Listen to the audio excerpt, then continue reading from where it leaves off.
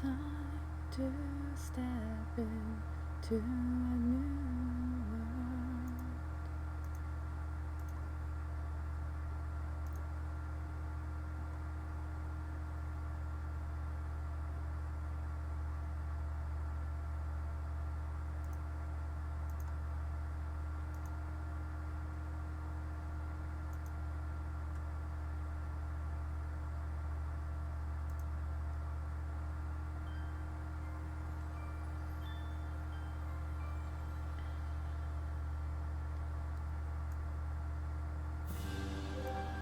There we go.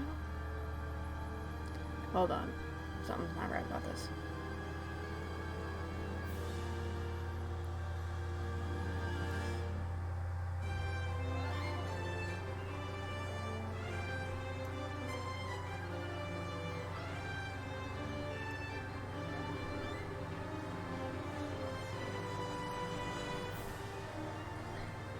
I think that's good.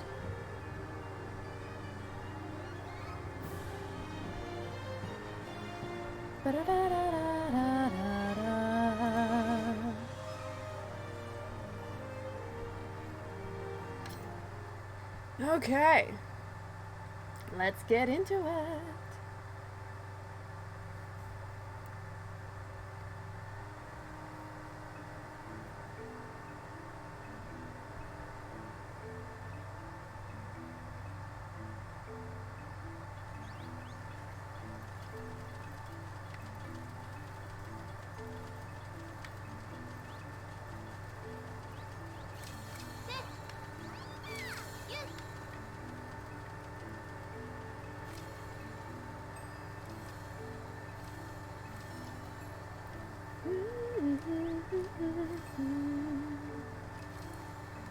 Whoa.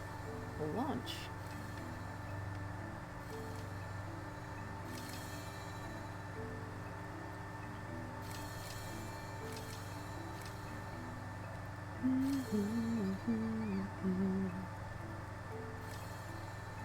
Hey Sylvie! Welcome back! It's good to see you, as always.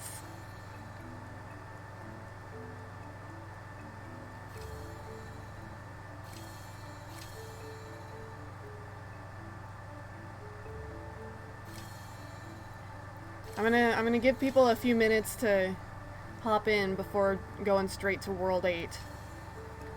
Where even is World 8? Aha, that one.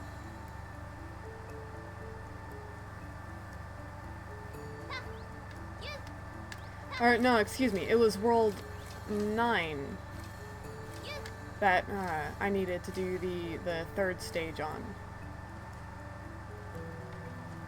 Yeah, World 9.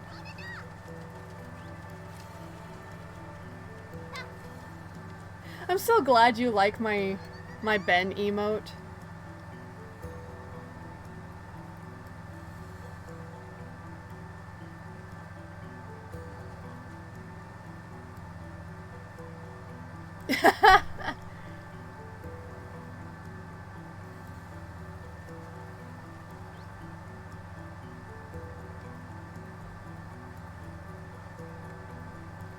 I'm just gonna kind of let the Tims do their thing for a while.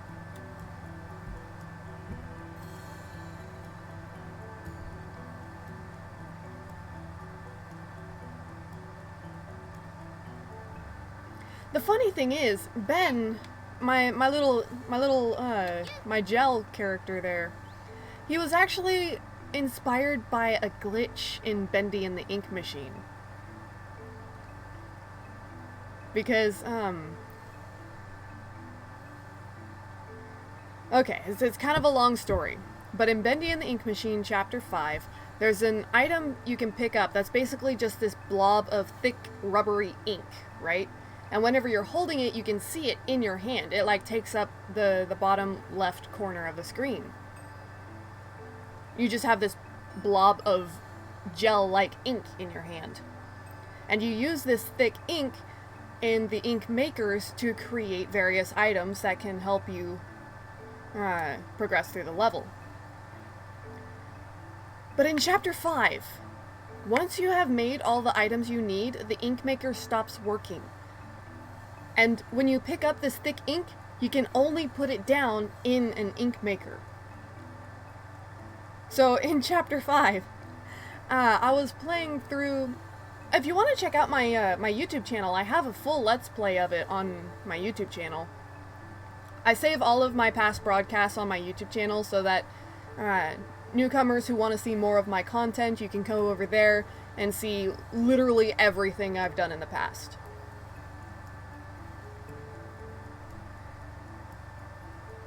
But in Chapter 5, I went back and picked up another of these ink blobs after I had already finished making everything in the ink maker, not realizing that I wouldn't be able to put it down. It was just kind of force of habit because I had gone back into the maze to find a secret, and by force of habit, for some reason, I picked up another ink blob.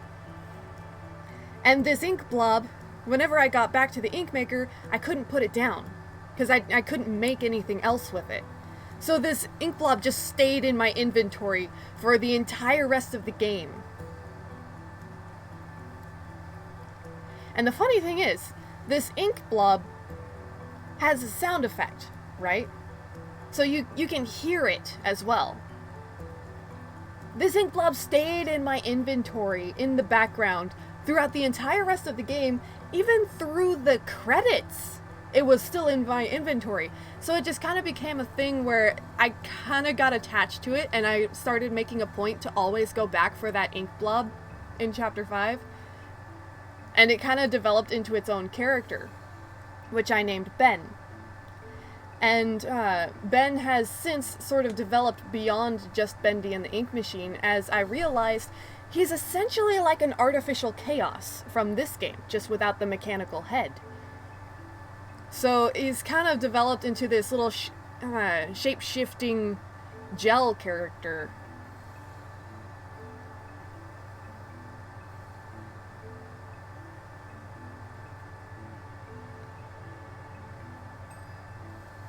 More or less.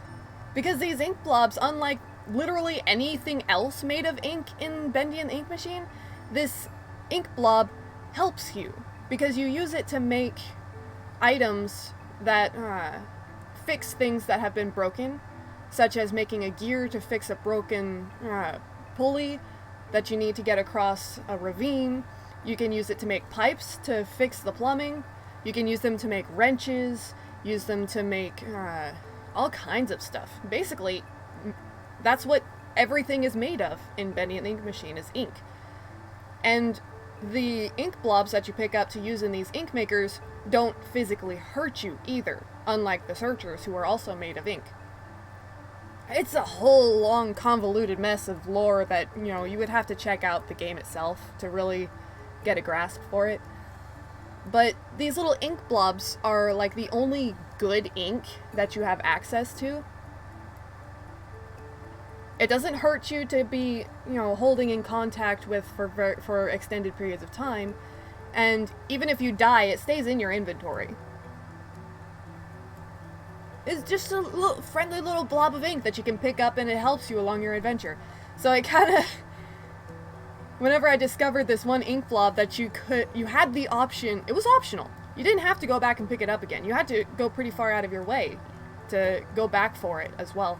But once I discovered that you could do that, I started making a point of actively going out of my way to pick up that ink blob. And I kind of got attached to it, and just kind of stuck ever since.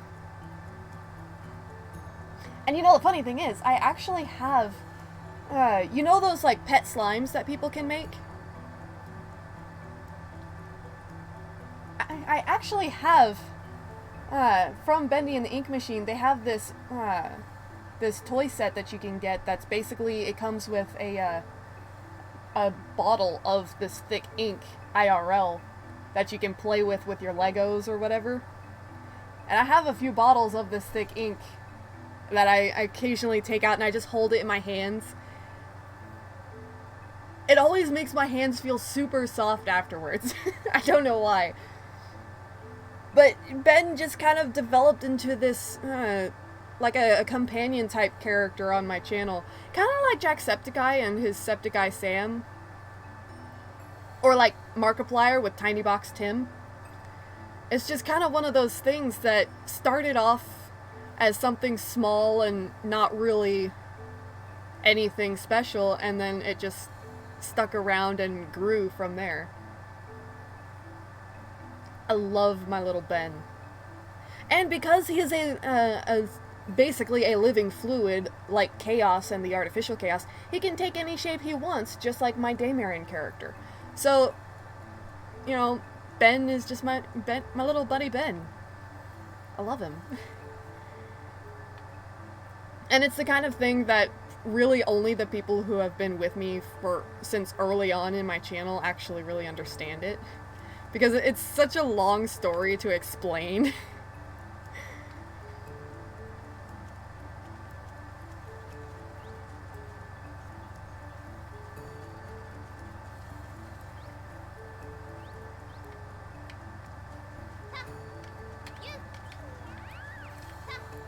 In the demo, you could get on these Tim trampolines, but you can't do that in the full game, and it makes me kind of sad.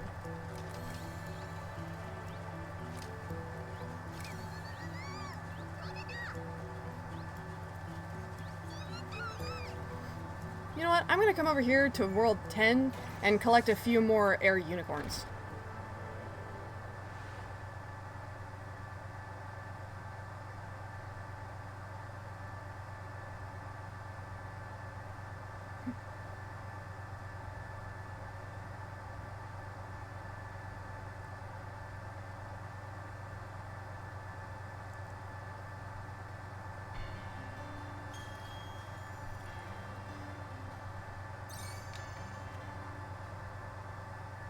I went to the wrong chapter.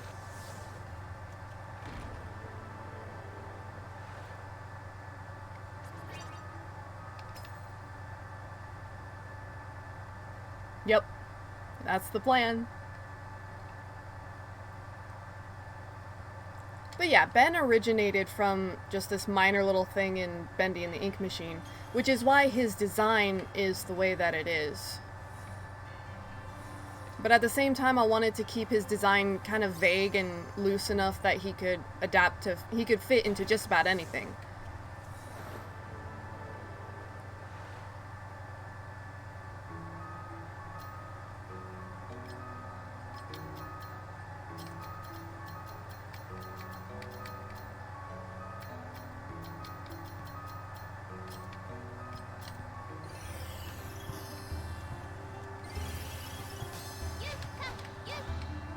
Oh, that's so much easier.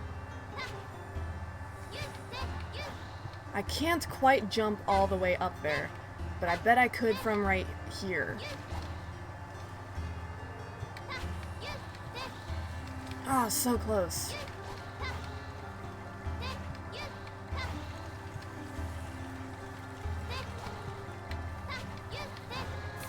There it is. Much easier.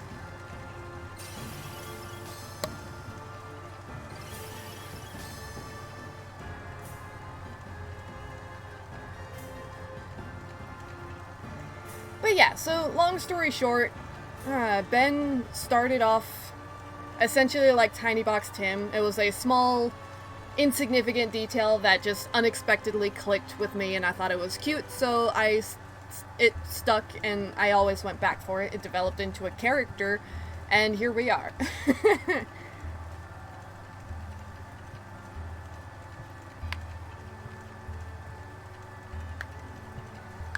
Like, hang on. I'm gonna put the,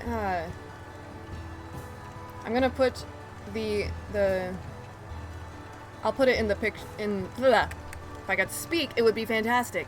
I'm gonna put the full art of him in the Discord so that you can get a better look at him.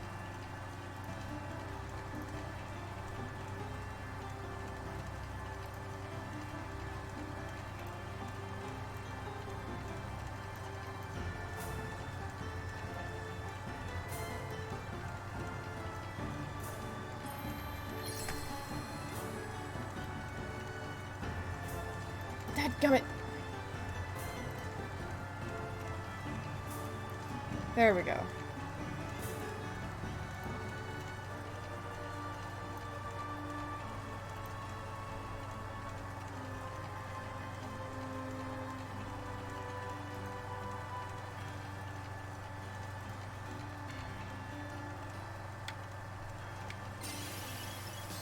Okay.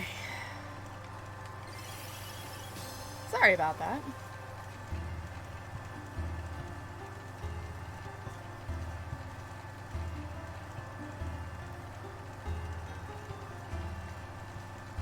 But yeah, Ben was roughly designed to be visually somewhat similar to Bendy initially. Like, originally he was gonna look basically like a mini Bendy, sort of an imp type thing. But then I realized I didn't want to limit him to just Bendy and the Ink Machine. So I made him a little bit more vague.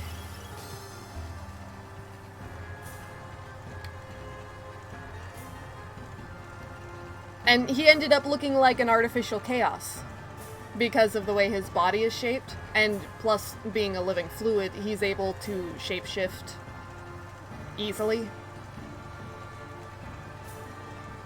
Kind of like well, I keep saying the artificial chaos, but exactly that. He can have arms if he wants, or he could have legs if he wants. He's essentially chaos, only instead of being water, he's a gel. I'm not entirely sure of the exact material he's composed of, but it's not water soluble. So he can go swimming and wash his hands if he so feels like it.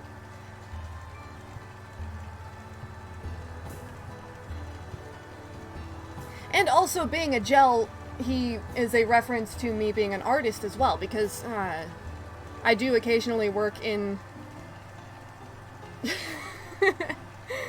I'm glad you think so. I really do love the artificial chaos. I actually ended up making my own version of the artificial chaos that was basically a hybrid combination of water and not necessarily mercury, but a liquid metal.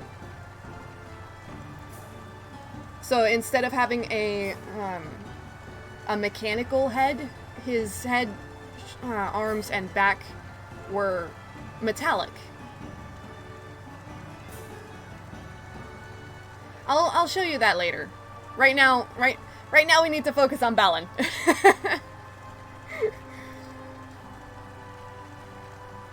Speaking of Balin, I think I figured it out. Knights and Balin are essentially playing the same role, right? But Knights deals with children. Knights helps children deal with more personal problems, like, you know, in the dreams. But Balin is dealing with more mature people. People who have grown out of that childish imagination and are no longer able to visit the Knight's dimension in their sleep. The Balin Theater is essentially the waking world version of the dreams dimension. I'm glad you enjoy it. But I've come to realize that my character is less... She's less a dream. She's more like Balin than Knights, in that she deals with the waking world rather than just dreams. She's able to visit both, but she's more in reality, because she's a daydream rather than the dream that you have while you're asleep. Like, that was the entire purpose of my persona, is that she is formed of daydreams, which makes her more powerful than Knights, because she draws from both the waking imagination and the subconscious mind. She has greater control over her abilities, which allows her to live in the waking reality without disappearing.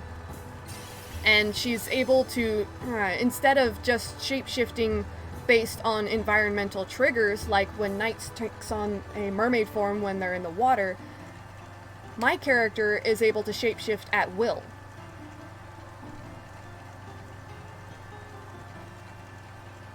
And she can make up her own identities as well, her own personas, so to speak. So, Lights the Daemarin is more of... She's more like these characters in Balin Wonderworld, in that she's still able to dualize with people, but she's like an in-between.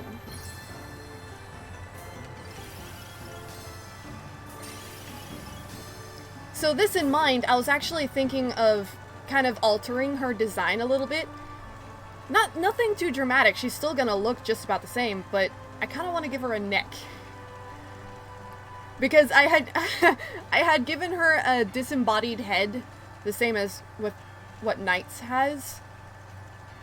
But I kind of want to give her a neck more like what Balin has, so that way she's kind of referencing both. But doing that, I'll have to redesign her hat a little bit.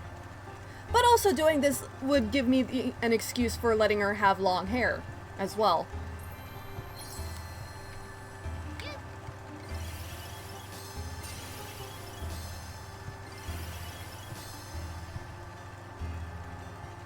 But it's like, somehow I like inadvertently predicted Balin Wonderworld with my persona. Because she is a lot like Balin. She can fly, she can teleport, she can generate her own specialized versions of energy. She can make paraloops like Knights.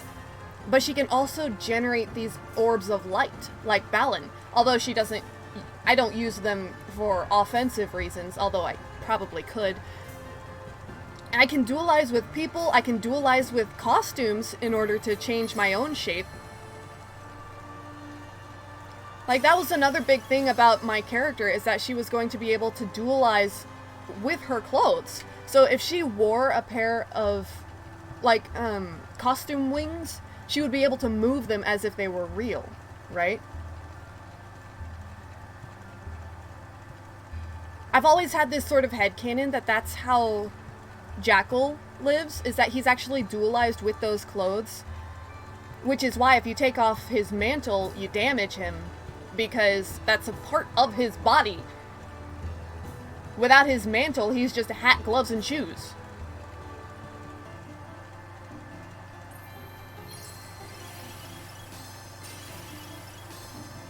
So I've always had this headcanon that Nightmare, like Knights, Riala, and Jackal, they aren't just able to dualize with human beings, they're also able to dualize with other entities, and even with their own costumes. Because if you look at Knight's design, their hands are not attached to their bodies. They don't have arms. Or at least Knight's doesn't. So how are they able to move their sleeves if there's no arms in their sleeves, right? Knight's is actually dualized with their shirt, with their outfit. So their sleeves actually are their arms. Which is also why Knight's is able to emote with the extensions of their hat. When they're surprised, they stand up, and when they're sad, they droop. They're dualized with their clothes. It's an extension of their body. Not unlike how here in Balin Wonderworld, we've dualized with these costumes to actively change our shape to be able to fit inside these costumes. Because, let's be honest, Emma is not shaped like this. Emma does not have legs this long.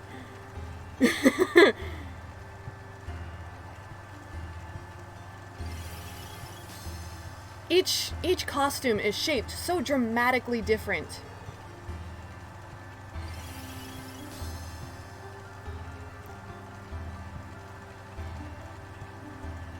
The only explanation for how the characters fit into these costumes is that they're literally dualizing with the costume, taking the shape of the costume as their body.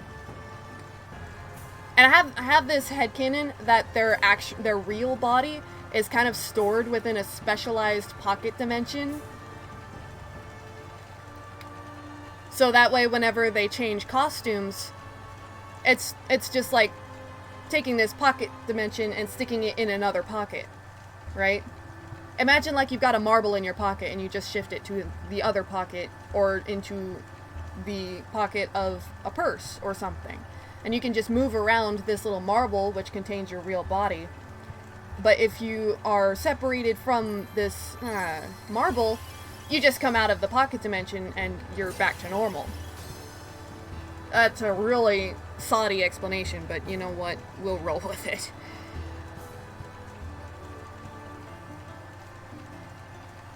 And considering the character designs, this all could very well... I don't know, honestly, if I can say Balan exists within the same realm as Sonic. But I want to say that it does. Because, I mean, let's be real. But then again, that's the character design is probably just a case of,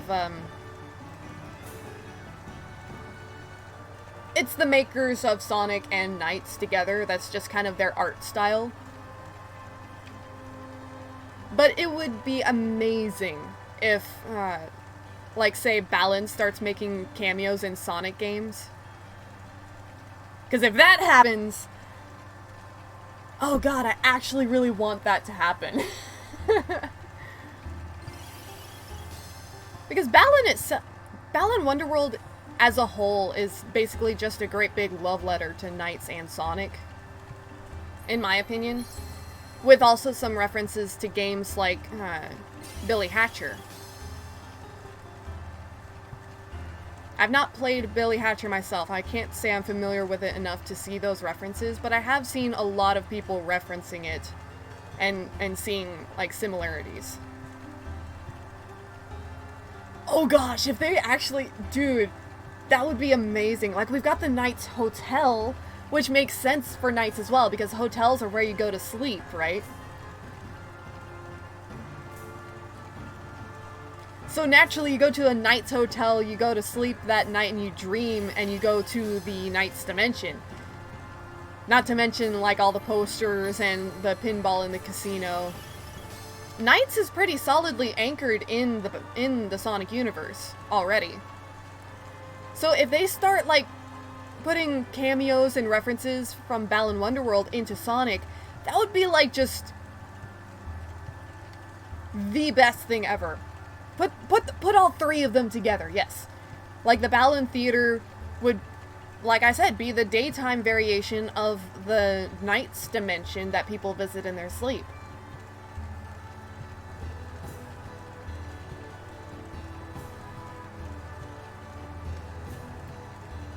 It would be like, God,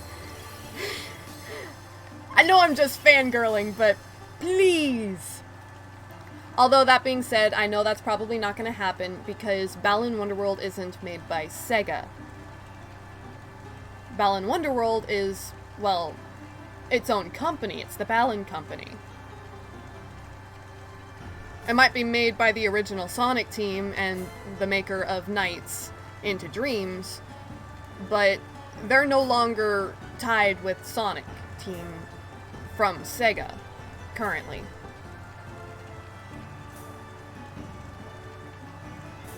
But we can dream, right? That's what fanfiction's for.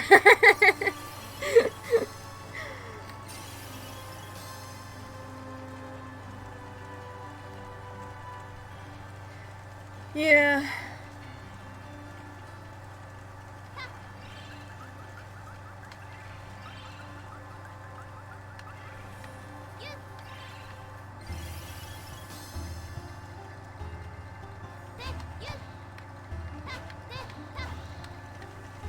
It's so much easier with the triple jumper. My goodness.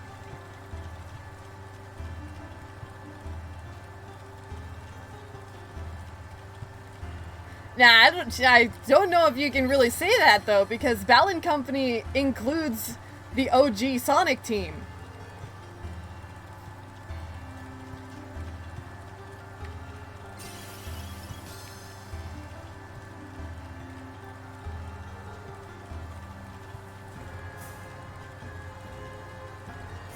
Yes, please, let them cross over.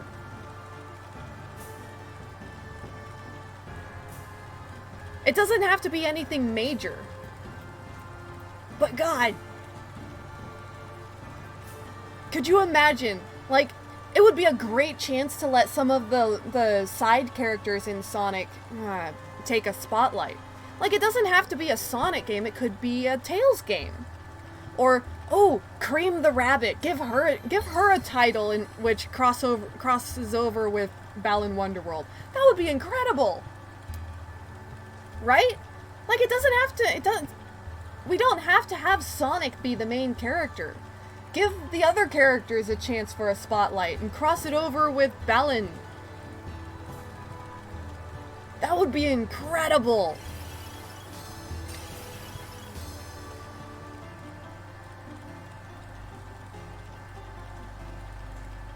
I mean, shoot. We've had a crossover with Legend of Zelda in Sonic. Sega did a crossover with Nintendo, for crying out loud. Is Legend of Zelda Nintendo? I'm pretty sure it is.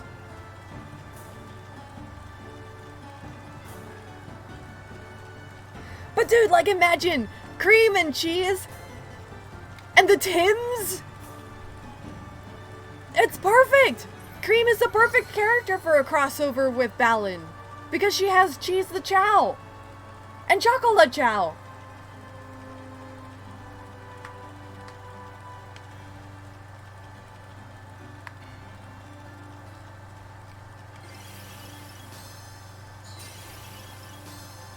And I can easily see Cream being someone who would want to help other people overcome negative emotions. That is so in line with her character.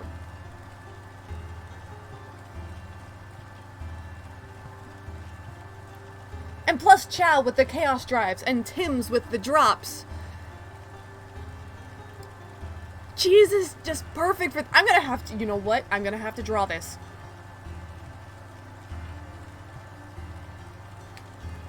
And Cheese... Oh my goodness! Cream playing dress up with the costumes to go through the levels. That is also in line. She would absolutely do that. And Cream has proven herself to be a capable fighter before.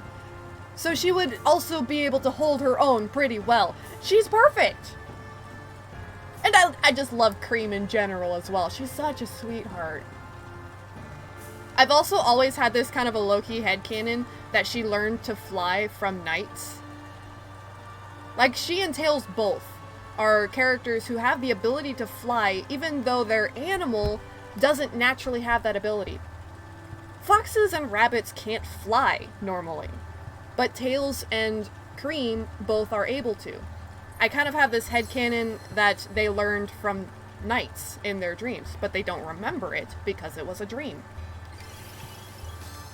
And plus, Tails is more of a mechanical mind. So he wouldn't really be able to grasp the magical aspect of his own flight because he deals with machinery and invention as opposed to the arcane. Whereas Cream, she doesn't even question it. She just flaps her ears like they're wings, which in itself is technically physically impossible. But it's just such a natural part of her personality and her, you know, inherent skill. I love that about Cream.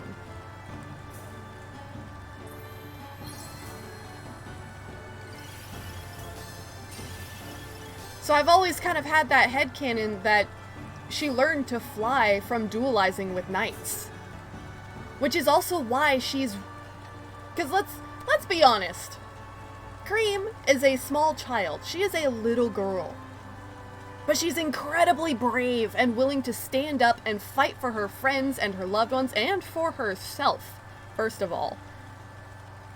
She is not afraid to stand up to Eggman. Even when she is scared, she will stand up for herself and do what's right. That right there is the red Idia. The Idia of courage. The strongest Idia that there is.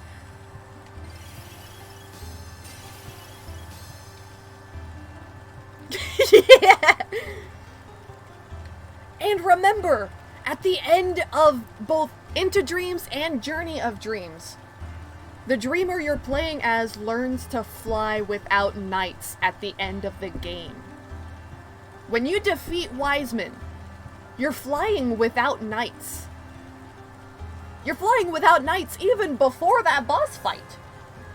So Cream learned how to fly over this journey through Nightopia. And that carried over into her real life.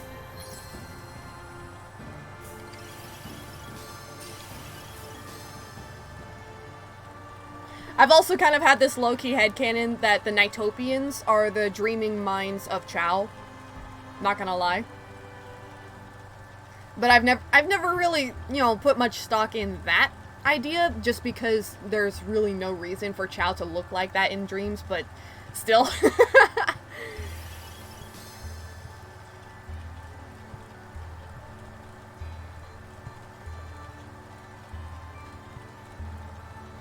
I know.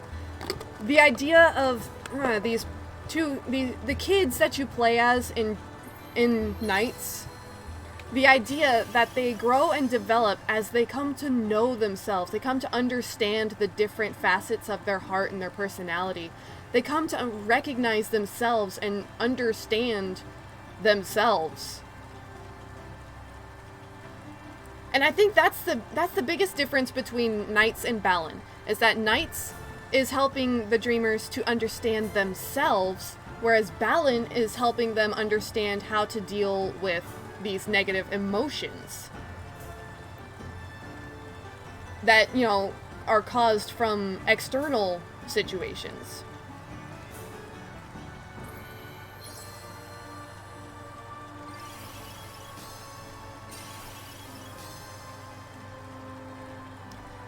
Part of my headcanon with Nighttopians being the dreaming self of the Chao is because Nighttopians are what inspired the Chao in the first place.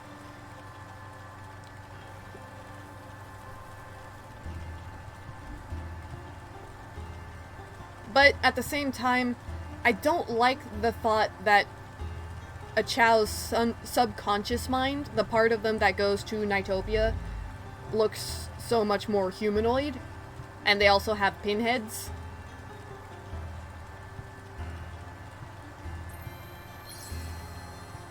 And the entire thing about, you know, Chao are so wildly varied between each other, but Nighttopians all look exactly the same. So I don't personally actually believe that the Nighttopians are the manifestations of Chao dreams.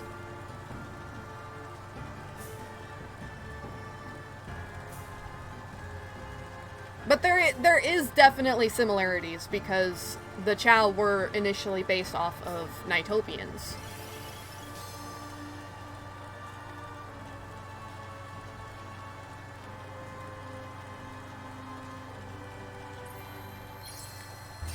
And yeah, no, I've been itching to do like a big crossover piece with Knights, Balin, and my persona.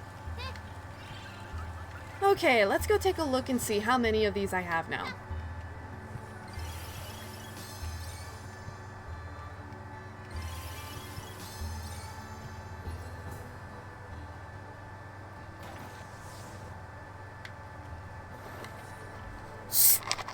Refill my drink because I forgot to do it before starting the stream. 40! I think that's enough! Oh, hello! Dude, that's the Dawn Butterfly, isn't it? The Dawn Butterfly is in World 10's third act. Oh, you know I gotta get that.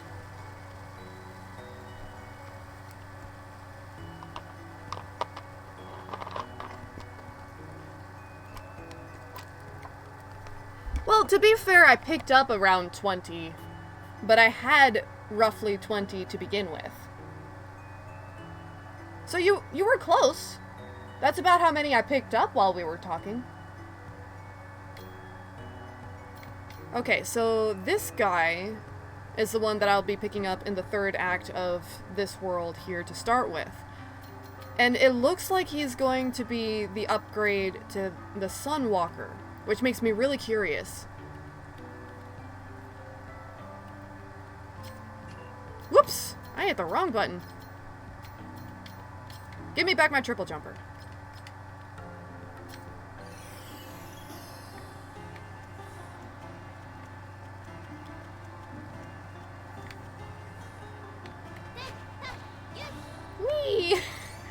Gosh, I love the jumpers so much. But for now, let's go back to the Isle of Thames.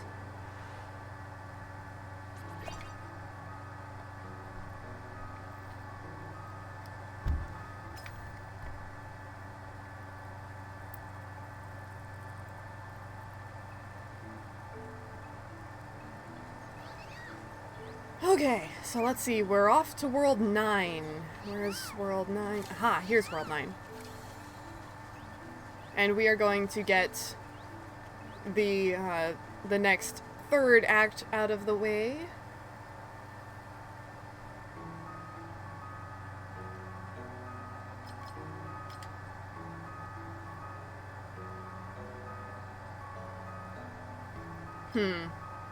Actually, I think I'm gonna rearrange these a little bit. There we go. So this way, whenever I use the key mouse, I will be putting away the triple jumper instead of the unicorn. Just because the unicorn is a little bit safer to use for platforming. Ah, right. I forgot. It's this level. Well, I'll just put away the key mouse then.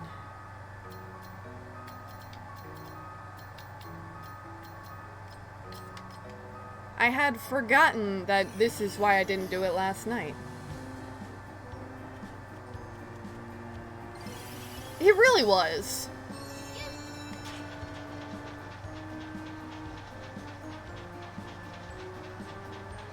Let's see if I can hit the switches this time.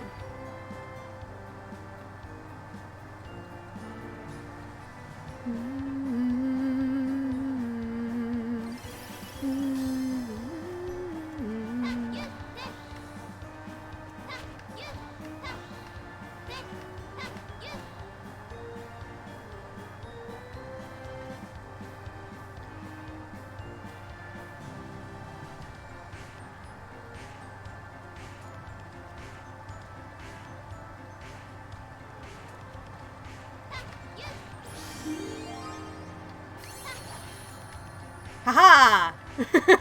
I cheated death!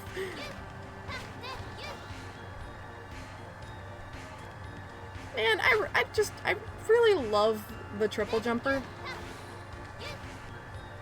Also, there is a balance statue hidden somewhere that I missed.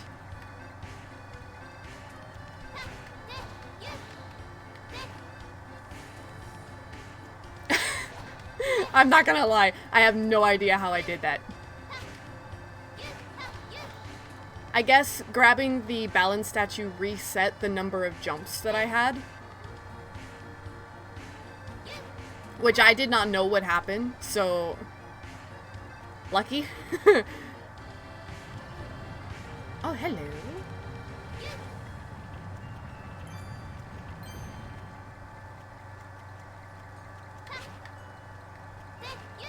What is the purpose of this?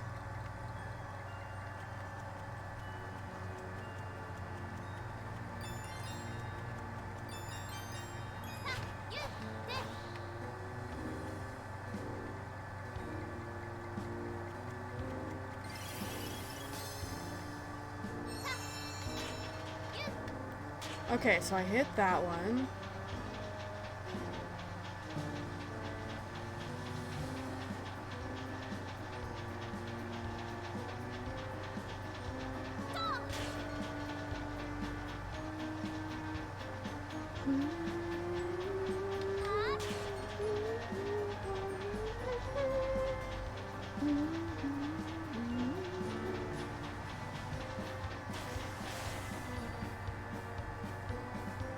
Hit the checkpoint.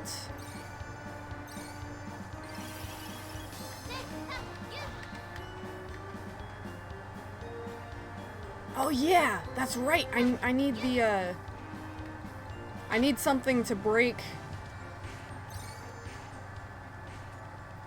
Yeah, not gonna lie, it is adorable. So I need something real quick to break that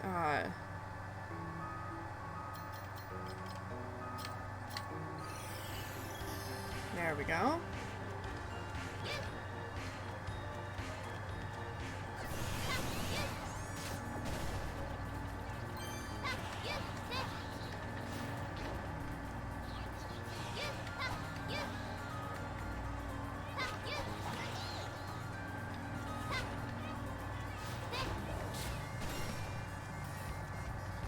Okay.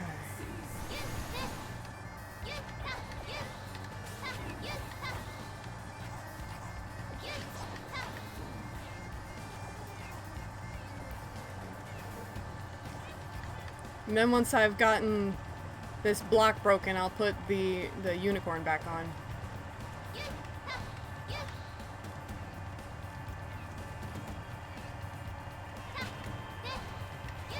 Hoo-ah.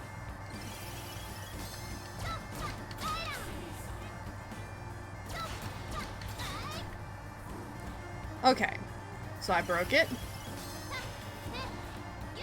Now I can put the unicorn back on and I'll be able to grab it no problem. I probably could grab it with a triple jumper, but I would honestly rather not risk it. I don't have as many triple jumpers as I do of the air unicorn. That's not what I wanted to do. There we go.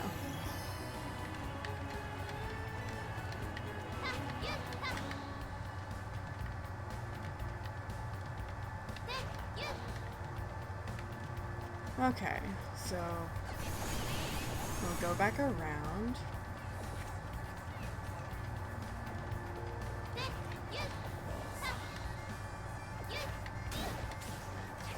What? I landed on top of you! You jerk.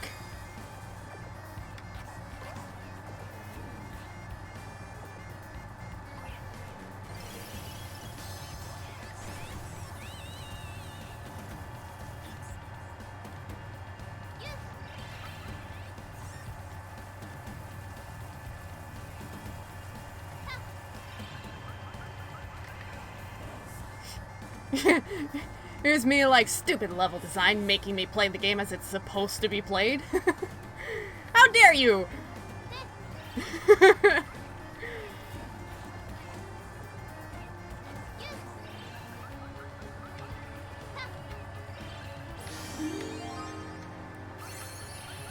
So now I'm just missing the first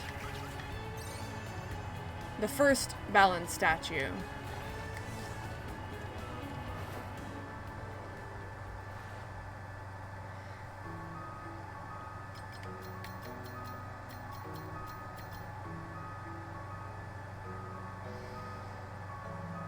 You know what? Actually, I'm gonna go ahead and put on the mouse instead of the triple jumper. Just in case, because I've not seen any keys yet. And the game is not always nice enough to put a key right next to the costume.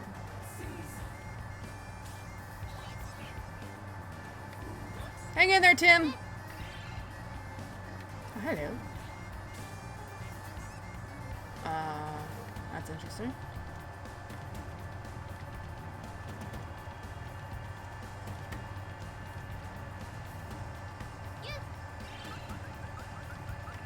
Ah, right, that's on the track.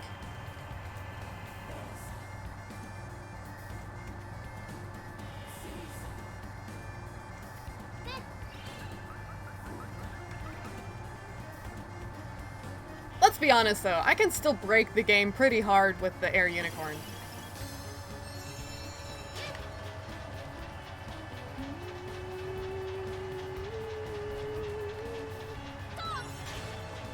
Woo! Magnet shoes coming in clutch! And click. Ah, nice. This is a lot of red jewels.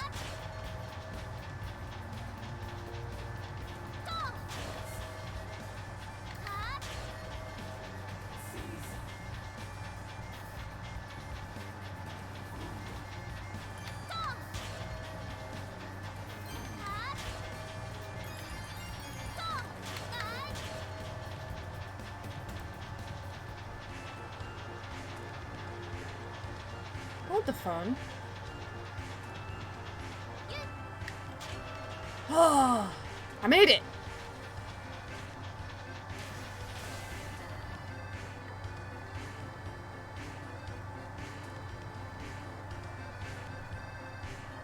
Okay.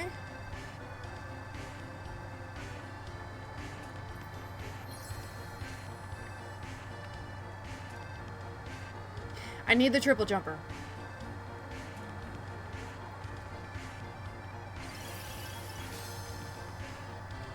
I should have put away the air unicorn instead of the triple jumper.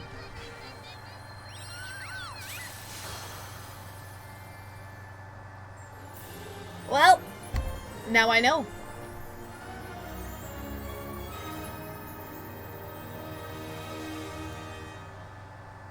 I'm really curious as to where the first statue is. Because I'm only missing the one balance statue from this level.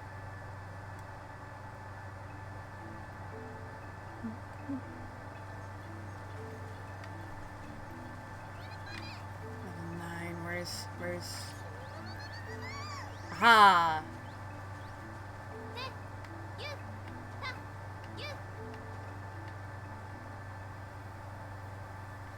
I love that the rainbow drops are called raindrops.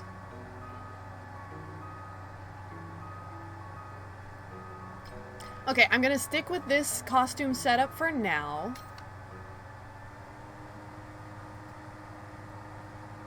Well, actually, I should probably put on the triple jumper instead of the key mouse, because I don't need it until the very end.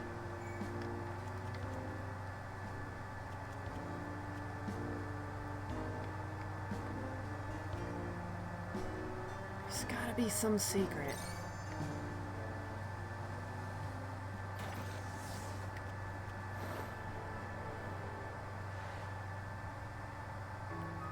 Yeah, it's so good.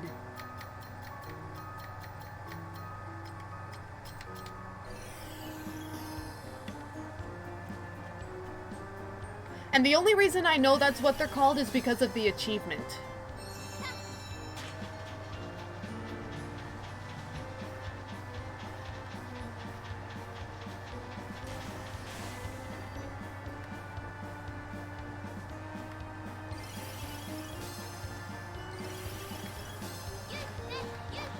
It's also surprisingly fitting considering what the drops are.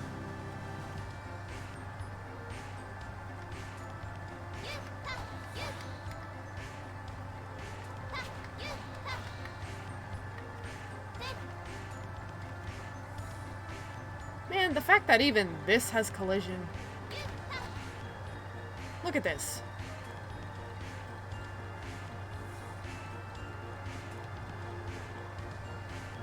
My little Tim.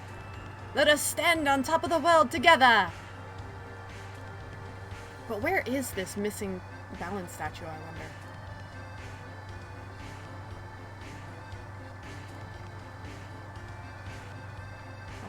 Is it hiding, like, in the tree?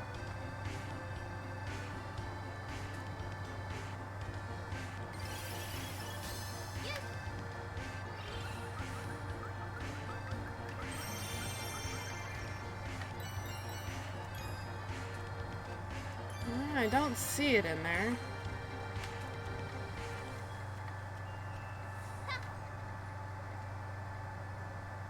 I am at a loss.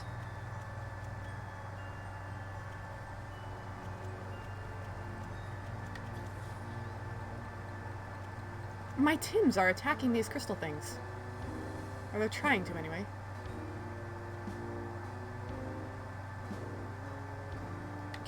They're so cute. They're trying so hard.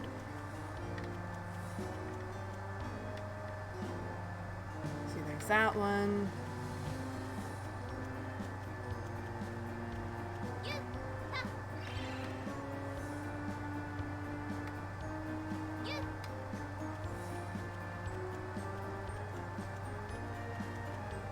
It's probably something really obvious.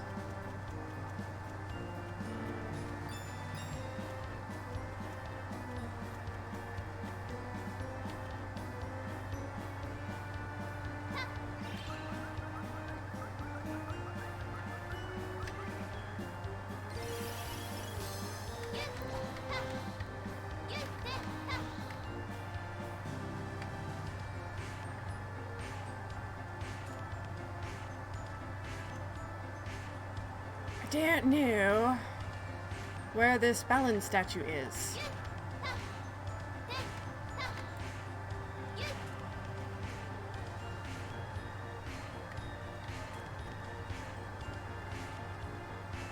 Or what the purpose of this little area is. I feel like there's a switch somewhere that I've got to trigger.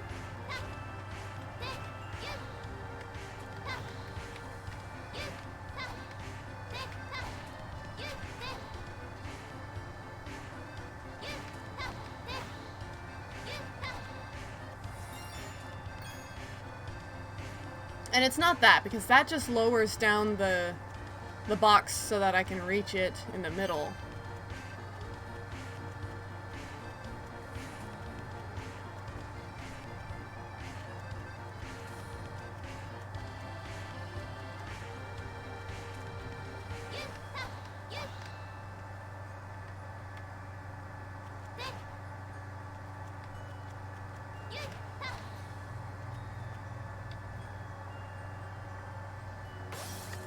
Oh, hi. That surprised me, actually.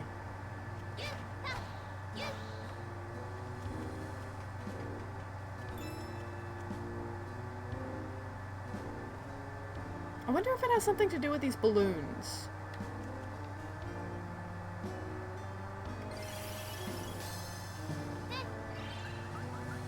They have collision, but I somehow don't think that's it.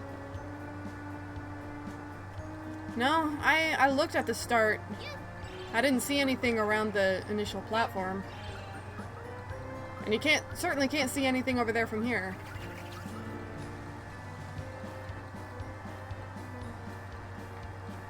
Yeah, no, it doesn't look like there's anything under the platform. Oh well. That's not what I'm here for right now anyway.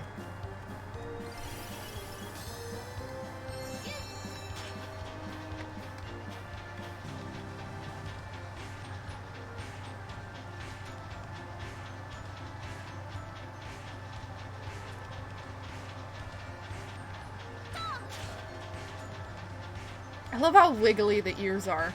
It's adorable.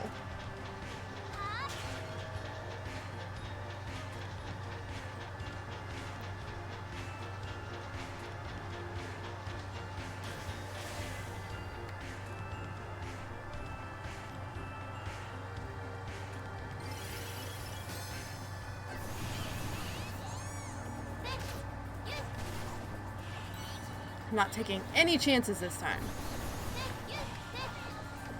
Whoops. There we go. I missed.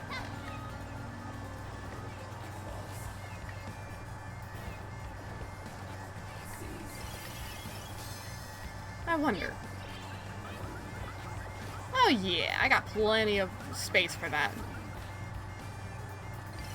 That's much more comfortable than...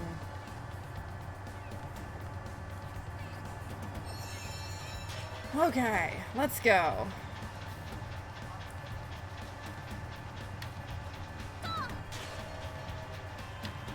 And hit. Yes! I managed to grab that drop.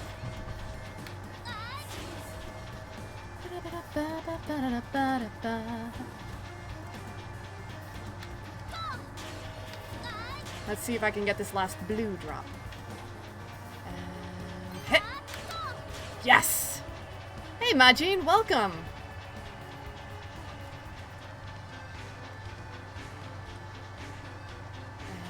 And hit. What? It ate my jump.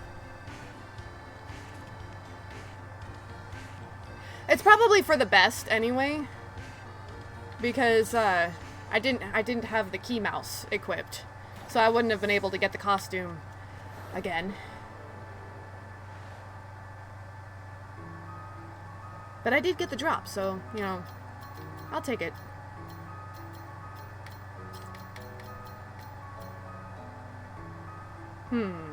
Actually, let's rearrange this just a touch. This is why I stocked up on the rail runners.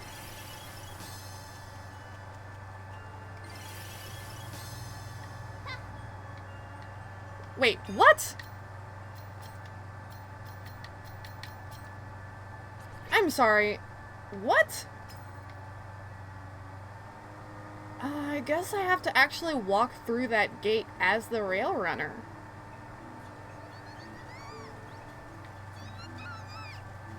I always manage to break it somehow.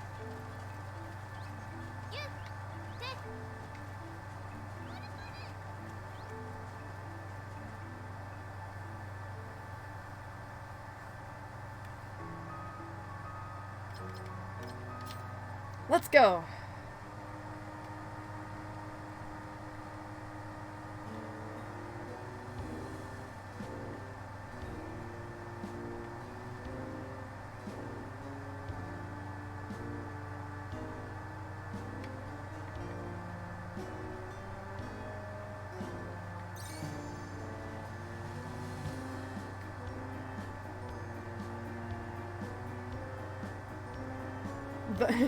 The 1 star up there. Hold on. I just had a crazy thought.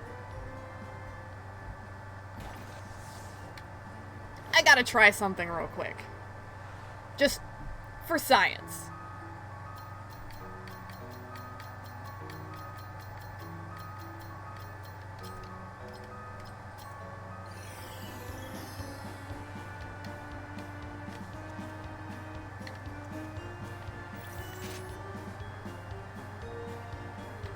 Nah, it won't let me target that.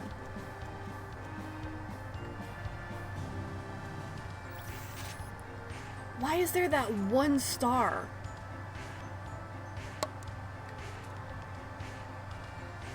Oh, it's not just the 1 star. Okay.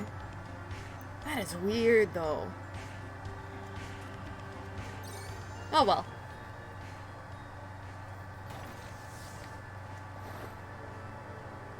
Okay, let's not make the same mistake.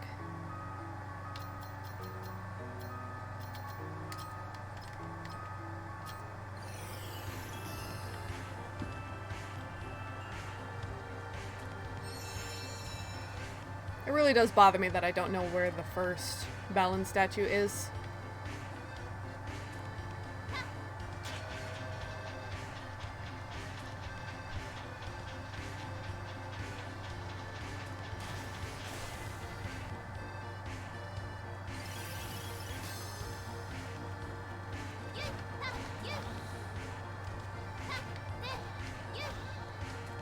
Oops.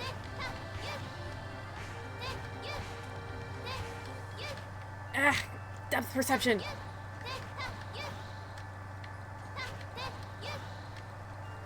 There we go.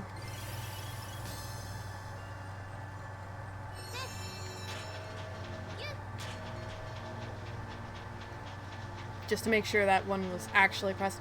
Watch this balance statue actually be like the last one, and it's hidden behind the entry along with the secret costume.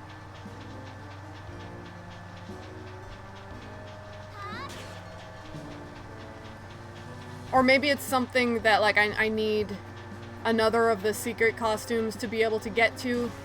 Like the Dawn Butterfly, or, you know, it's just something dumb like that. That would be my luck. Ah, man, I could almost reach. I've already gotten the statue that was down there.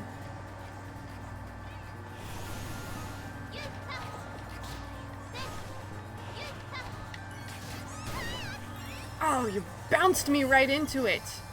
You jerk.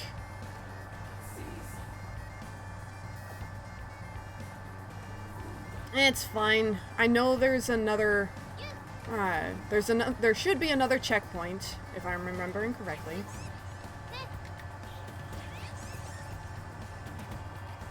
No? Alright, fine. I'll come back to this checkpoint.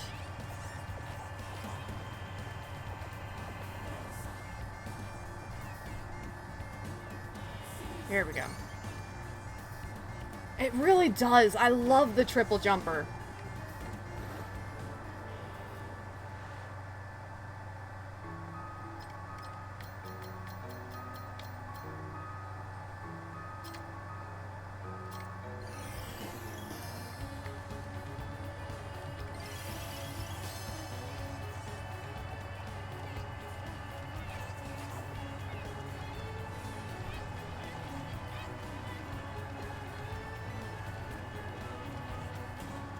You've heard of a lock and key? Well, how about a lock and mouse?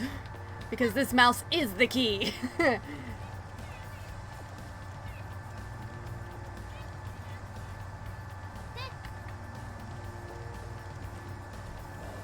just have to be careful not to lose my keys. Don't drop the keys. Yikes. No, I dropped the keys!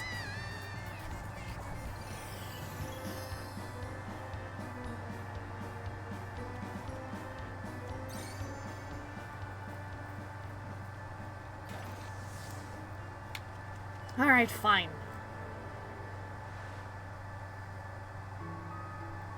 I think I'm at that point where I'm trying too hard again.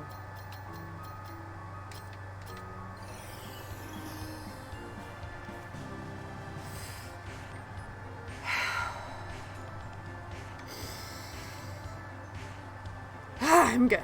Take a drink of soda. Let's go.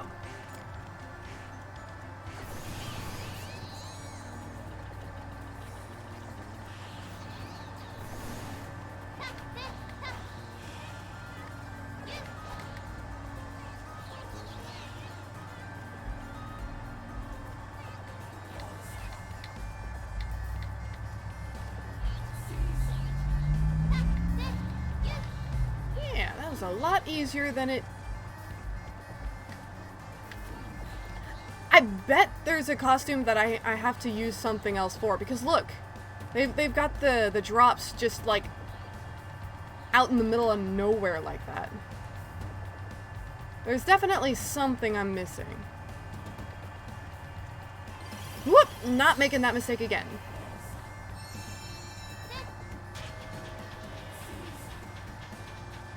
Okay.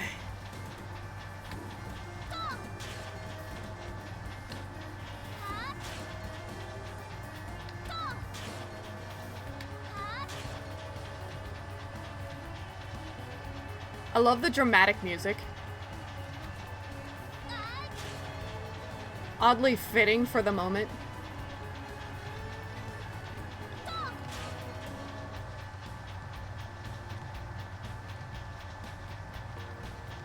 It's probably a case of I need a costume that I don't have yet. I jumped! Why didn't you jump? It's like it's eating my jump there.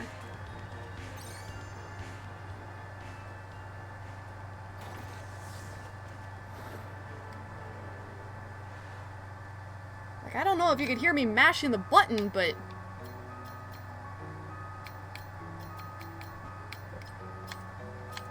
Okay, we've got 2 more shots. This is a lot harder than it needs to be.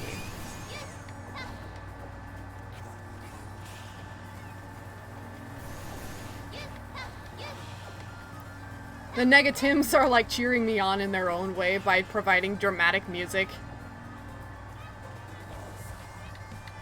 I really do love this music, though.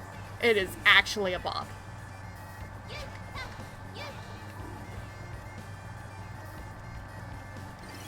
Alright, Rail Runner, don't let me down this time, please.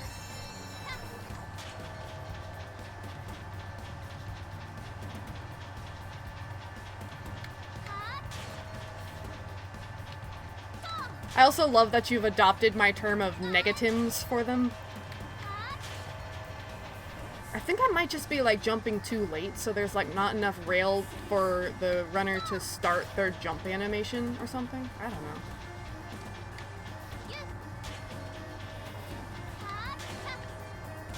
Okay, I think I figured it out. Gotcha, gotcha.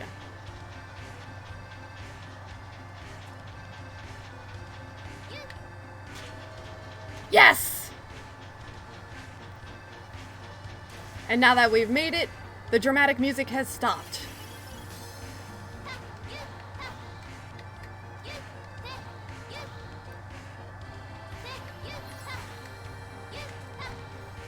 Hello, who you? The Moonwalker, huh? Stops the world. Oh, so it's literally the opposite of the Sunwalker! Oh, that is so cool!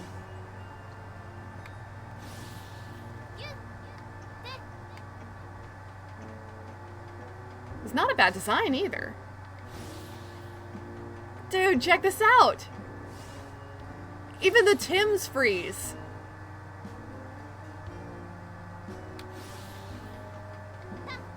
So as long as I'm moving, this is Chaos Control, the costume. This is literally just Chaos Control, the costume!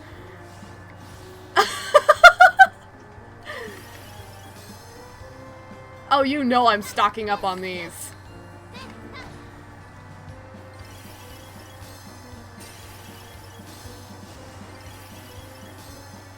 Dude, that's so cool!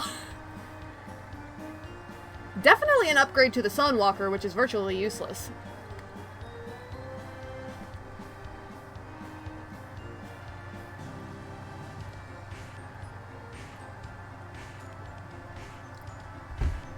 Considering he is born of alien blood, that's surprisingly fitting. Shadow is literally a moonwalker.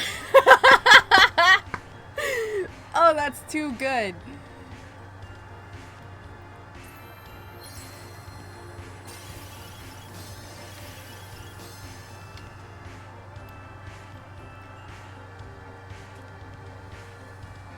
So literally the only way I can take damage as a moonwalker is if I jump off a cliff or if I just walk into an enemy or a projectile.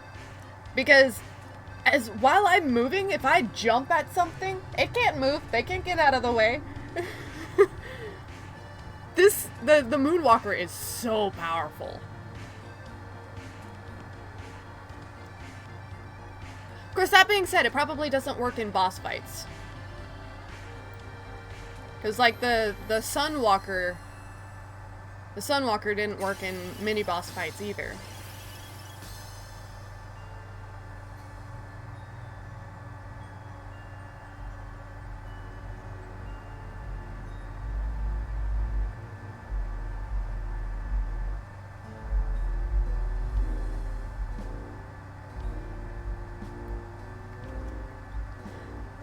Very true, but at the same time, some of the fights are required, so I wouldn't be able to save all of them.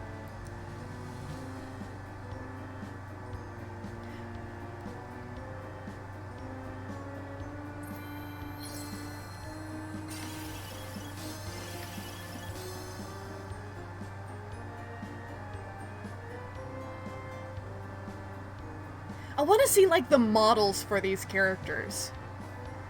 You know? Like, I wish there was, like, a viewing room where you could just, like, see the character. Not in costume form, but the character the costume is based off of. You know what I mean?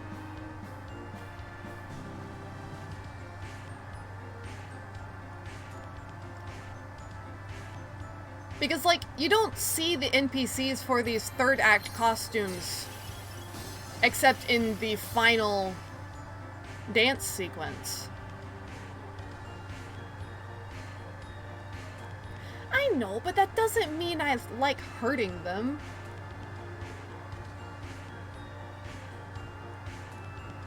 Fighting the negative only drives them further into their negative emotions.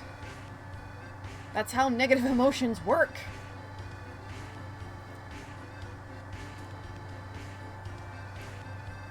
And you know, something else I realized is I want to play as Leo to get, like, his cutscenes. But if I start a new save file, I'm gonna lose all of the costumes I've collected, aren't I? And all my Tims.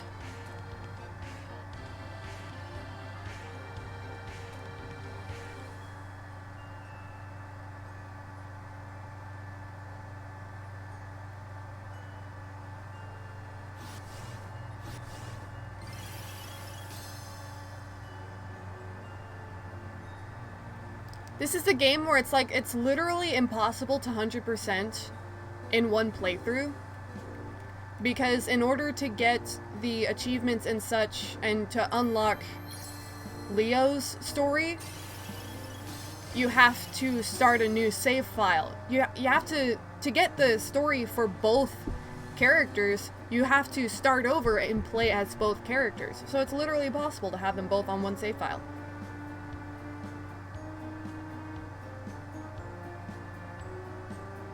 I know, right? Like with Knights. Because you could only unlock the true ending as by playing through both of the stories. So there's gotta be something special. Especially considering how much detail has been put into this game, like, my dawn!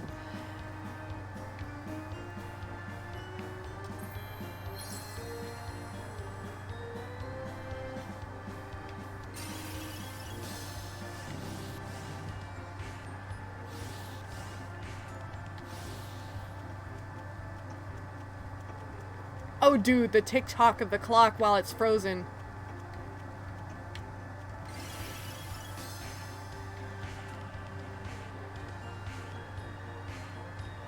That's what I mean! They didn't have to put that in there! There's so much attention to detail and all the particles.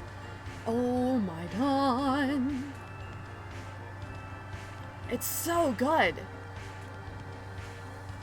Hello, my little Tim.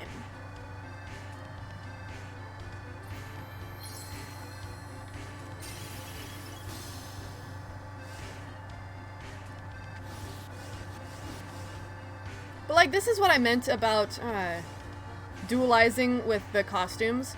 Because, like, look at how tall I am in this costume. And then I switch over to the mouse, and I am significantly smaller now.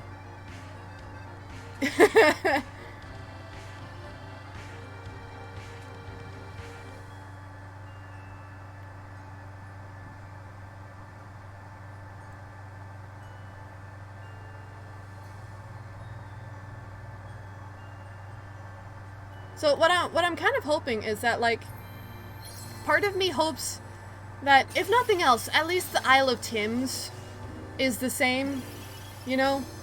So, like, even if I start over a new save file, at least keep the Tims progress. Because I know if you start a new save,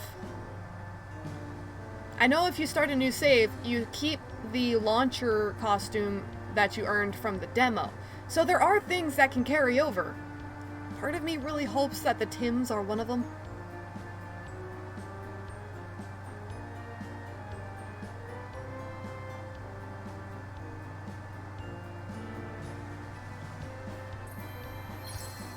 Of course, that being said, even if I do end up losing all of my progress, it's not like I can't get it back.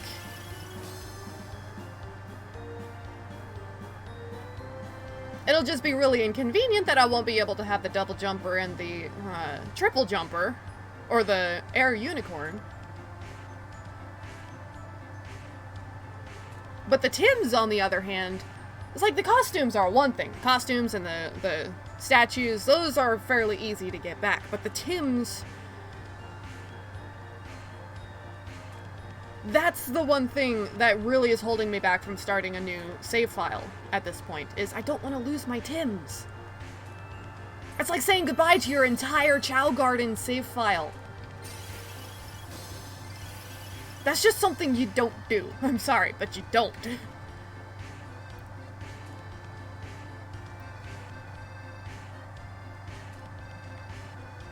Part of me also hopes that, it's like, I know it's probably not the case, but part of me wishes that, like, you could have two save files, one for each character, right?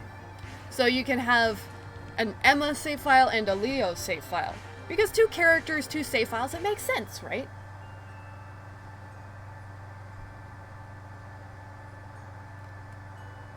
And, like, whenever you're playing as one or the other, the Isle of Tims would be like the hub world for both characters, but then the costumes and the world progress is different between the save files.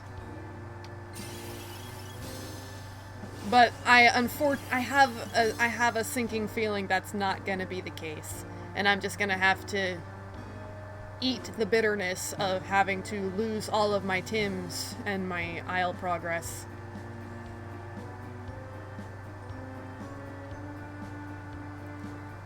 Because even if I have to do that, heartbreaking as it will be, I want to be able to play through both stories. I probably should have played as Leo first, so that way Emma could be my long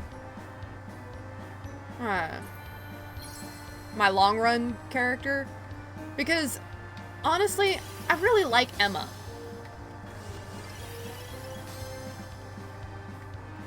So what I may end up doing is I may end up starting over, playing through Leo's story, and then starting over again, so that Emma is my my avatar for this game, so to speak.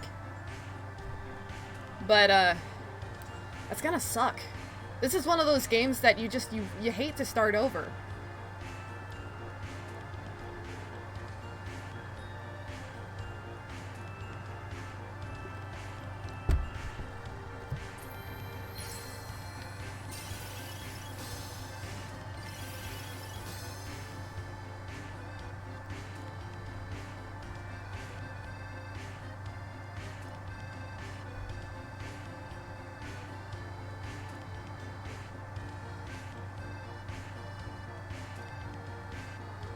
I mean, like, I identify with both Leo and Emma,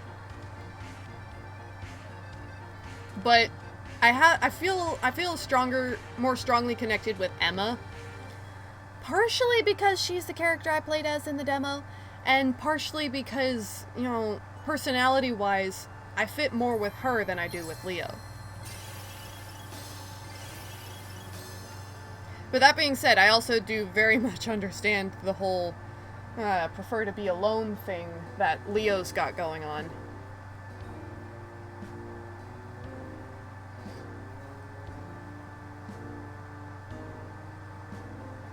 I've had a lot of difficulty with making friends, and more difficulty with keeping friends.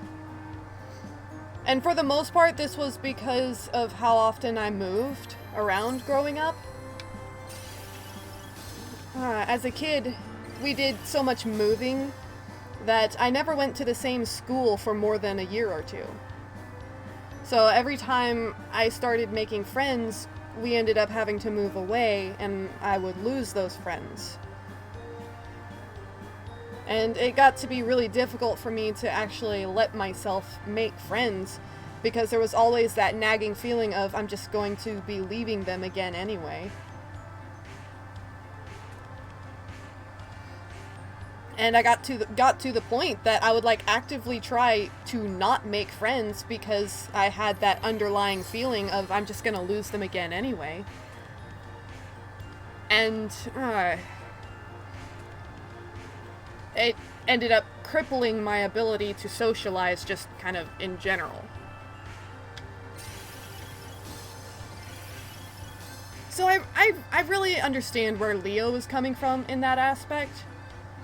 But I also have a strong connection with Emma as well, in that the people that I did end up becoming friends with and like hanging out with, and you know, that I would feel like are my friends, I would like notice them, like, oh gosh, there were so many times when I would overhear them talking about me when they thought that I was out of earshot, or like they didn't know I was there. They would like, I have not had good experience with making friends.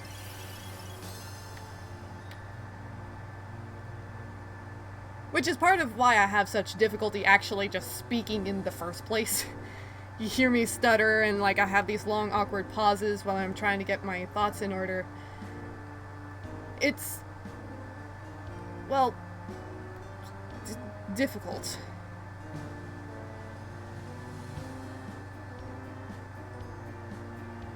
And these are the kind of feelings that they never go away.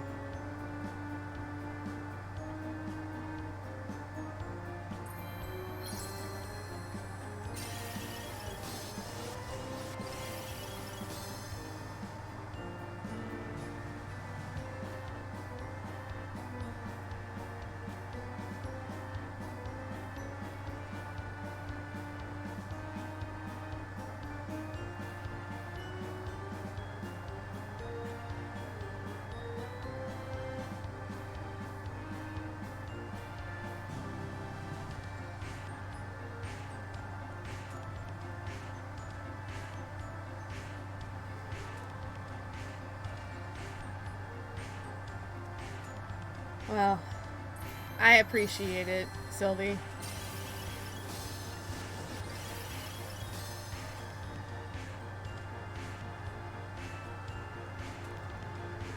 You know what? I think I just realized why this character is a mouse. I think it's actually a play on dormouse. Because, you know, doors you lock and they have the keyhole, right?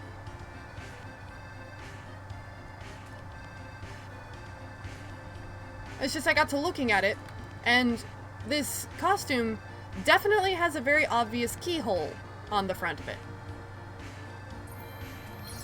Like the kind of keyhole you would see on a door. I mean, yeah, no, I understand that it's not specifically a door keyhole, but still. Dormouse, key mouse, it makes sense to me.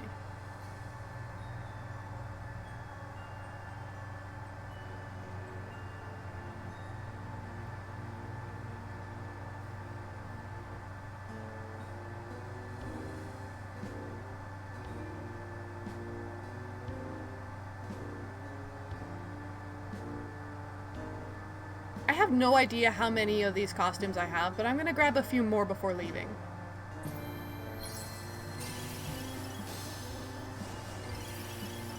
I'm probably not gonna be using the Moonwalker all that often anyway, so I probably don't need this many. But, that being said, I don't particularly trust my platforming skills all that much.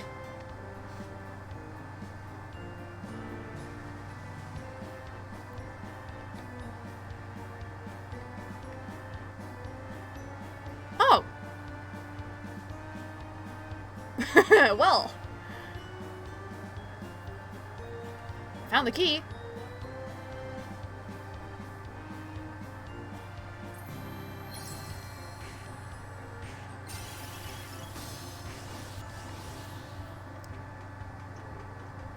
Well, let's find out, shall we? Dude, that's a nice touch! It wouldn't let me actually trigger the end tree until I stopped moving. That's a nice touch.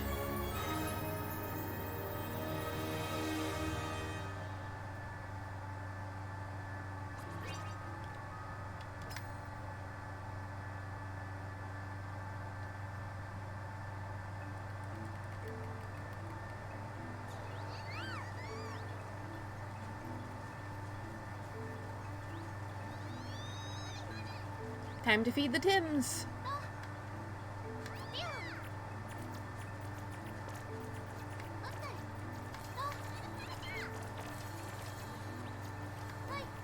I get this melancholy feeling now whenever I see the drops.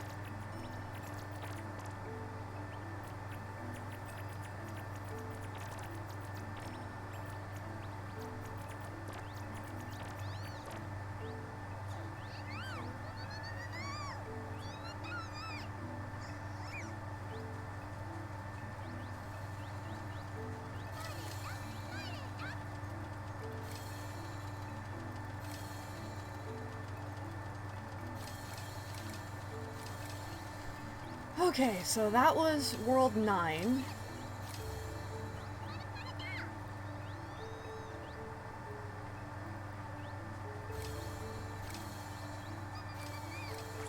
This is gonna drive me crazy.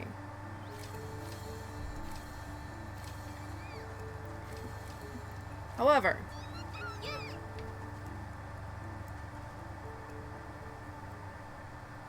oh, I'm pretty sure I know why he's sad. Hey, look at that! You were, like, spot on! I have exactly 25 of these.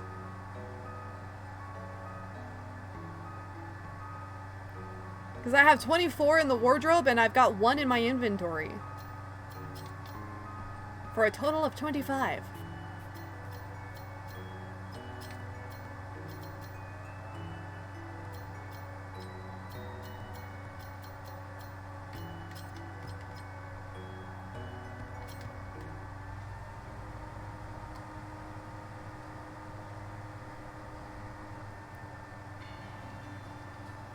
So now, it's just a matter of figuring out this level.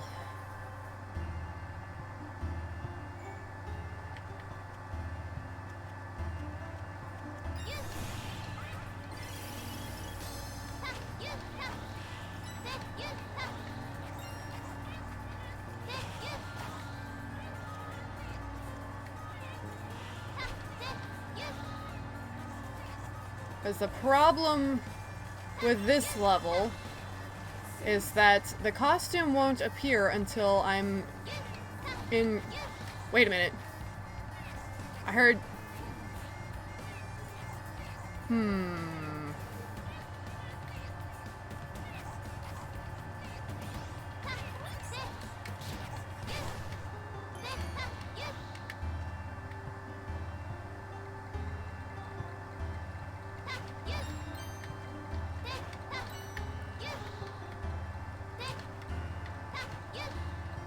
I see. So let me just grab the flame blaster here. I'm so glad I don't take fall damage.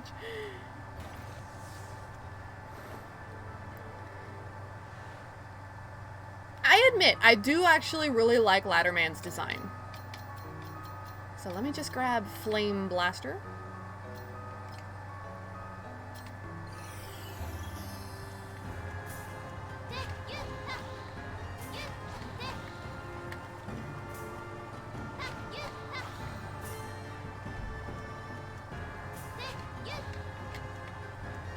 Ideally, what I probably want to do is go through that mirror over there to turn all this sideways. But I'm gonna go ahead and light the torches first.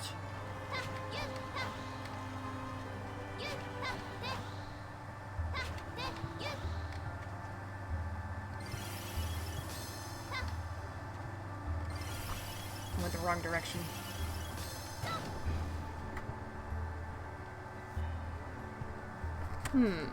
Maybe if I toss the fireballs from the other side.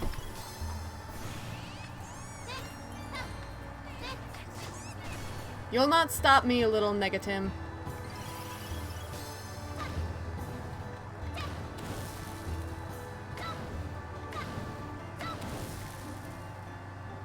Okay. So there's that.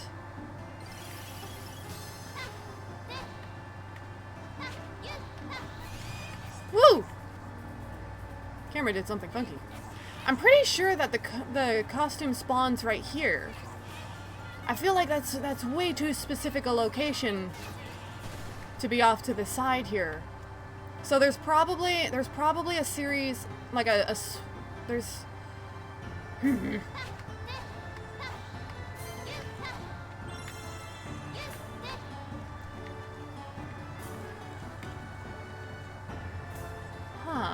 You know what? Let's just do this. There we go.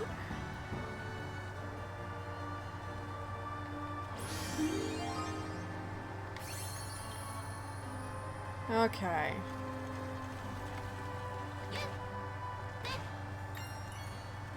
What's this?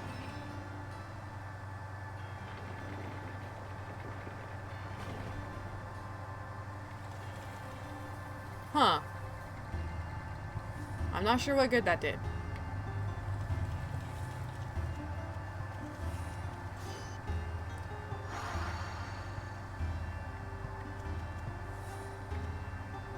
Egg.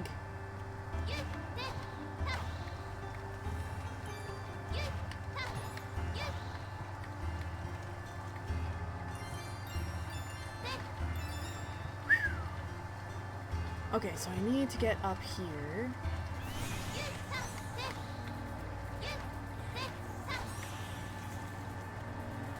Oh, hi!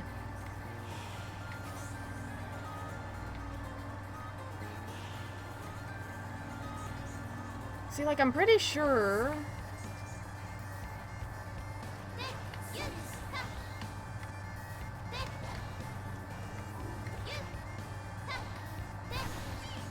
Oh! I do not want...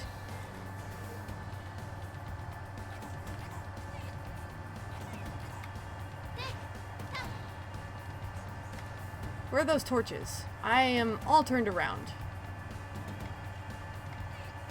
I don't know where I am anymore.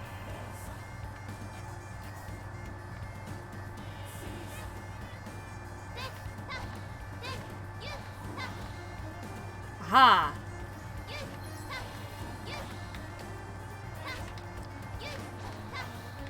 No, I jumped too quickly!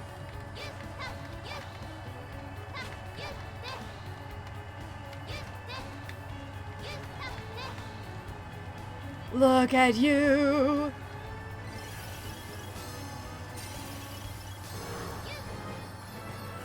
Yes, the dawn butterfly! You're so fluffy!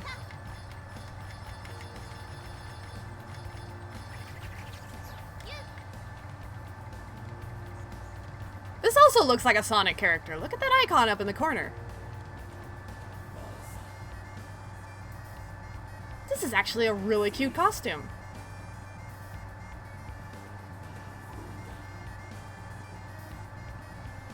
Look at how the wings flutter when you're not using them. Dude! It's so cool!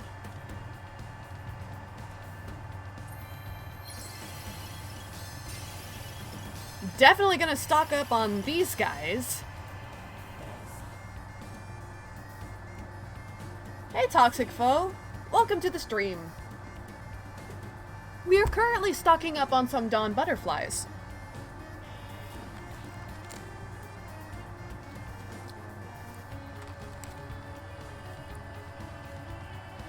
This is all post-game gameplay. So if you don't want spoilers, this is your warning.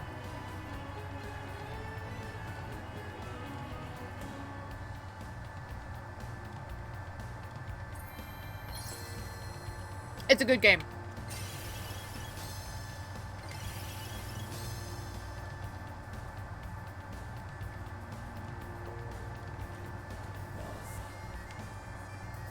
Yes, it's weird and it takes getting used to, but it is just good vibes.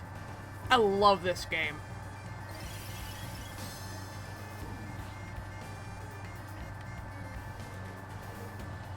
There's so much attention to detail in the worlds that you're going through. The costumes all have their unique abilities and designs. And the Tims! Yes, the Tims! Whoop!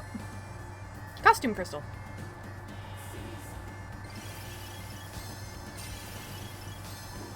The Tims actually have different abilities, and some are able to help you in the levels. For example, red and blue Tims will attack enemies. Pink Tims can find items like keys and eggs. And blue Tims will also...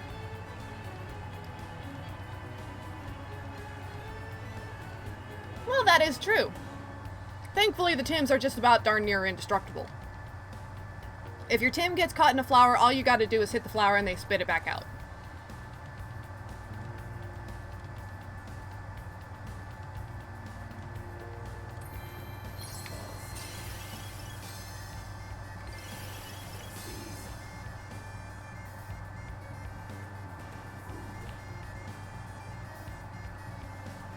There are over 80 different costumes in the game.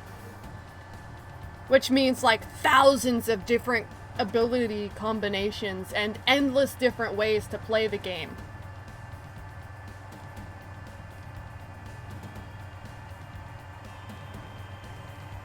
Lance and Balin? Let me guess, it's Lance and Balin, right?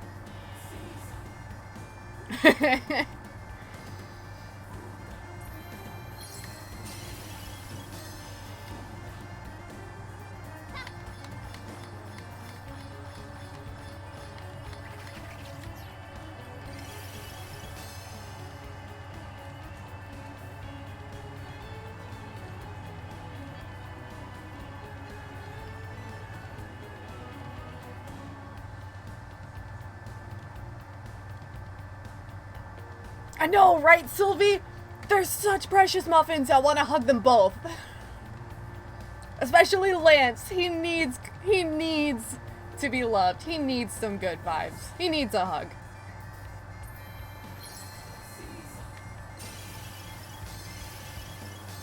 Not gonna lie though, I am also particularly fond of these guys.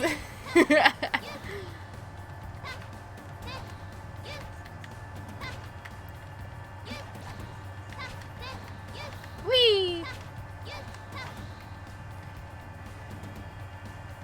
I want to hug all of them if I'm going to be perfectly honest. I love all of the characters.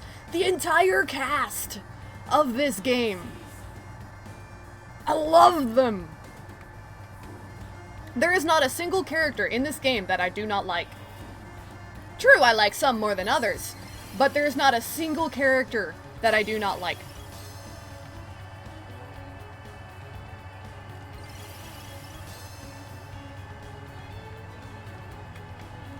Also, if you love these guys, you're gonna actually love the fact that you can hatch Tims, and the actual baby Tims are small, little, just like perfect. They're peeps. And it's the long and the short of it. They're peeps. They all have different eye colors. There's a vast variety of different markings and colors, different shades of the colors. Like, as you can see, this one has spots. Oh, get out of my way. My pink one has spots, and this one has stripes. Although the stripes are a little bit difficult to see on this one because he's a lighter shade. Yeah, no, you know what, you're right. That one costume is a little on the weird side. It could have been handled a lot better. Hey, Dr. Lethal, welcome to the stream.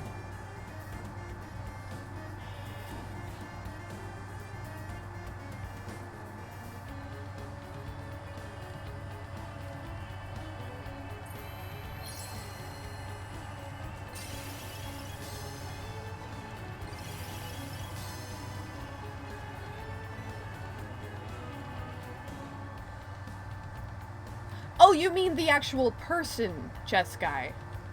I thought you meant the chess costume. I don't know, I actually really like his character arc. It goes from obsessed to being the best to actually taking on a more mentor-like role and teaching kids how to play chess and seeing himself in, you know, these kids. And I felt like that was a really wholesome and honestly very genuine character arc.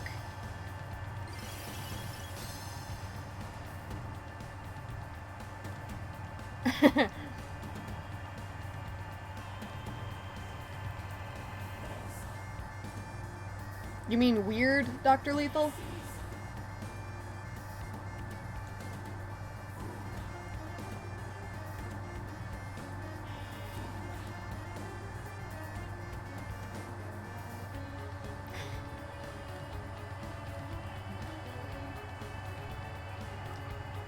Well, what's wrong with his cutscene?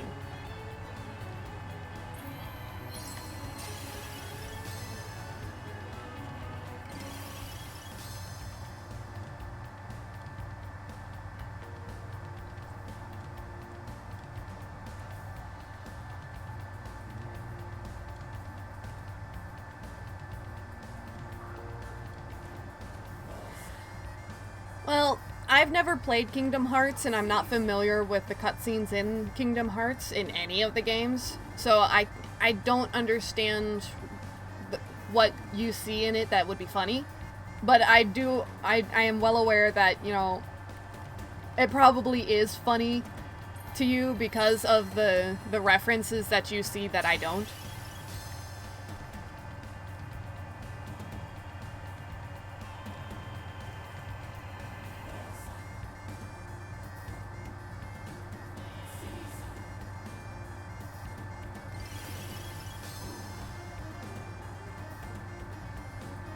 So, essentially, Dr. Lethal, you're drawing Vor. That's still pretty weird.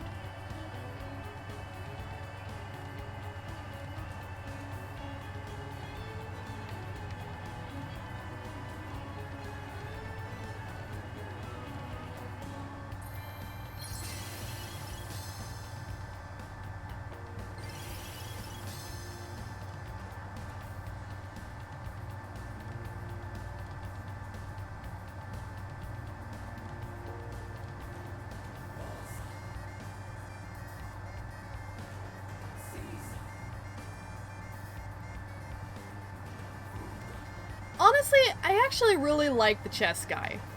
And I gotta actually, like, look through my book that came with my Showtime set. I gotta, like, look through and actually, like, familiarize with myself with the names of these characters, because they actually have names.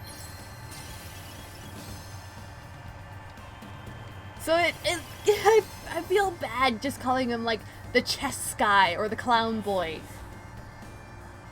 You know?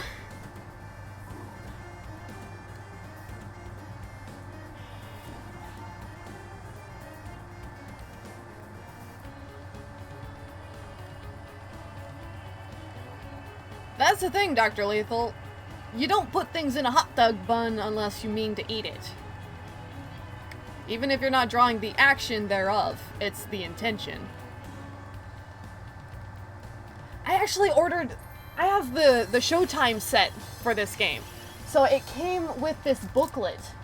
I say booklet, it's like as tall as my tablet screen. It's pretty big, but it's a thin... It's not like an actual book, but it has like the posters for each chapter in it. So it has the characters and their names, and it's just... Ah! The soundtrack for this game is so huge. There's 3 discs for the soundtrack.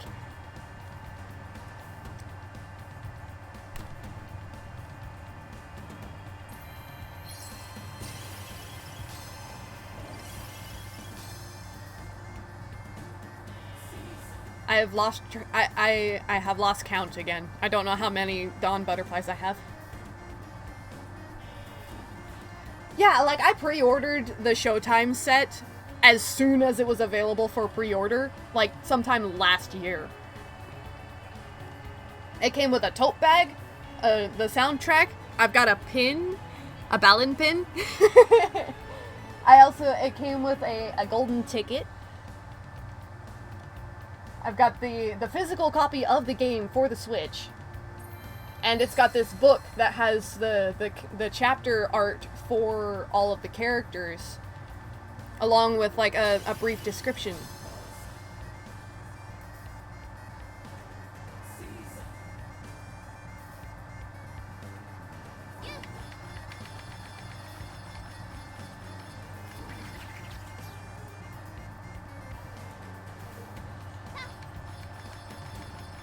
I feel like this costume doesn't have a lot of distance. It goes up pretty high, but it doesn't have a whole lot of forward momentum.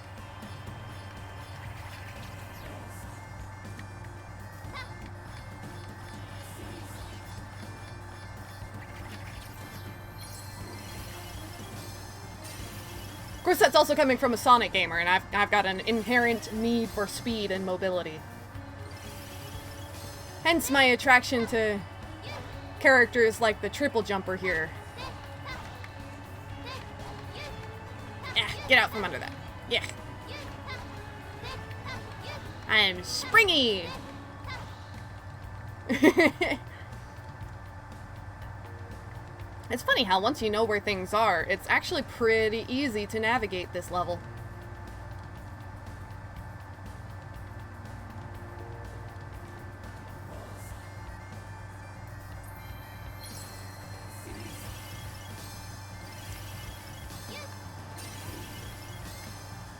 Honestly, I pre-ordered the Steam game just so I could be able to play it on stream for you guys. But I had pre-ordered the Switch game so that I could play it literally anywhere else that I wanted.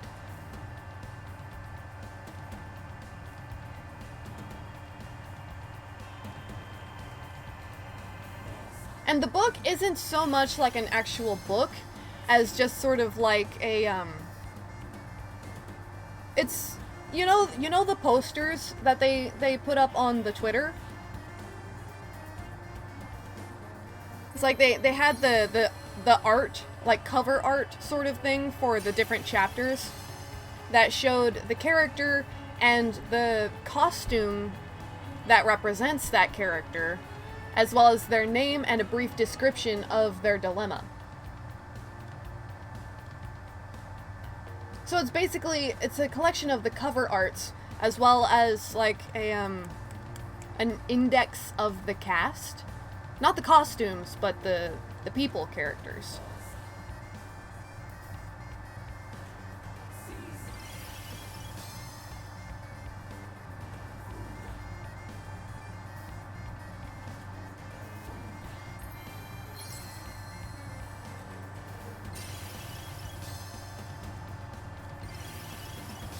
Honestly, the biggest reason I got the Showtime set was for the soundtrack.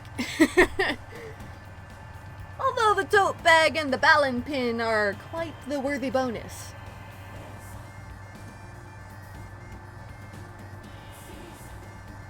Oh, it is. It is. I'm not gonna lie. It is very good quality.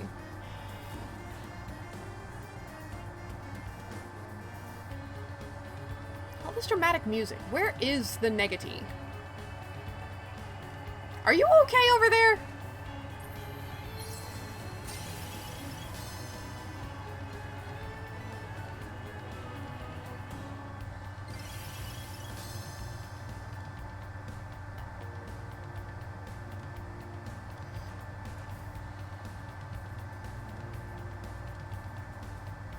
Yeah. And considering how much there is in the soundtrack, I'd say it's definitely worth the extra price. Because like I said, it's so huge, there is 3 discs. Like, let's see. Disc 1 has 33 tracks on it. Disc 2 has 29, and Disc 3 has 31.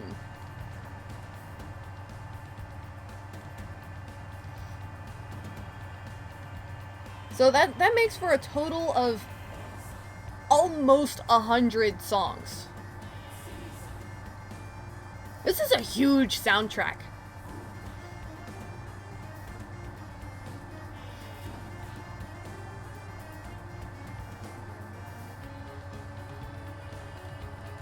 And it has different versions of the songs on here as well. So you've got the main theme song, Hooray. You've also got Hooray, the orchestra version, and Hooray, the English version. So, if you want to get a physical copy of this game, I would recommend getting the deluxe edition, at least one Showtime set, so that you can have the soundtrack on disc. That's what I did anyway.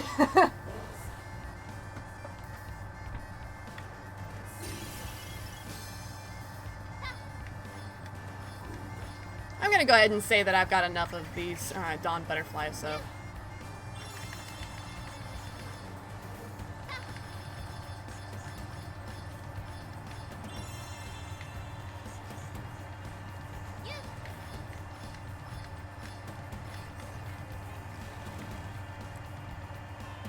Dude, the Dawn Butterfly is essentially like...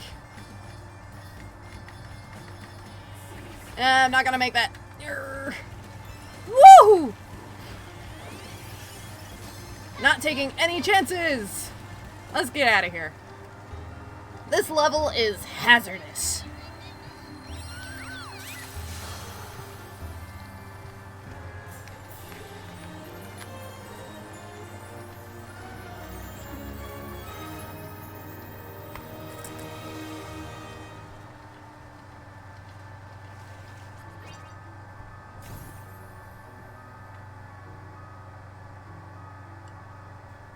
Yeah, that's one level I'm not looking forward to playing again.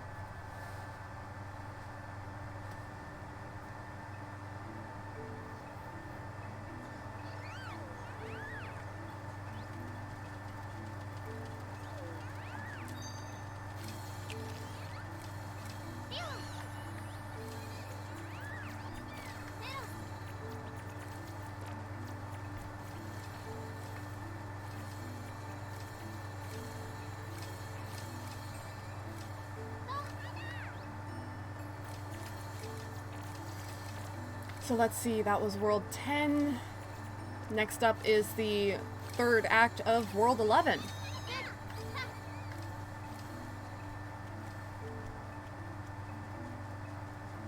Essentially right now I'm just collecting all of the costumes, And I'm not going to worry about collecting the balanced statues since I'm planning on starting the game over so that way I can get the,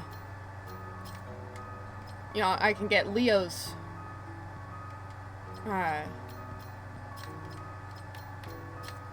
cutscenes.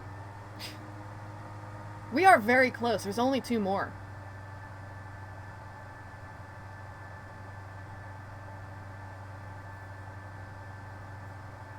Although it occurs to me that I mayhaps should have equipped the fire blaster.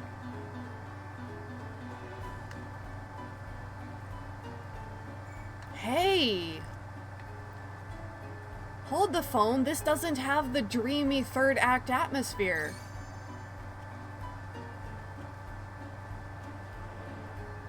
Hey, we can actually see my triple jumper in proper lighting now!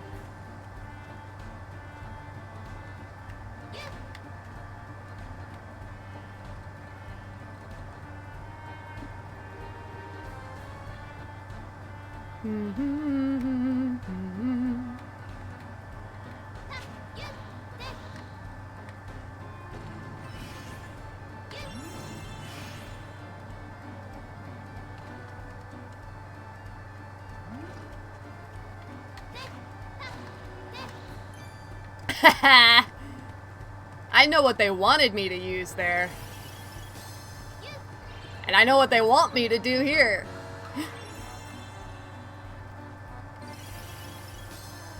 What do we have in this chamber?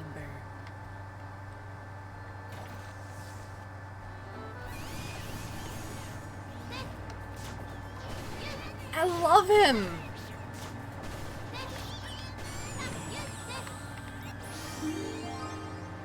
Yeah!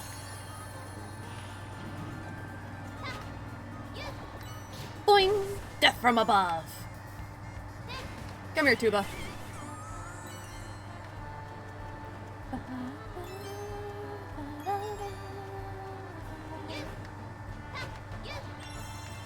That's like the best part of this game is that that's just a way to, that's just a cheap way to get up there. That's the intended way to get to that costume.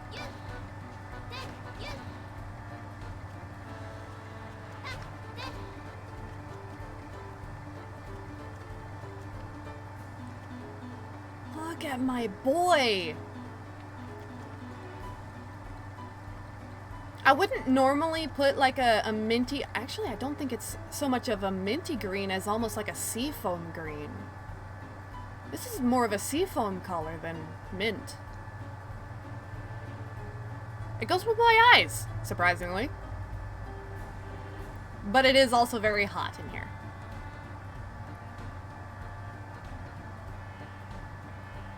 Oh, you just noticed that? Yeah, all the statues have different poses.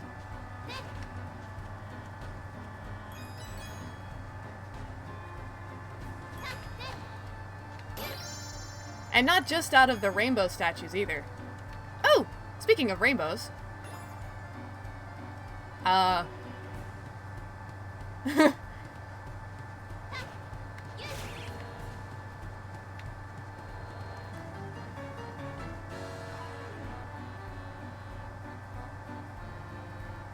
am also trying to keep watch for potential costume locations. It looks like there is something up there. Not gonna lie. Because why would they have all those drops up there? It's probably just a place to fly up with the Dawn Butterfly. Let's see, there's a costume up there. Well, we'll explore for a bit, and if I don't find the costume on my first run, I'll come back through with different costumes. Ooh.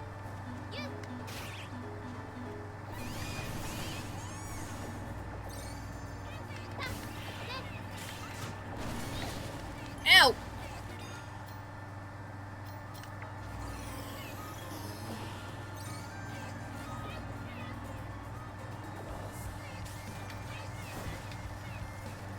Nope.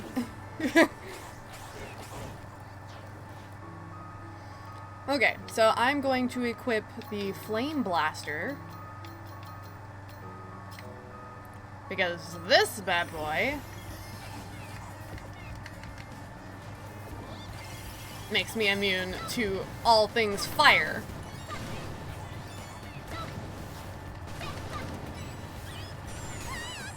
What did I get hit by? Excuse you? What did I even get hit by? I didn't see anything. Rude.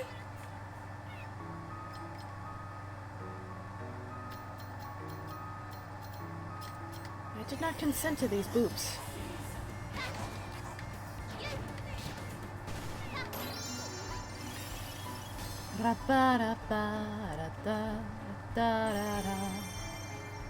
The only downside to the Flame Blaster is that he cannot jump.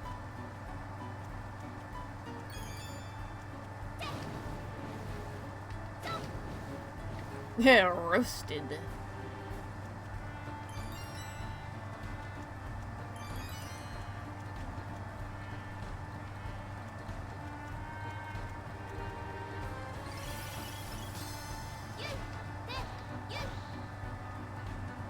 Hello.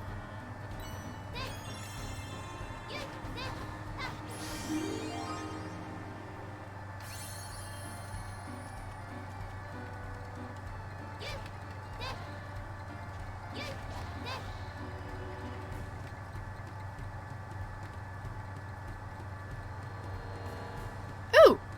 Hi! You are in a precarious location.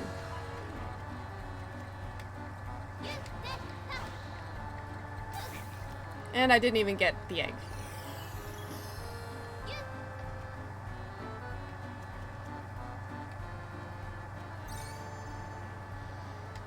Well, that's why we stock up on costumes.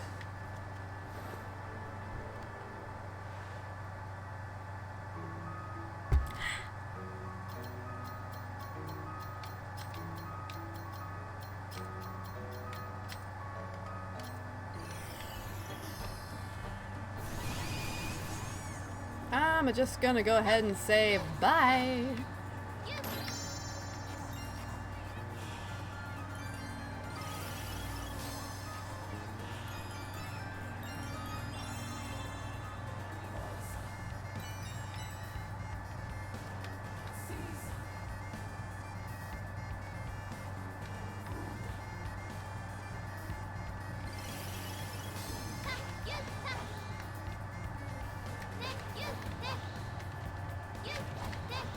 Aha!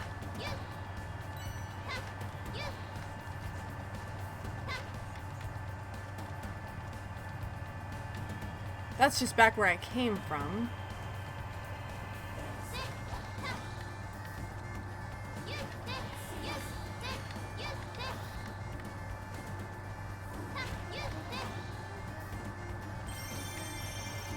I love being able to break the world. Look at this!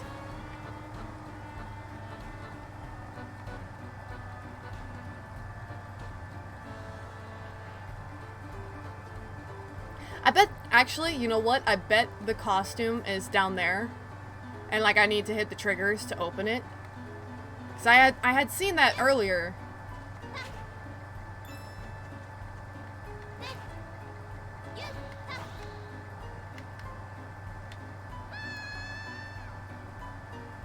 I missed my... I jumped at the wrong place.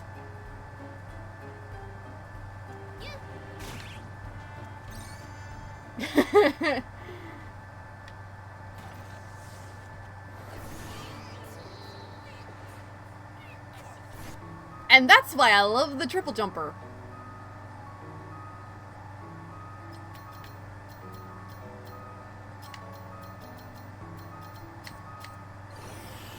Because the triple jumper lets me get to places that I probably really am not supposed to be able to get to.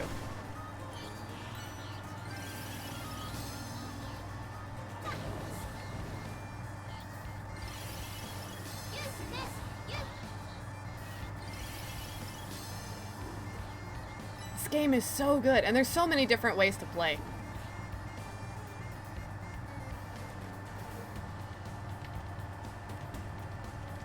take a quick peek around here. Alright. So it looks like I'm probably correct. So I'm going to go ahead and go back over there. Ooh, egg. And explore that area. Because I'm pretty sure I have an idea of where the costume is.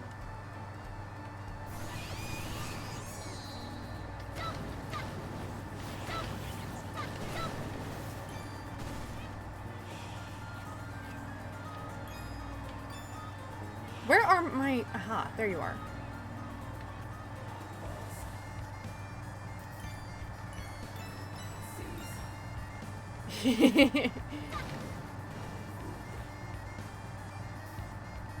Fire? Hazardous?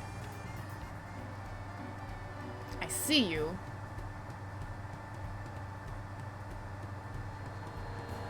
There's a lot of eggs. A lot of eggs in really not very good locations.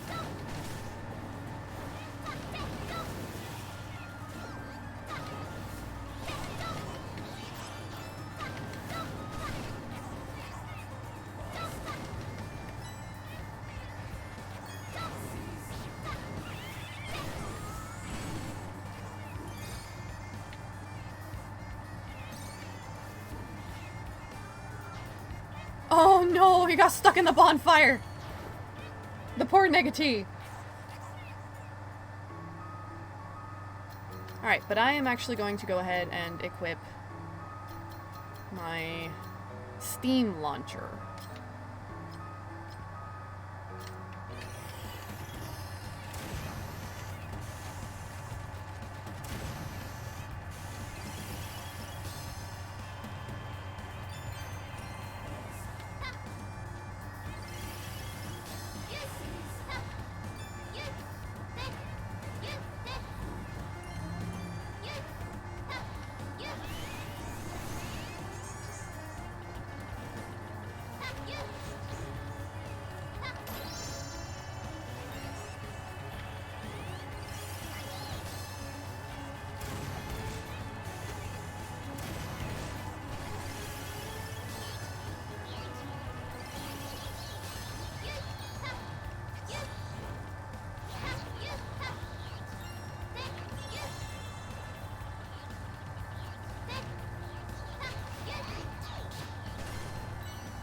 Okay.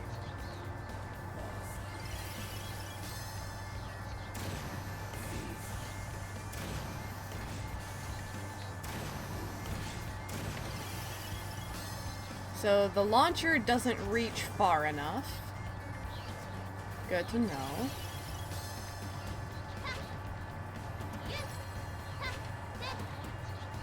Oh, I heard it. The costume is definitely in there. I just need a costume that will shoot far enough to reach it.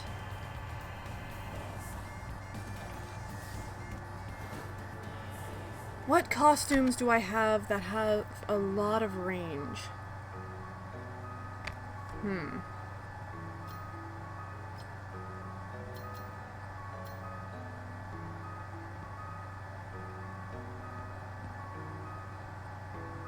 Maybe this guy?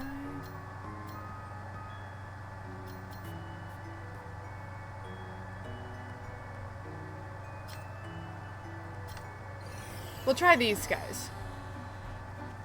Because since that checkpoint is right there, I can always just come right back to it.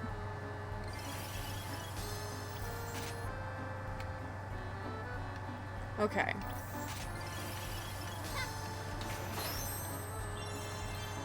Bullet the Kid doesn't actually lock onto the switches, which is unfortunate.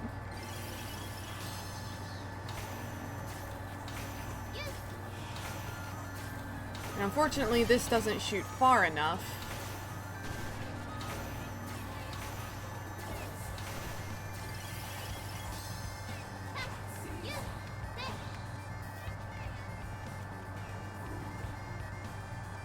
So let's see.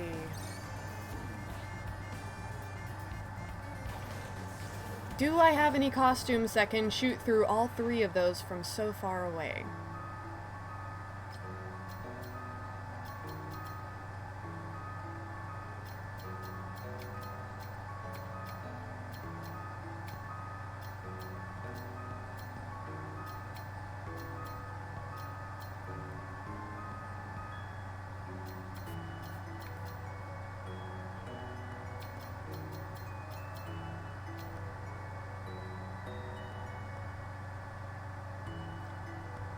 Maybe we'll give that one a try.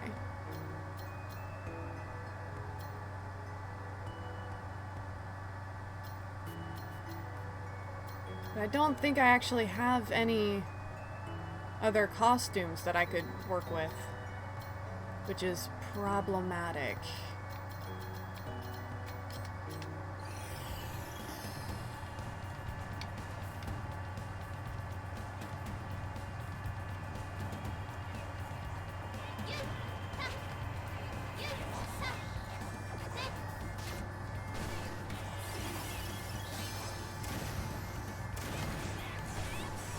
Holy wow. Well, there you have it. So the lethal laser launcher has the most range by far. Hello, who you? Who's this? The area Apollo.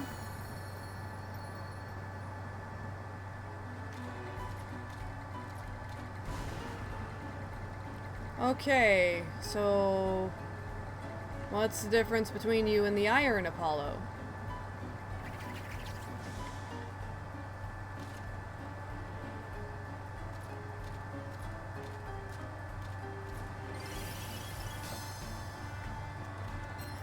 I'll grab a few of them, just, you know, for good measure.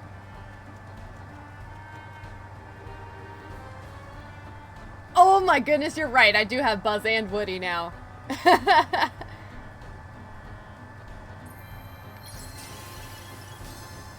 That's funny.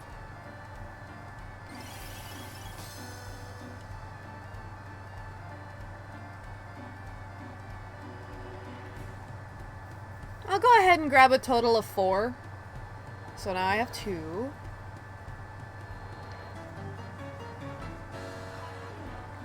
Most likely I won't be using the area Apollo all that much, but it won't hurt to have him. And hey, this means there's only one costume in the entire game that I do not have. And that's the mystery costume from the 3rd set of World 12.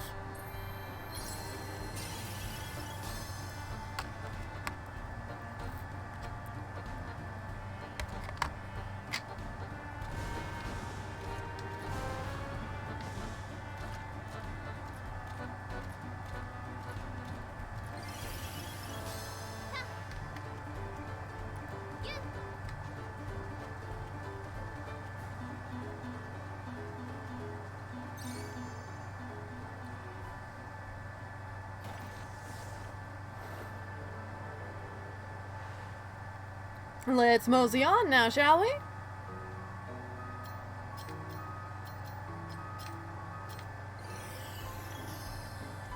I got what I need.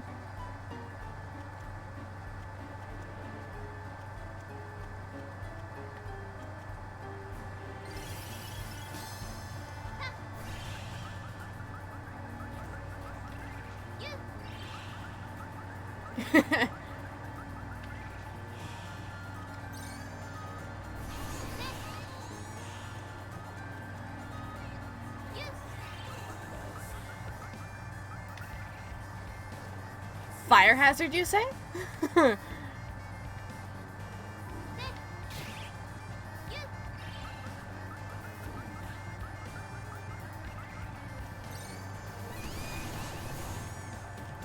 We speed running.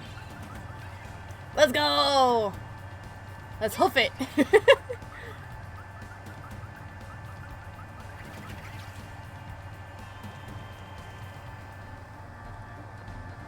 Whoa, whoa, wait a minute, I am missing a Tim. I should have 5.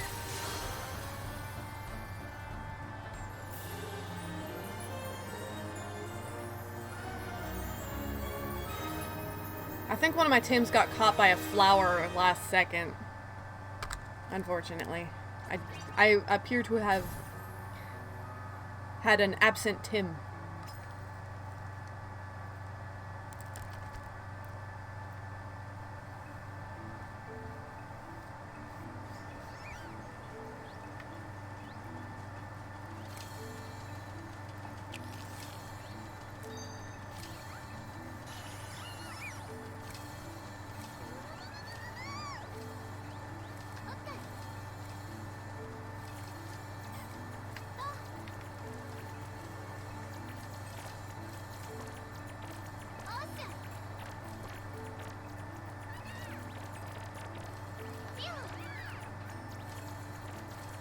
Okay, and the pink flowers are over here.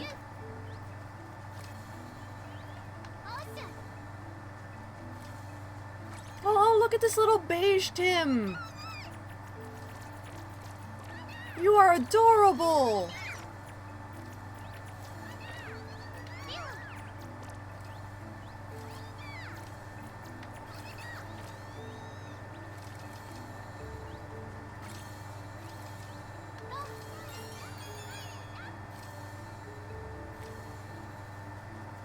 Oh yeah, no, I have a lot of Tims.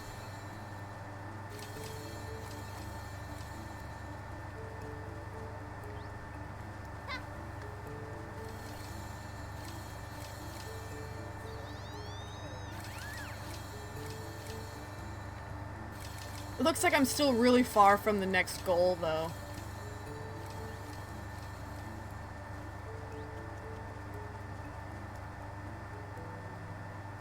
Let's see, let's see.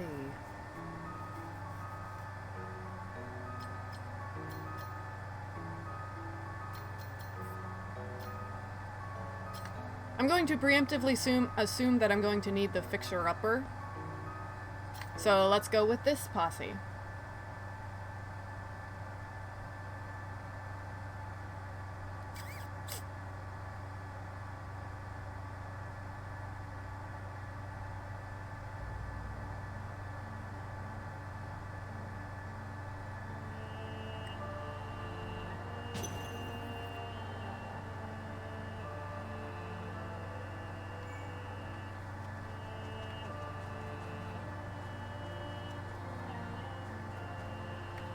Hello? Are you flammable?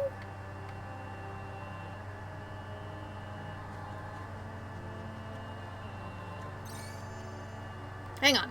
For science! Whoops.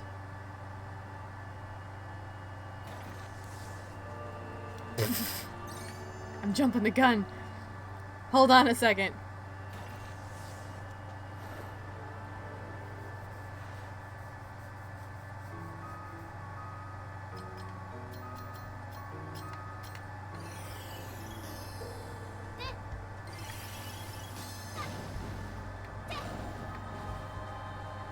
Okay, no.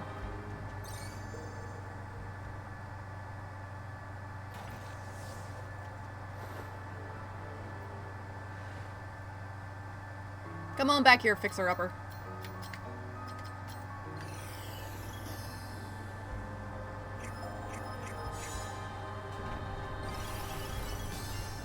Just so I can, like, have a chance at saving myself. This is going a lot faster than it did in the initial level. I also have a sneaking suspicion.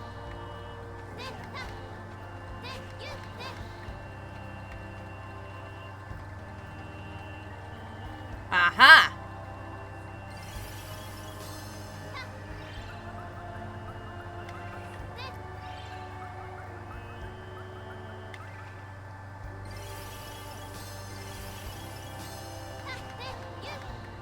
Gotcha!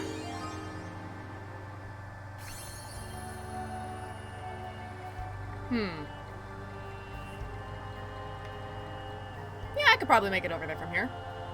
I'm not gonna try because I get the feeling that as soon as I get close, the platforms are gonna start moving. And I would really rather not die this early on.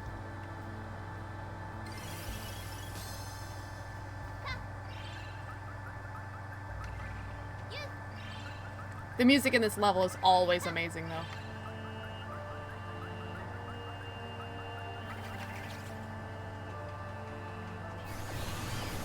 Ooh, hello. Good night! Look at all these searchers!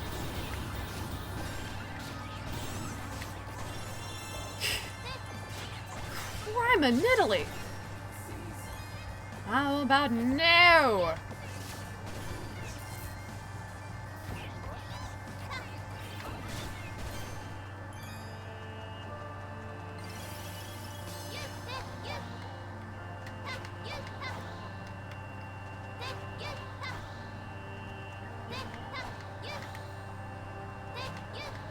so soon! Where is the key for you?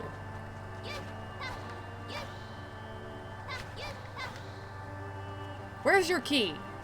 There's gotta be a key around here somewhere.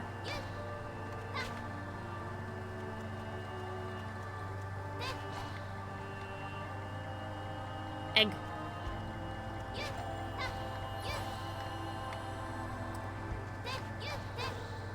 Awesome.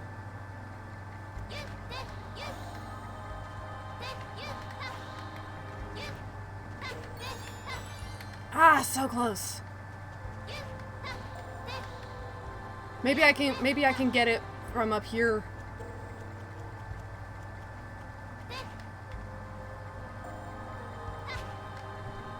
Nah, it's too far. Dad, blast it.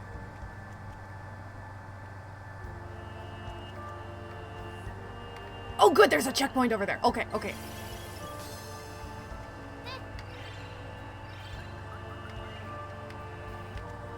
I got this. Let's go.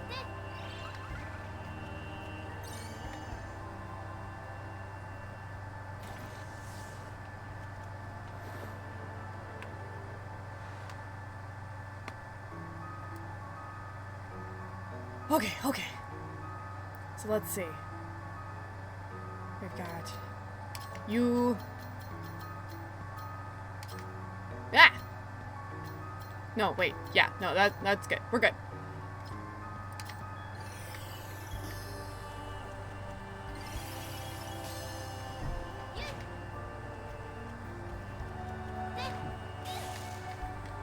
Unless that happens.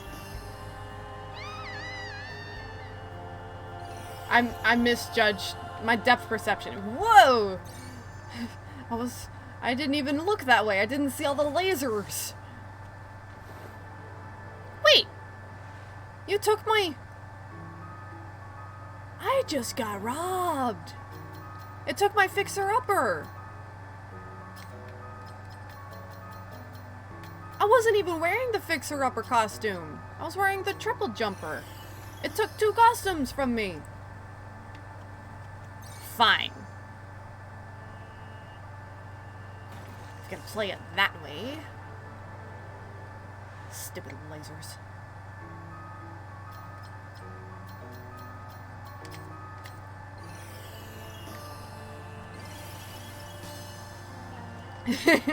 Honestly, I'm not actually that upset. I'm actually kind of glad that the levels are providing a bit of a challenge. Because, holy wow.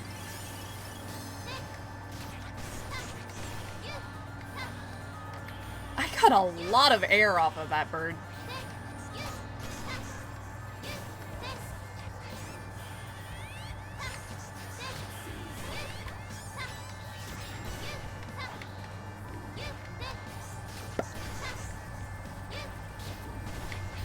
Yeah. Sniper, no sniping! Holy cow, there's a lot of you! Oh, thank you, Tim.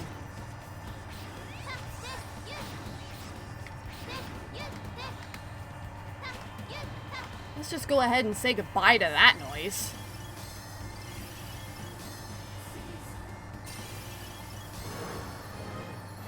Air double trouble. Okay, so we got a flying variant.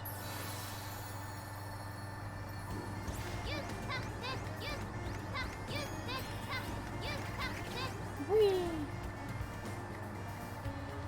Interesting. Hey, Sylvie! It's Terriermon!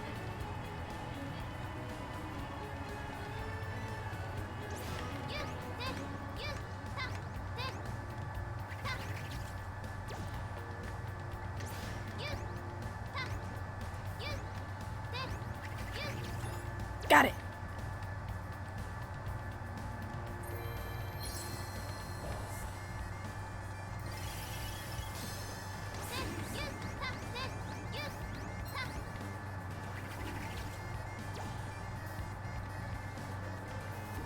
Unfortunately, I forgot to switch costumes, so now I have Made a problem for myself.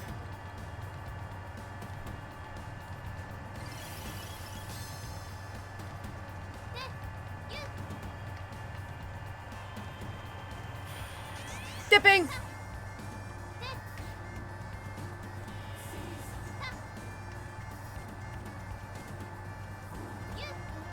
Okay. Problem solved.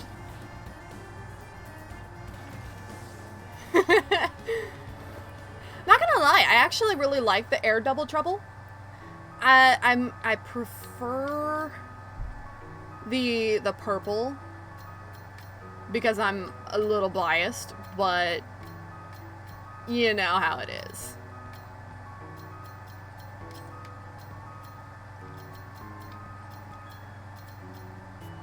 The droopy ears, I love them both, to be perfectly honest. But as far as functionality goes, I'd say the air double trouble is definitely more useful.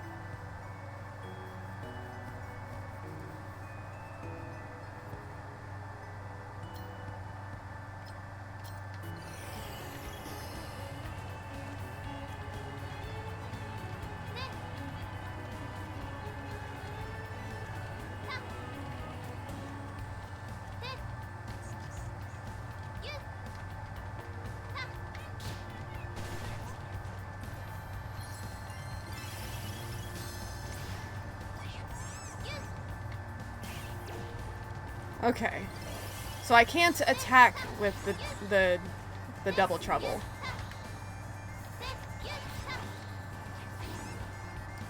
Honestly, I think that's adorable. The double trouble is not an offensive costume. It's not for fighting. I think that's adorable.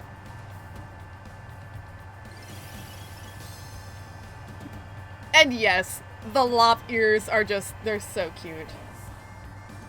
I love them both. Like I said, there's not a single character in this game that I do not like. The designs are all brilliant. With the exception of the chess piece costume. That one I feel like could have been handled better, but you know, what are you gonna do? They can't all be winners. Although this game came pretty darn close. Ah. Just a second.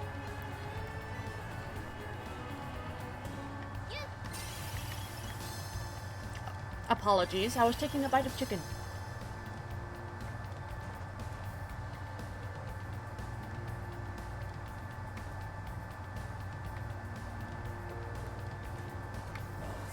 Whenever I come down here, from here, I'm gonna death from above that guy so hard.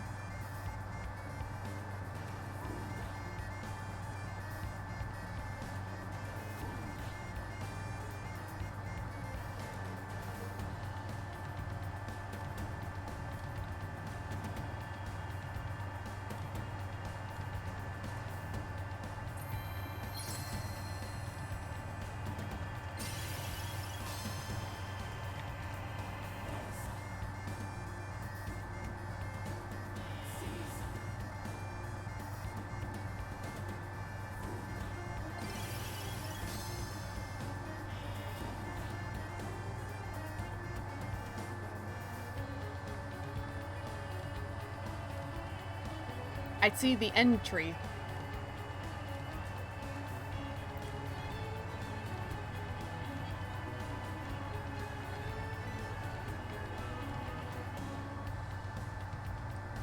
Oh!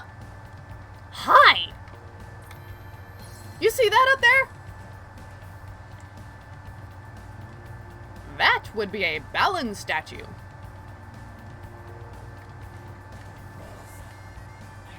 Oh, thank you.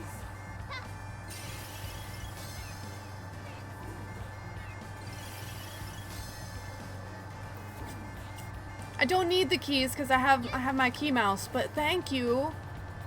Oh, these guys are so precious.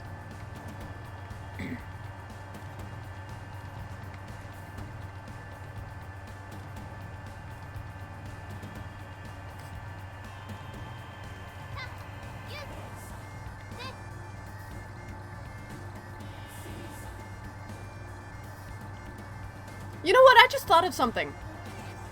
We know what the drops are, but what are the statues?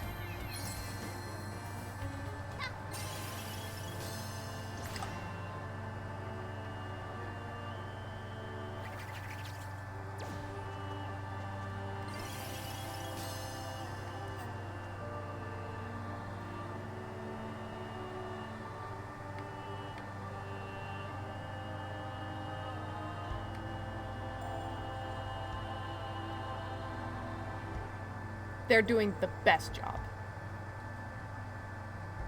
Tim's can do no wrong. They're literally the embodiment of pure being energy.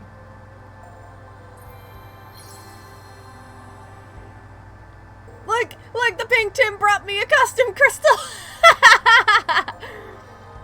Look, it's actually like holding the costume crystal. That's adorable. You're doing the best job!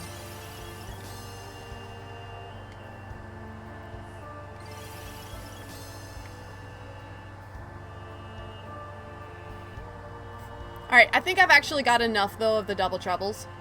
Because they're more than likely not a costume that I'm going to be using all that often. Oh, I see another Balan. And there's also that Balan over there that I'm wanting to get.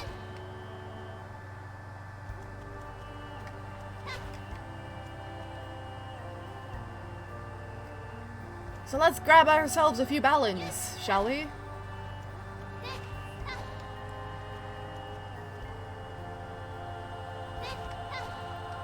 Balan!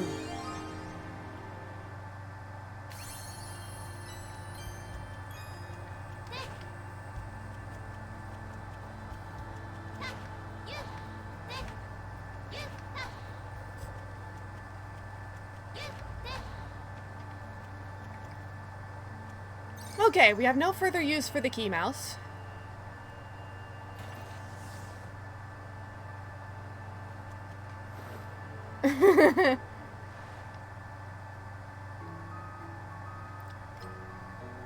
Although, now that I think about it,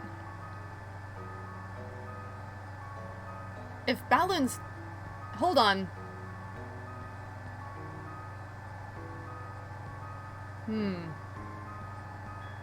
No, I'm gonna keep that to myself.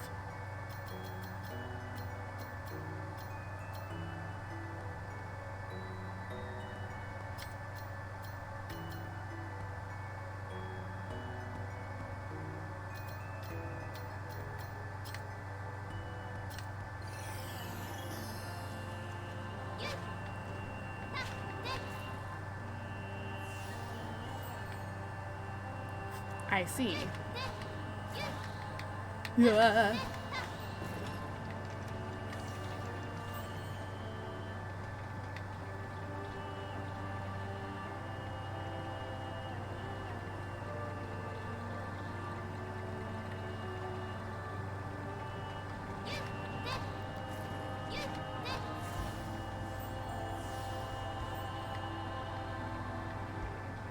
I smell secrets.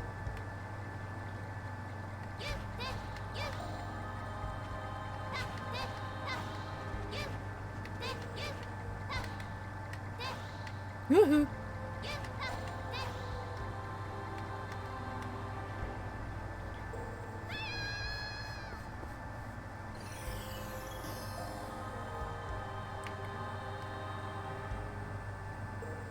Oh, there's gotta be a statue up there. You know there's a statue up there.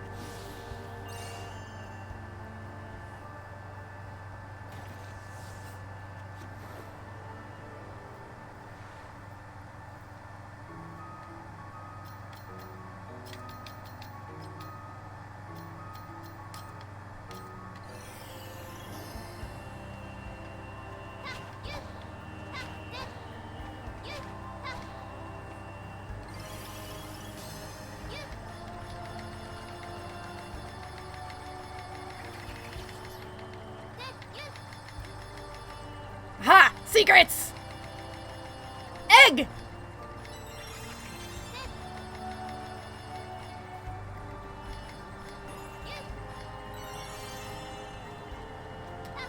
Okay, so no statue, but, you know, still worth it. We rescued a Tim.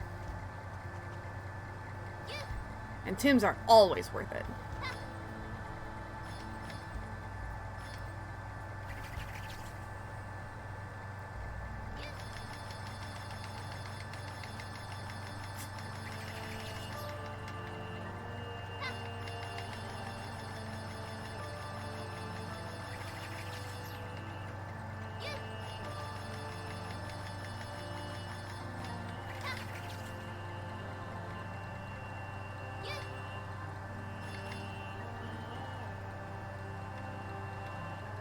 What is the point of this?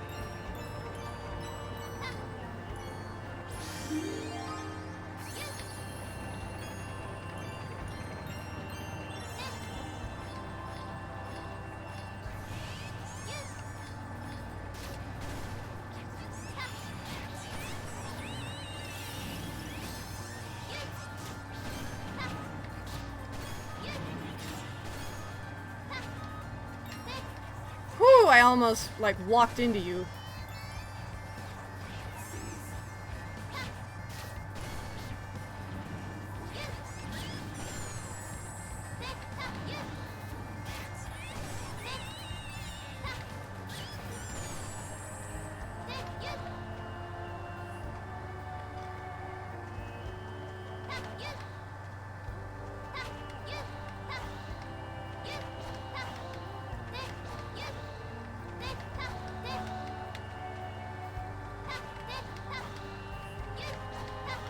Ah! I got another ballot. I have not missed a single one so far. That makes me feel good. And even better is that I can completely bypass that area down there. That is a death trap.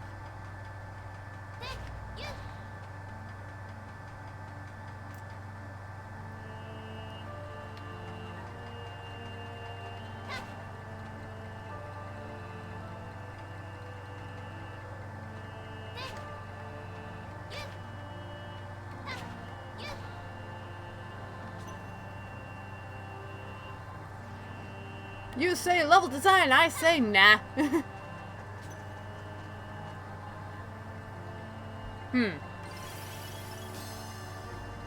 Nah.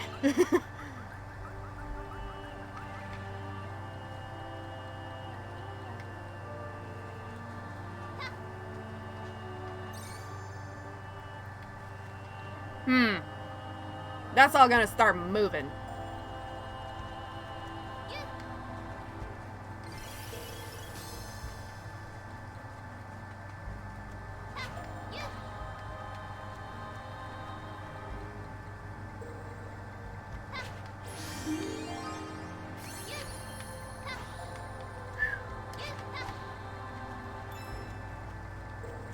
Oh, I saw you down there, Bellin.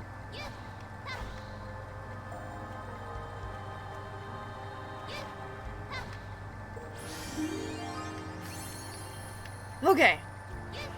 I don't know why I bothered with doing that. Whew! Yes!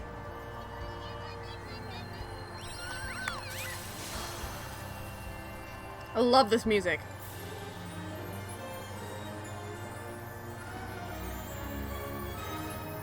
Mildly surprised that I survived the last sequence. That was a little bit sketch. Ooh! Got an achievement for 3-act play.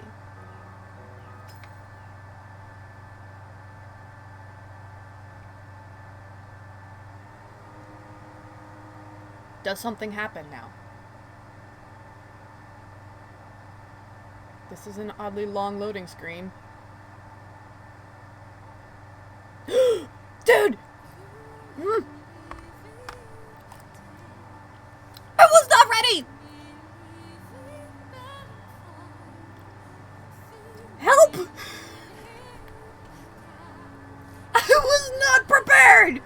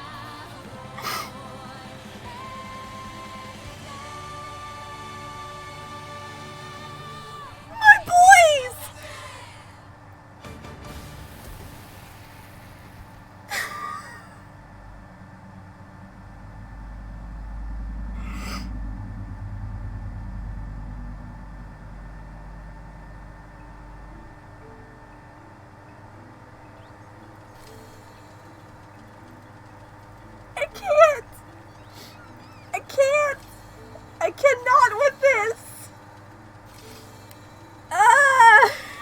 You can't just do that! But they did!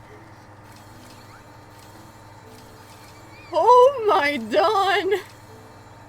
Maybe I should have put a spoiler warning in my title. Holy Dawn! Just a second. Ugh.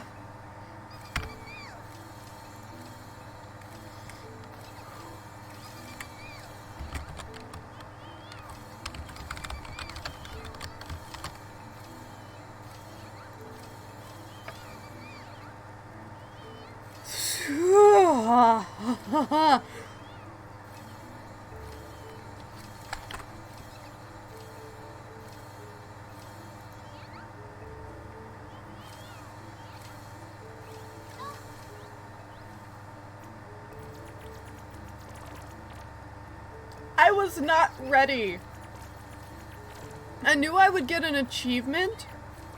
I didn't realize that achievement would come with a cutscene. But then the loading screen was taking so long, and I'm like, wait a minute. Why is this taking so long? Holy days. I was not ready.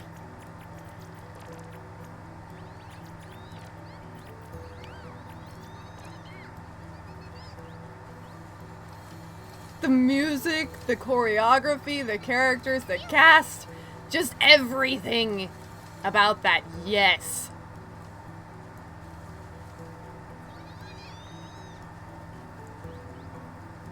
All that's really left for me to do is collect all of the Balin statues and finish the Tower of Tims.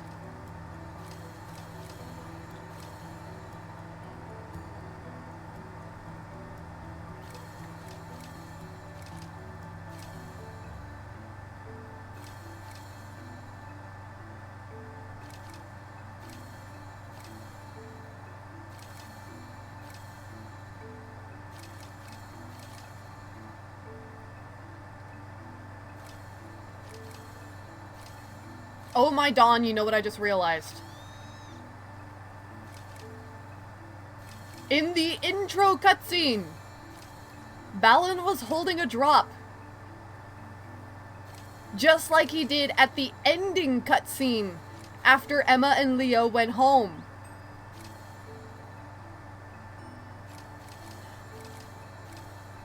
But the thing is, the drop of the ending cutscene was a white drop. It was clear. What causes them to change color?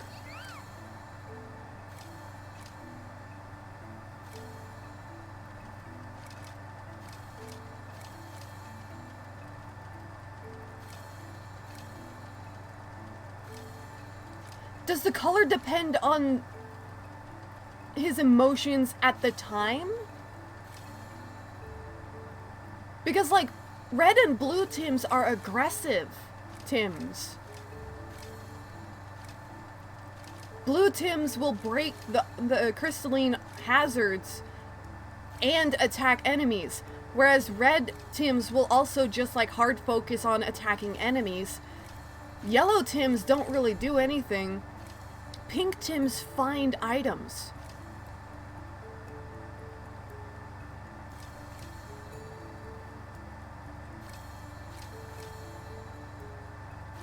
And we see that there are white Tims that can happen as well.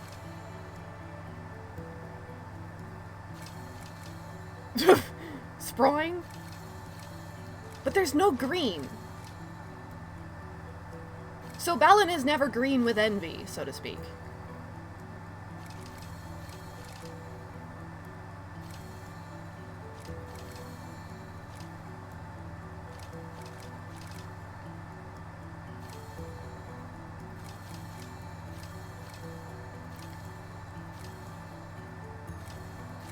Oh my dawn, you know what? I think I've got it figured out. Blue is fear. Fear of danger, which is why the blue Tims will attack hazards. Red is anger, hence why red Tims attack enemies. Pink is sorrow, specifically a sorrow of loss, which is why the pink Tims will bring you lost items.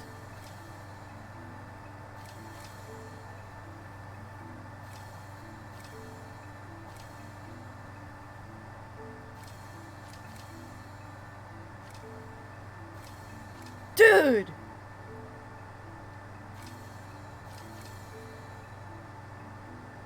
And the golden drops, the yellow drops that are so common in all of the worlds, is just hurt in general.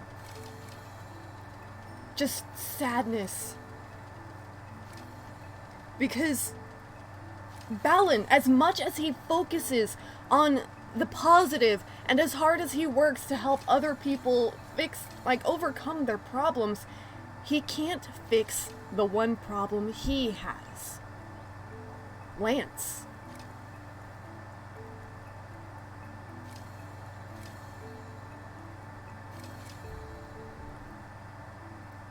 The one thing Balin wants more than anything is to save Lance, to get through to his old friend the way that he does for all the characters whose hearts these worlds belong to. We're able to help all of them overcome their negative emotions and return to their true selves. But then at the final battle, when we get through to Lance, we see his true form. He looks just like Balin. I would bet you anything they're brothers. But just when we get through, the Negati come back. They possess Lance again. They kidnap him, and we are unable to rescue him fully.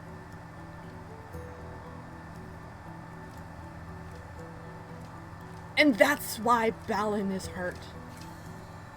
That's why Balin wears that hat, the costume, so that no one sees him as he cries, as he sheds these drops all across the worlds that we traverse. His one deepest hurt that we can't fix. But he doesn't give in to those negative emotions. He uses that to drive him. That is his biggest purpose, is to help all these other people so they don't have to hurt like he does.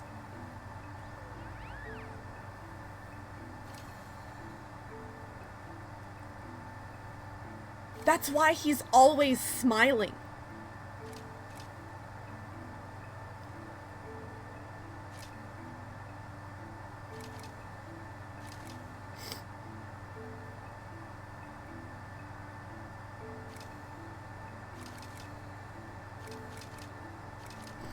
Let's face it, they all need hugs.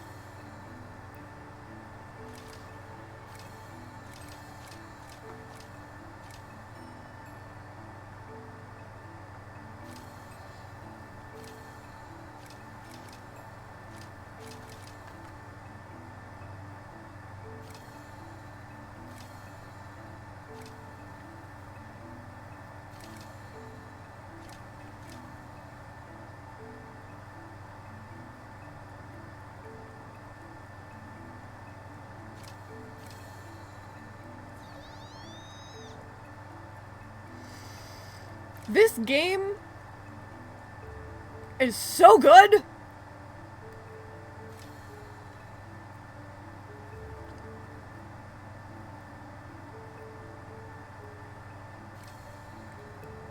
Like, I can't do it justice with words. What do you say about a game like this?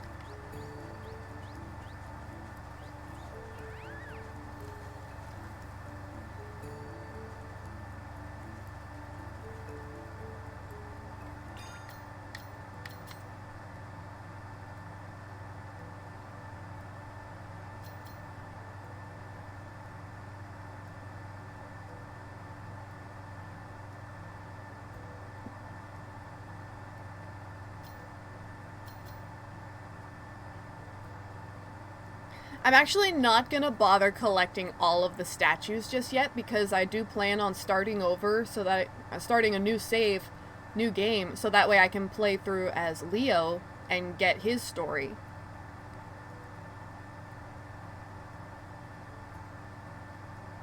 This game was in my top 5 before it even released. I'm sorry, this game is perfection. This is the best thing since Nights into Dreams. And that's coming from someone who obsessed over Sonic for like the first 18 years of my life.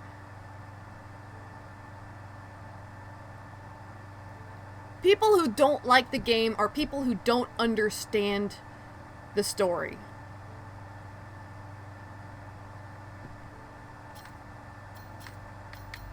I am saving. I understand there's an autosave, but I don't trust autosaves because of my uncanny ability to break stuff like that. I knew. As soon as I saw Balin, I knew instantly that I was gonna love this game.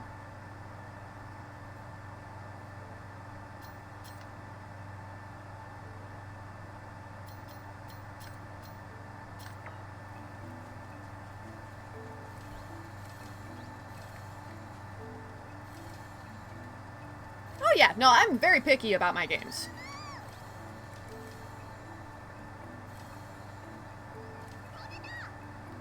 Because, like, yes, I enjoy games, but it has to, like, touch me real deep on an emotional level.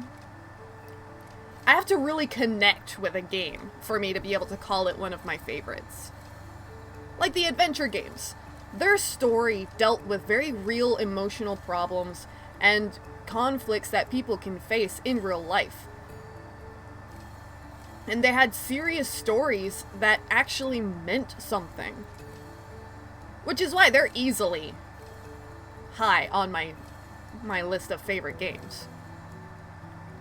Sonic Unleashed also had a pretty strong story arc and character development for the characters involved.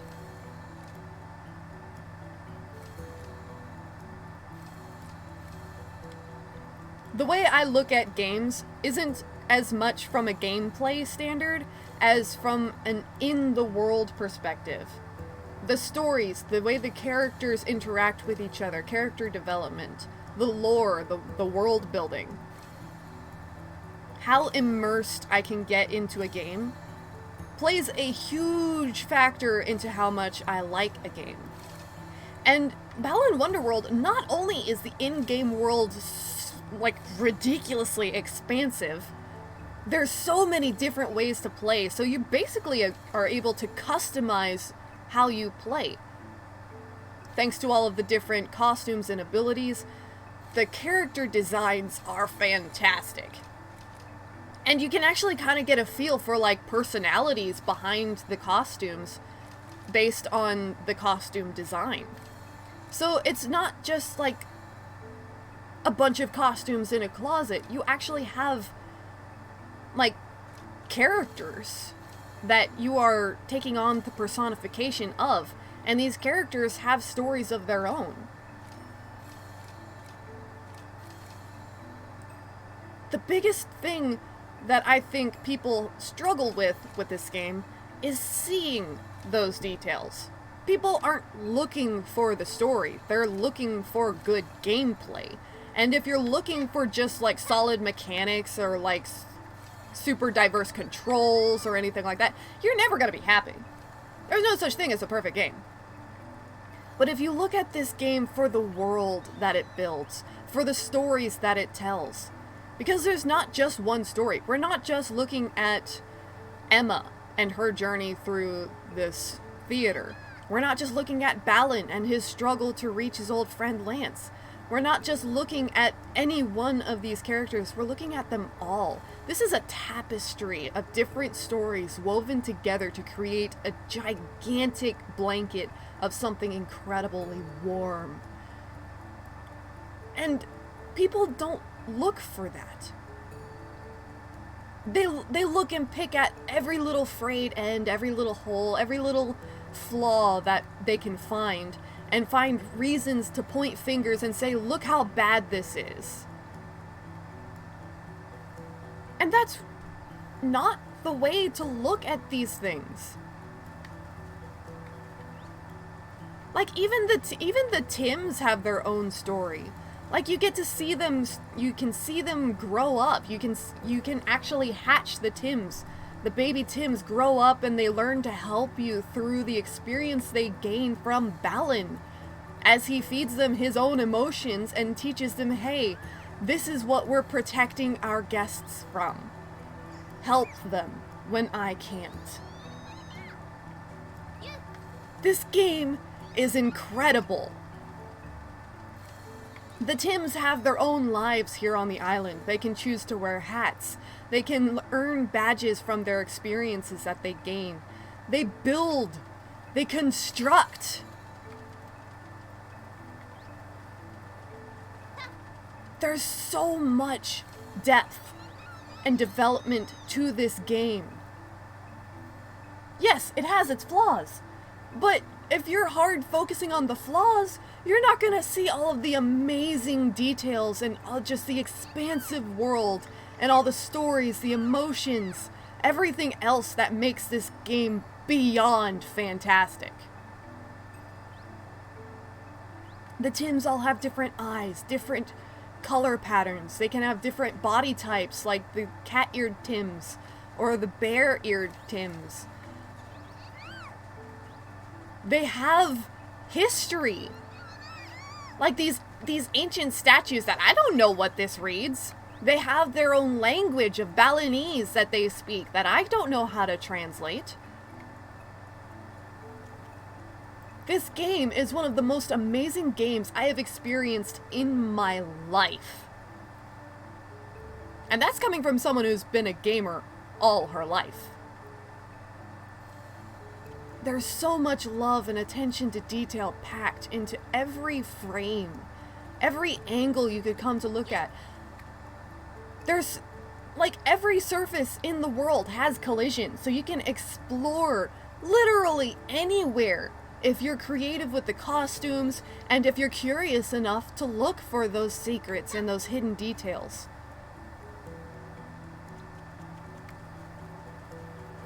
The symbols that are all over the place, these have meaning.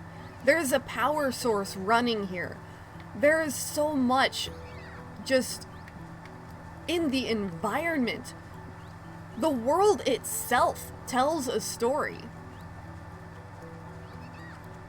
The mountains in the distance, floating islands, particles of energy that come up through these platforms. It's just brilliant. It's perfect in its imperfections.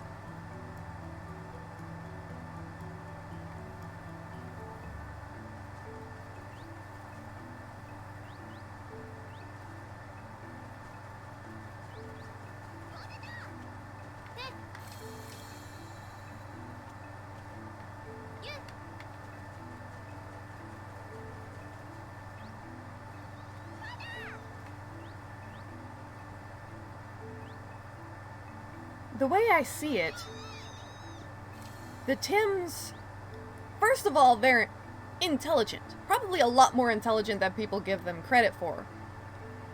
They speak Balinese. They are actually saying words and reacting to things with emotion. They have their own level of perception that they see the world through. And I feel like whenever they come up to you and they're asking for drops, they're not just asking for food, they're asking for experience. They're asking for you to teach them. Show me what you need, is what they're saying. Because we can choose what drops to feed them. We can feed them the pink drops so that they'll learn to find things for us. We can feed them red drops so they learn to defend us when there's negativity. Or we can feed them blue drops to teach them how to break obstacles that might get in our way. They're not asking for food, they're asking us to show them what we need. They are so ready to help us on our adventure. They want to know what we need so they can help us.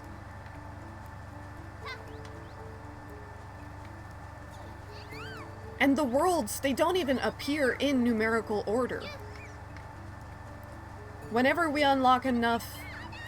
collect enough statues to unlock the next set of worlds, they appear spread out. Like 8 and 12 and 6. They're not in any particular order.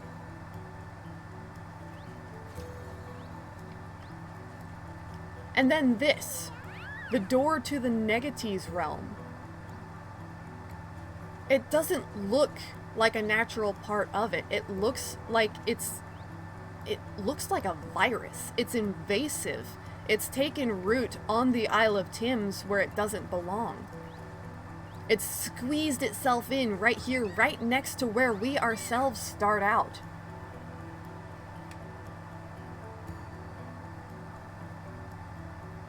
And this only happens once we have collected enough positive energy. We've collected enough balance statues that the negativity, the dark emotions, feel threatened by us. So they come in and they make their move. They try to come in here and try to invade our territory. This looks toxic. It looks invasive. Well, that's how negative emotions are. And I think that's a brilliant touch. Because it doesn't look like a natural part of this happy, thriving environment. And now that it's taken root, it's never gonna go away. Because that's how negative emotions are. They're just always there, and you have to deal with that. And the way the tone of the colors change depending on the angle you look at it from.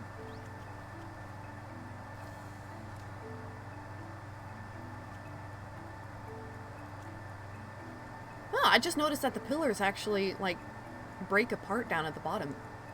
That's a clever touch.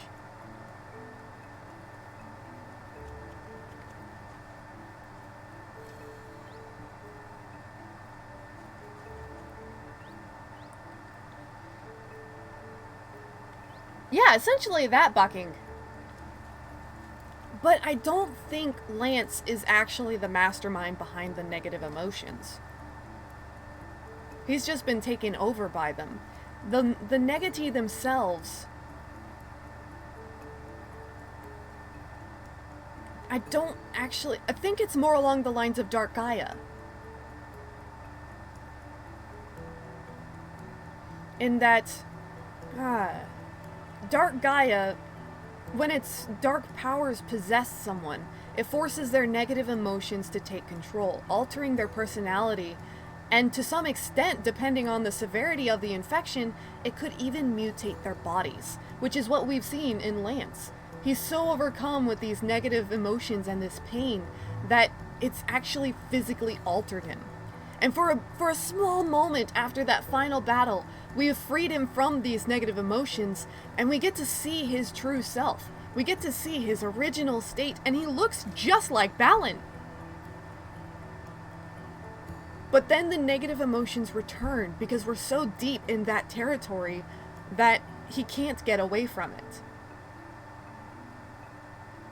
If we could have somehow brought him back to the Isle of Thames before the negati returned, it might have been possible for him to recover.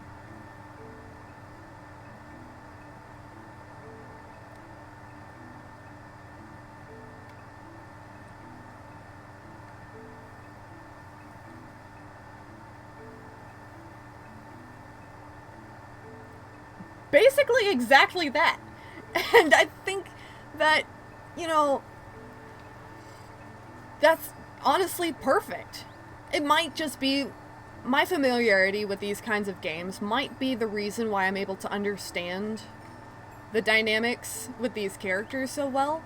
But I really genuinely think that Lance is a good guy underneath all that pain and the dark emotions that have taken over. He's not a villain.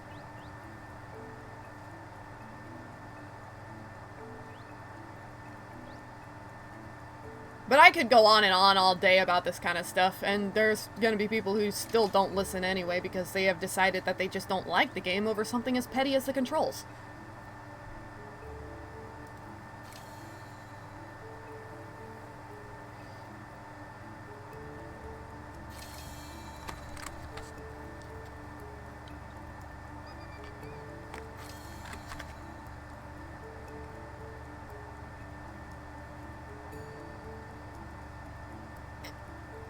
Yeah.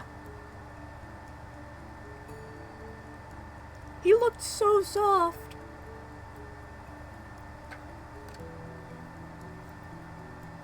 And you could see as he was being pulled into the portal that he did not want to go. It was very obvious.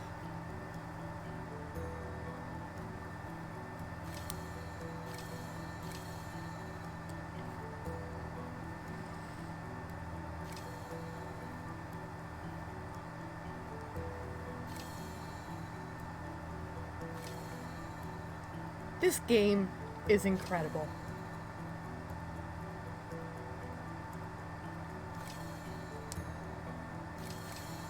And yeah, I am a highly emotional person. I know I'm biased when I say things like that. But when a game is able to make me feel real emotions for fictional characters, that's telling a good story. When a game is able to draw you in and make you connect with these characters on a personal and emotional level, to the point that their interactions in-game feel so real. God.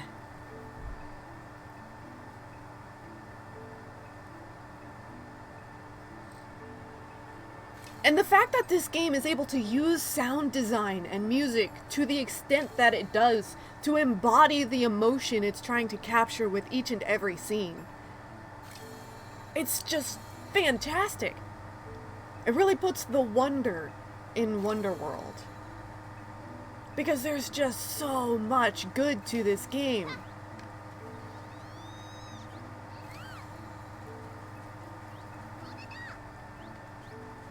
With each different story, you're able to explore through so many different facets of the world that's been created through the dilemma these people have experienced.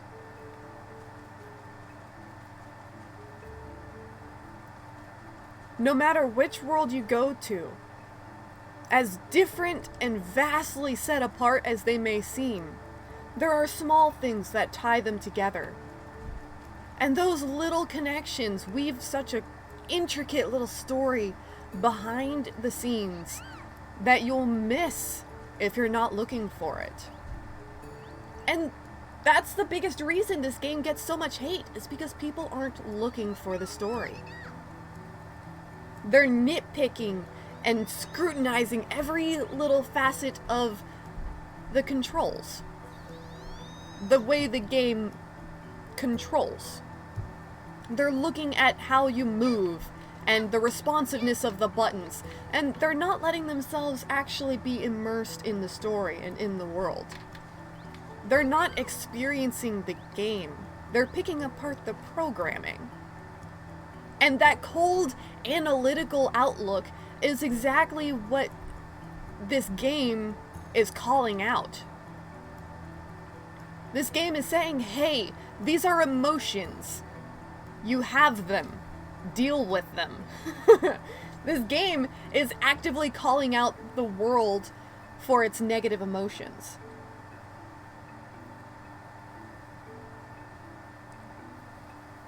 And it's the same reason why Nights into Dreams wasn't as, didn't hit very popular, is because it threw you in head first into the deep end and said, here's the game, now play it. It didn't tell you what you were doing. It didn't tell you what you were supposed to be doing or what the time limit was. It didn't tell you how to control the game. It didn't even tell you the story. But then when people let themselves get into it and they experienced the story and they actually felt the game, then it became a masterpiece.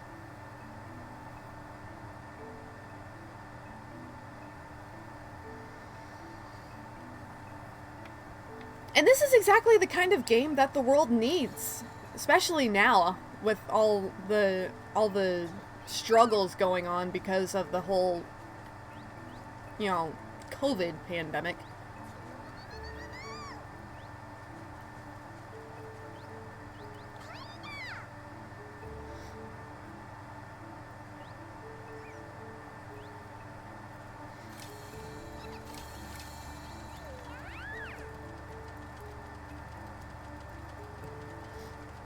Something I have discovered is that good games are like geodes.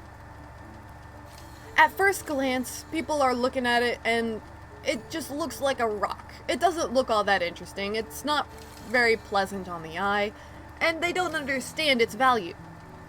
But then there's those people who dive deeper, who actually get invested in it, and they find that way through they get past the surface and into the center, and all of a sudden, it's gorgeous, it's perfect, and it has all these beautiful facets and various colors caught in the light, and it becomes something that they treasure.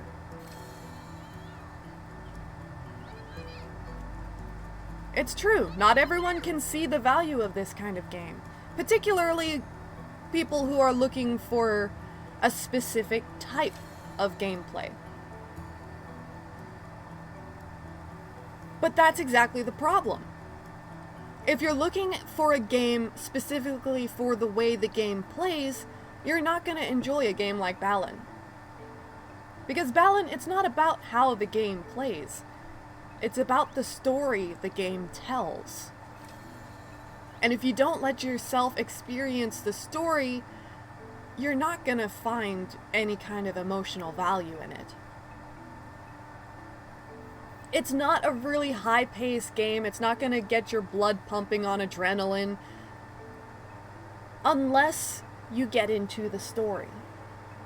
If you let yourself get emotionally invested in the characters and the stories that they're living through this game as you play, only by letting yourself enjoy it will you enjoy it.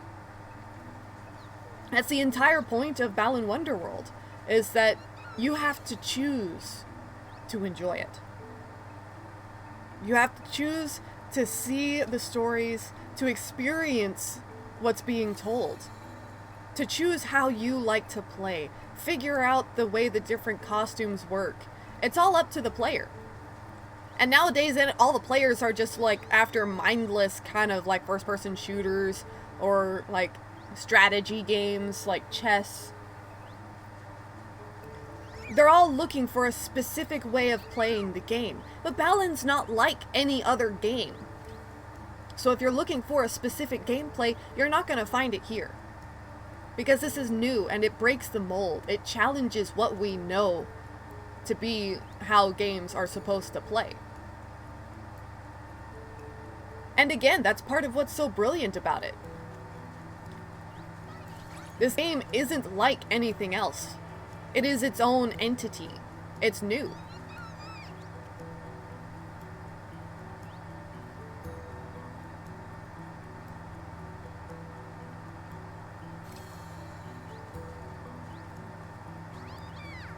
And honestly, it was like physically aggravating to me seeing how many people were like screaming for them to delay the game.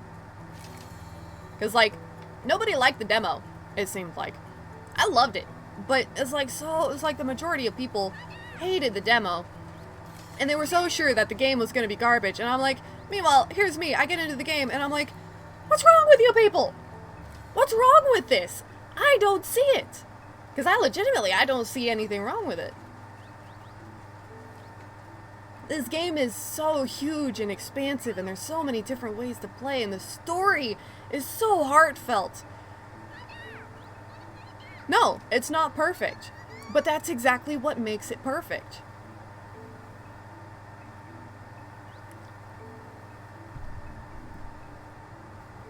Yeah, it's like $60, and that's not even the Showtime set, and it's worth every darn dollar if you ask me. I hold this game in such high value that not only did I pre-order the Steam game, I pre-ordered the Showtime set for Switch, and I pre-ordered a Showtime set for my sister. I spent probably around like $400 on this game in total.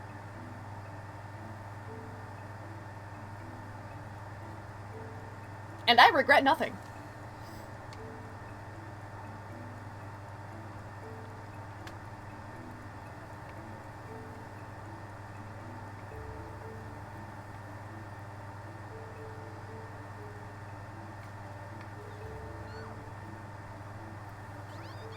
I love that the Tims it's so in-depth and so developed that the Tims will actually react to you in different ways whenever you pick them up. The more you feed the Tims, the more attached to you they get, the happier they will be when you pick them up. And if your Tim has a high bond with you, whenever you're holding them, your character will even stop to pet them while you're holding them. It's so cute! But if they don't like you, they will struggle and thrash and try to get out of your hands. Are you stuck, little Tim? Here, let me get you out of here. There you go.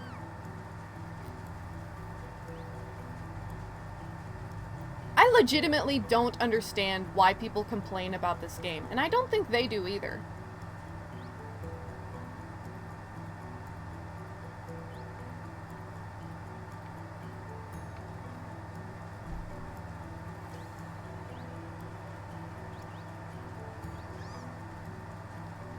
Because, like, yeah, it's different from just about any other game. And it has its similarities to many other games. But I don't see anything that actually legitimately takes away from its enjoyment value.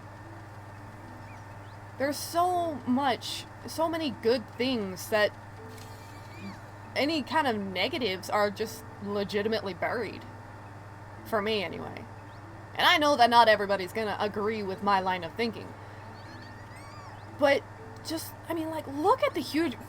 First of all, look at the huge variety of different colored Tims. Literally, no two are the same. I can't even begin to imagine how hard programming the Tims alone would be.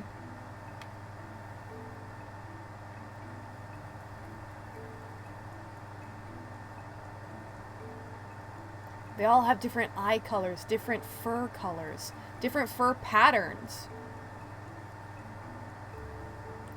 They even have different ears. Some have cat ears, some have bear ears, and okay, I have a bunny-eared Tim running around somewhere, and they can even have like spiky anime-type hair.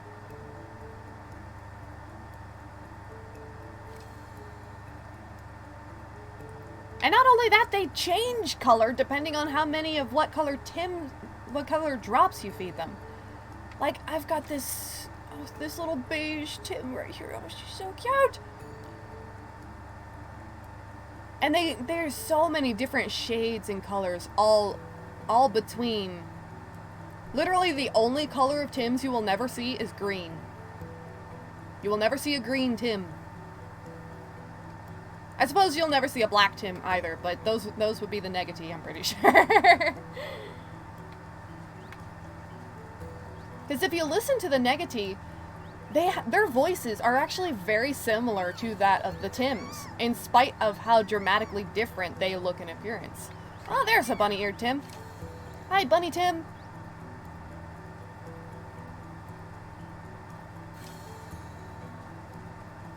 This game is fantastic. I don't care what anybody says. No one will ever be able to convince me that this game is not worth getting. No one will ever be able to convince me that this game is bad. Because it's not.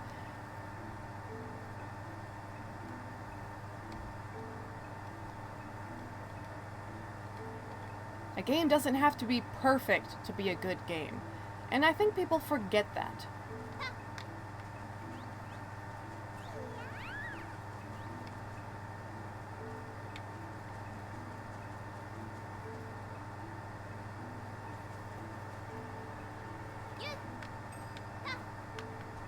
Come on.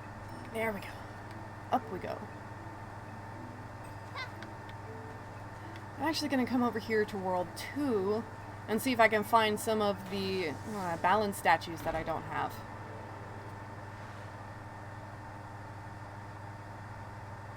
Well, I don't know anything about Superman 64.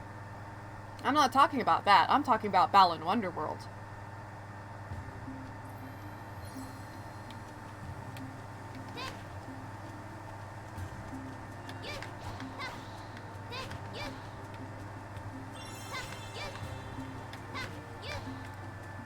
This is one of those games that's really good at rewarding the player. Especially later, because the farther you get into the game, the more costumes you unlock, the more choices you have for how you navigate the levels.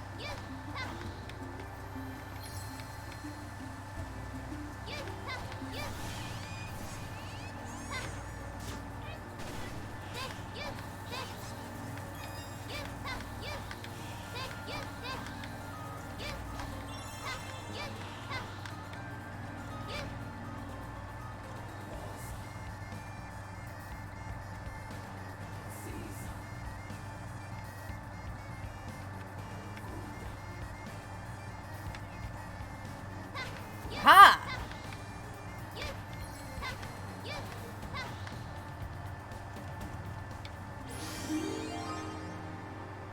That's one down. Now there's only one more balance statue in this level. And it's probably from a balance spout that I didn't get the first time around.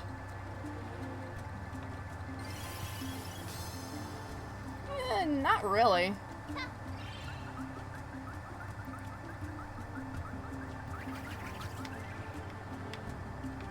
I just kind of get ocean vibes in general.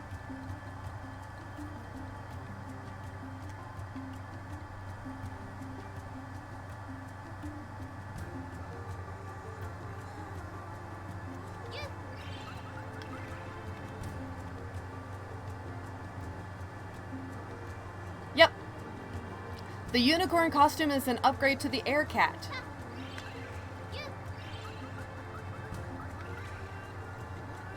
And honestly, it's one of my favorite costumes. Not even just for the ability, but also because of the if I could speak, it would be fantastic. The design of this costume is so cute. It's so pretty and fluffy, and it's actually got some, like, most, if not all, of my favorite colors on here. The purples and blues. It's even got gold.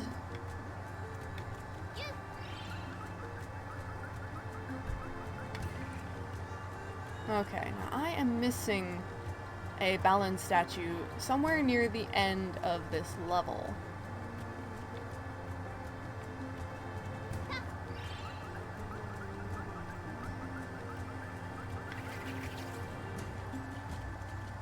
There is a limit to how far the air unicorn can go. But it certainly does have a pretty long range.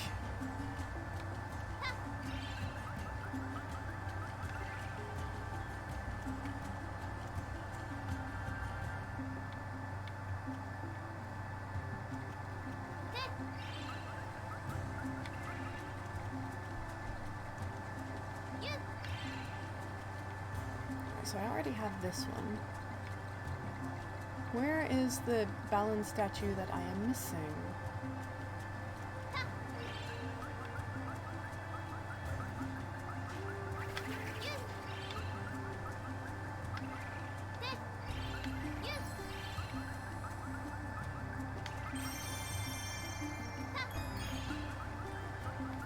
Woo! Hello.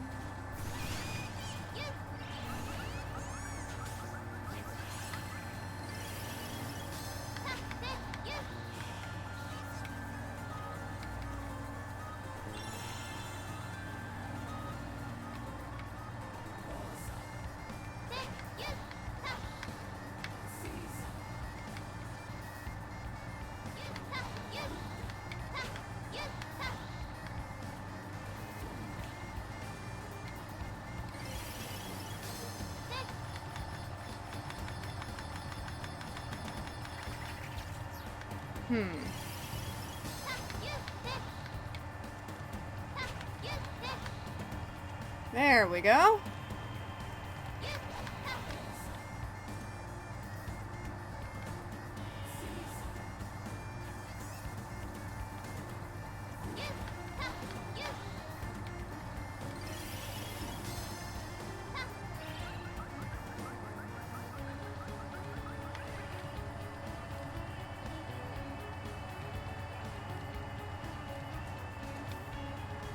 Yeah. I miss it too.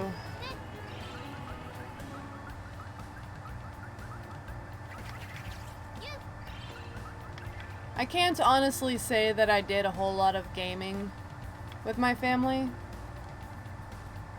It's kind of difficult to really for all of us to actually agree on something.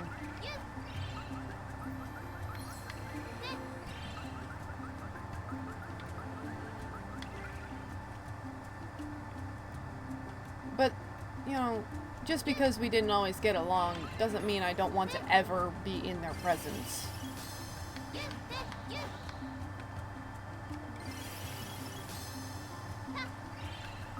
Oh, hello.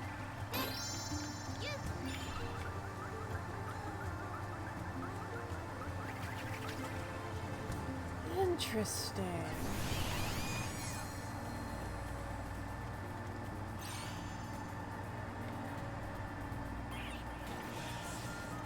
Let's take a peek at this stage.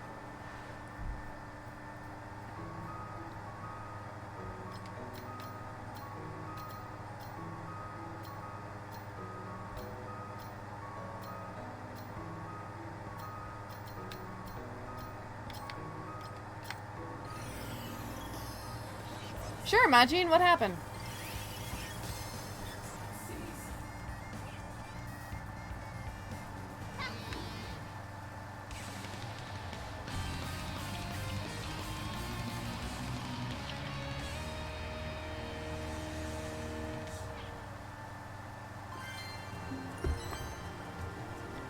No. Darn it. I was hoping that would do something a little... Oh well.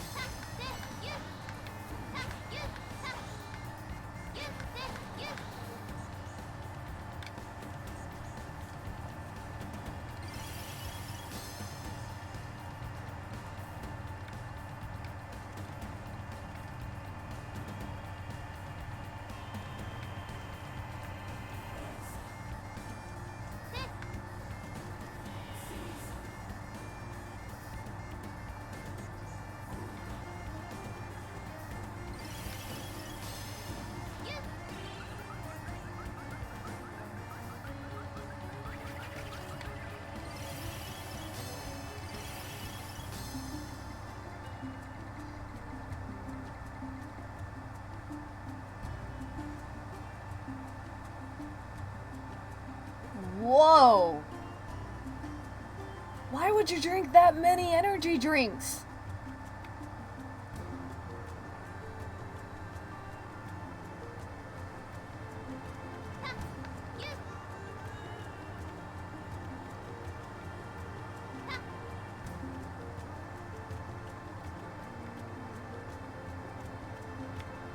Please make sure you're taking care of yourself. Well, yeah, clean the house, but don't, like, acid wash your insides in the process.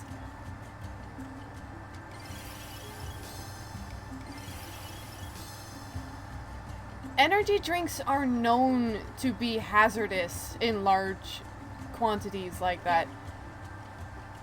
I don't understand why that seemed like a good idea. I mean, maybe a few. I mean, definitely at least a few, but not 35. My goodness.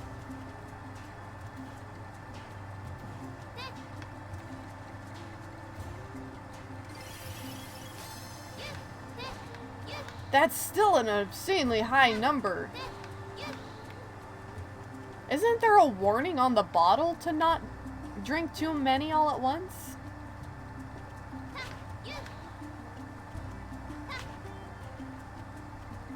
After all, it's literally a 5-hour energy drink.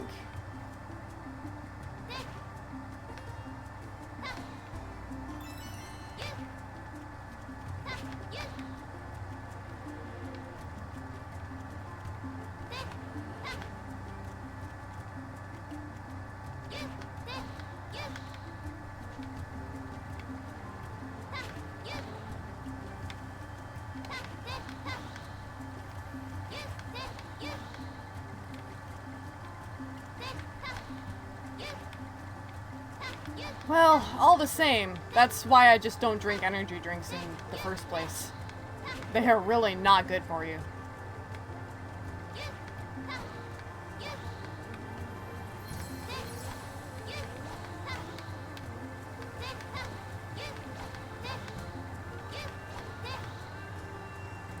Yeah, no, you're supposed to have them like one every 5 hours, hence why it's a 5-hour energy drink.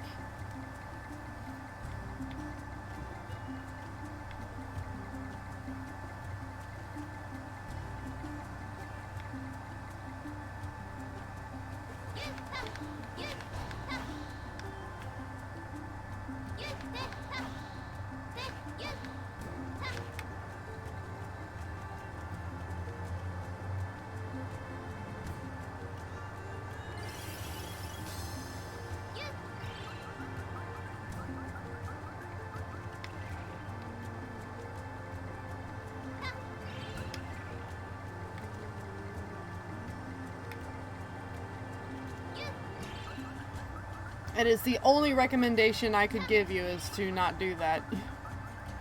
I mean, I could tell you not to ever drink energy drinks just to begin with, but I mean, how many people are going to like not ever drink energy drinks? I drink soda and tea instead, but I mean, everyone's got different tastes. But yeah, you did get the house clean and you learned your lesson, so, you know, win-win, I suppose.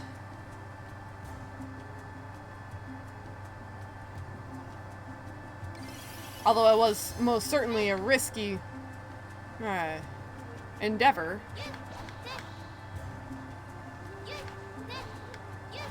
Where is this last Balin statue?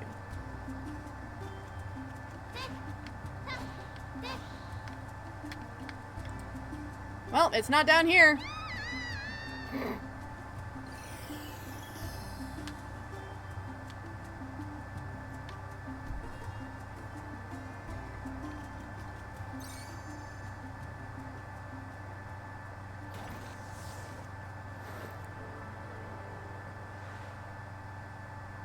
I'm starting to notice a bit of a trend of how, like, there's always the one Balin statue that I just cannot find to save my life.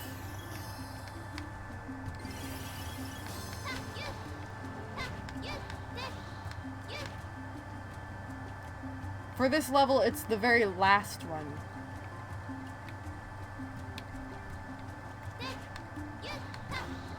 Wrong costume.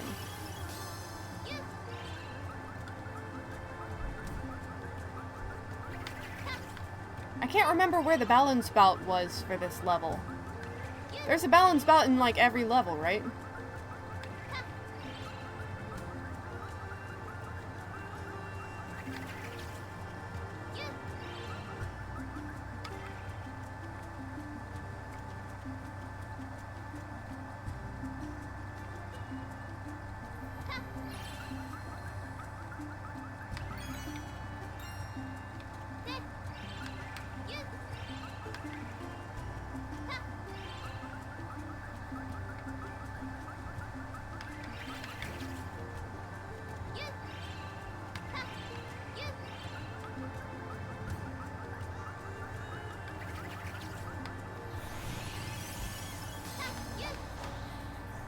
Hey, just make sure you take it easy, alright?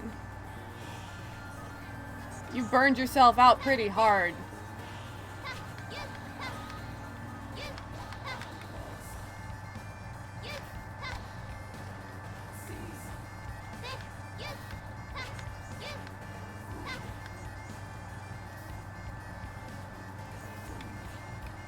There's gotta be some secret I'm missing.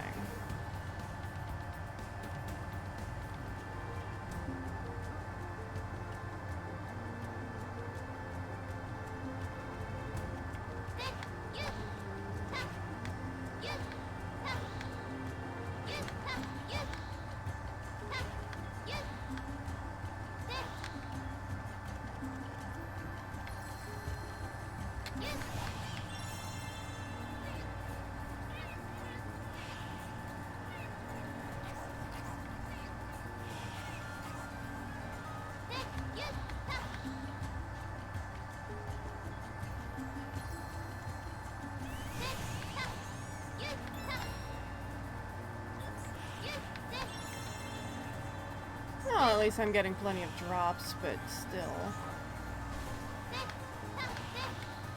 It's kind of annoying that I can't find this one balance statue. It's always the last one.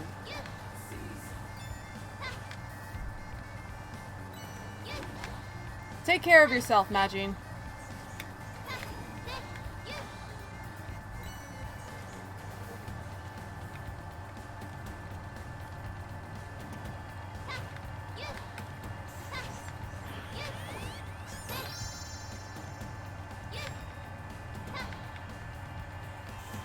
Hello, what do we hear?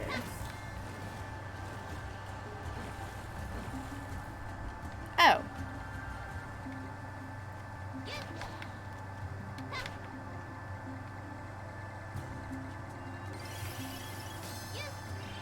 I spy a ledge.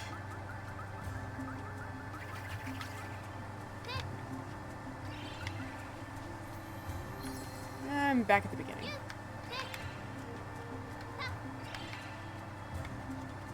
Our confusion.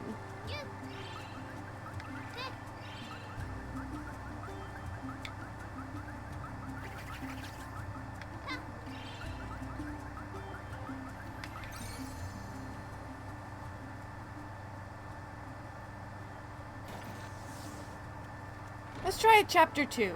So if I remember correctly, I'm missing one statue from chapter 2 as well.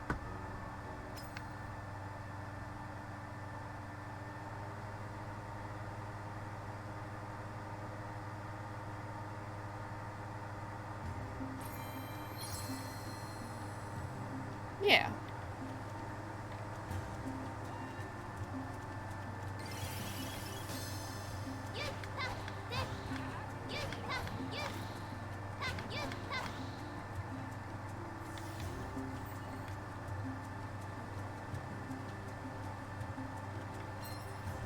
Might as well give this a shot.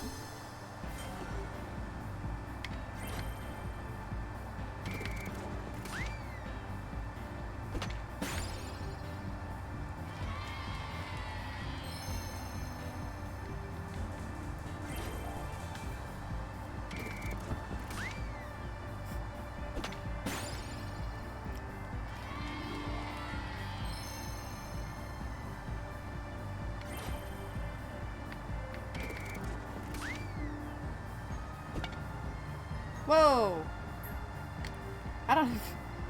I guess I hit it too soon?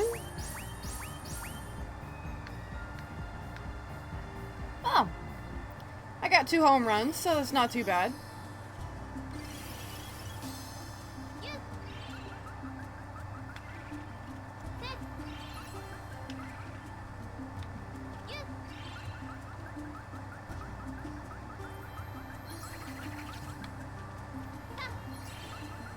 So let's see, the statue I'm looking for is probably near the end in here somewhere, if I had to guess.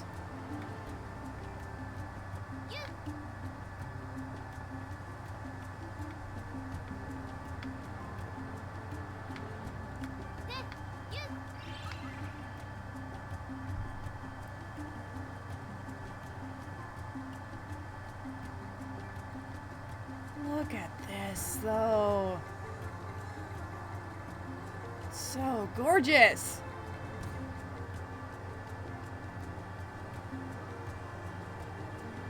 This world is so massive and expansive, and just like everything has collision, as seen by the fact that I'm standing all the way on the very end of this post here.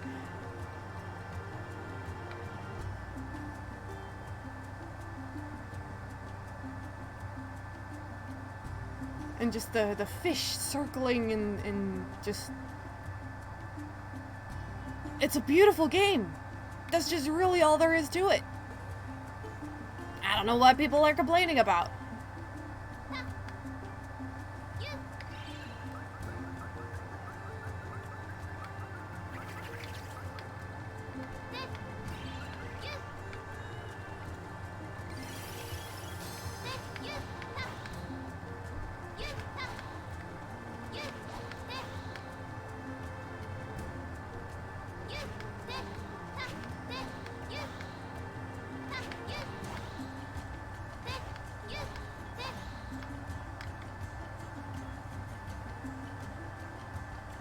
so much attention to detail.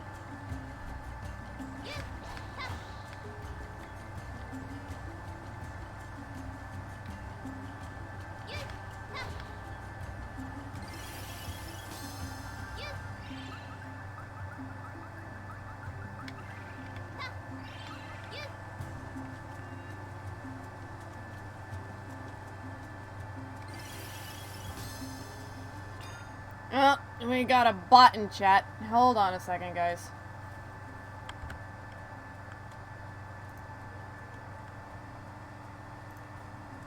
Begone, bot!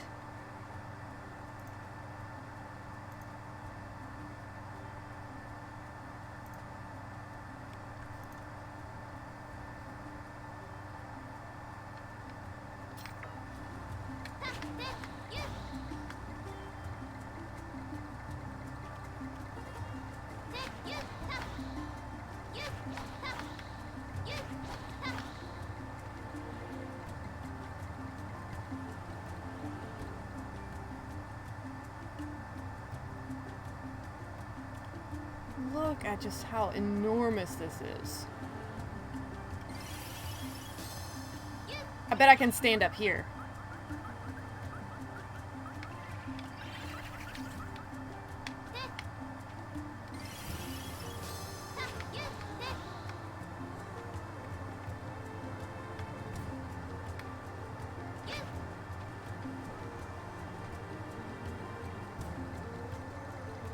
Inject here.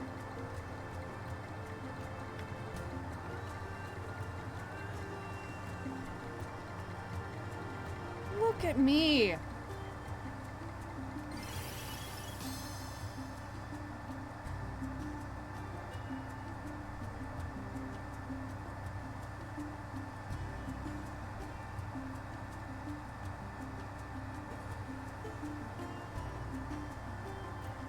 can get up here and just see the entire level.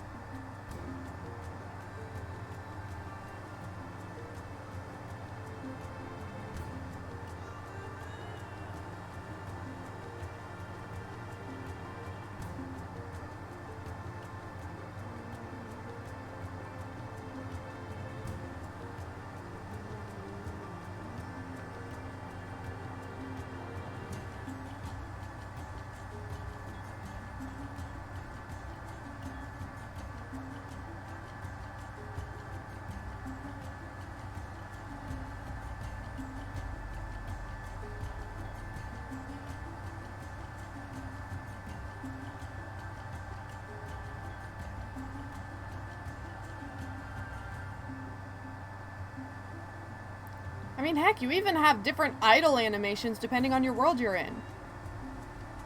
Welcome back, Sylvie!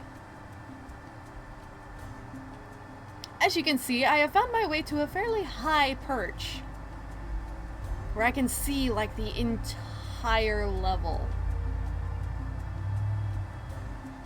Literally the entire level.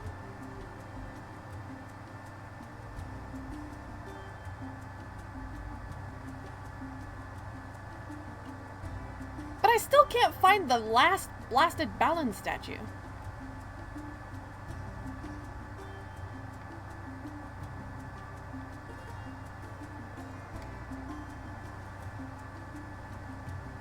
Oh yeah, no, it is quite easy to get up here once you have the double jumper and the triple jumper. You know, the mobility costumes. The ones that I like to prioritize, the ones that help you get around.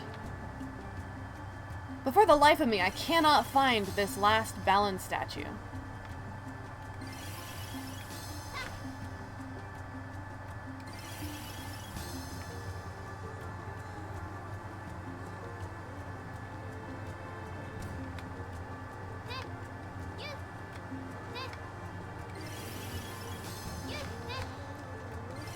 I need the last one.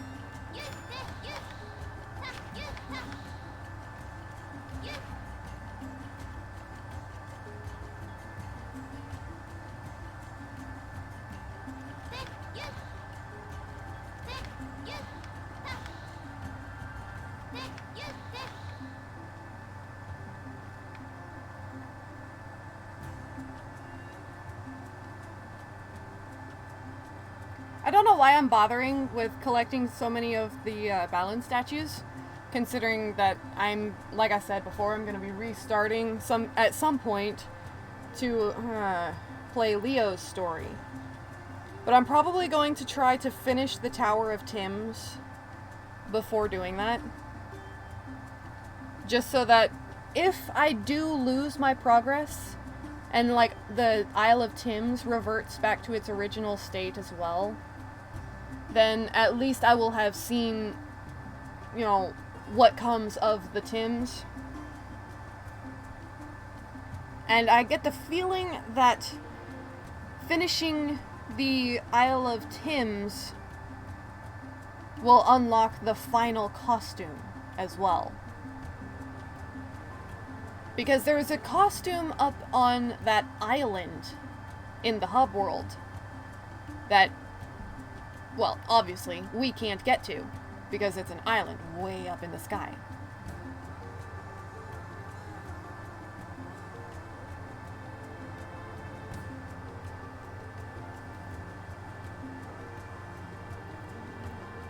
We've gotten all the costumes out of the levels. Hey, $1, welcome back. Yeah, I know, right? The problem is, I don't know how. Because I think the one thing that we need is the crowned Tim to be able to progress the Tim statue. But I don't know how to get the crowned Tim.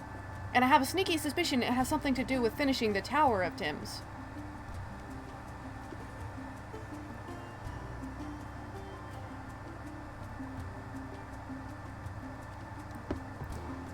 Yeah, the one that looks suspiciously like a Balin hat? I mean, welcome back because you've been on my channel before. You are a recurring visitor.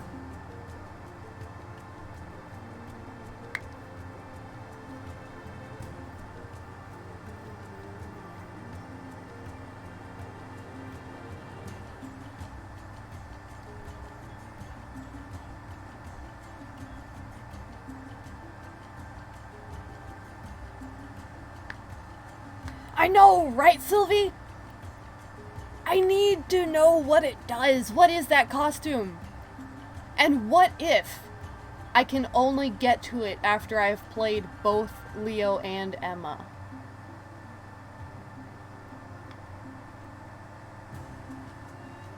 There's so much still unknown about this game. That's a lot of channel points, $1.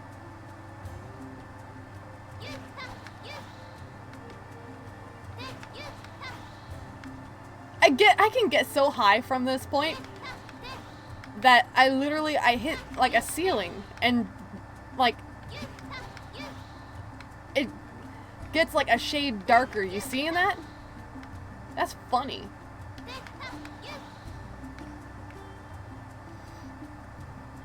Well, I'm gonna go ahead and go back to the Isle of Thames.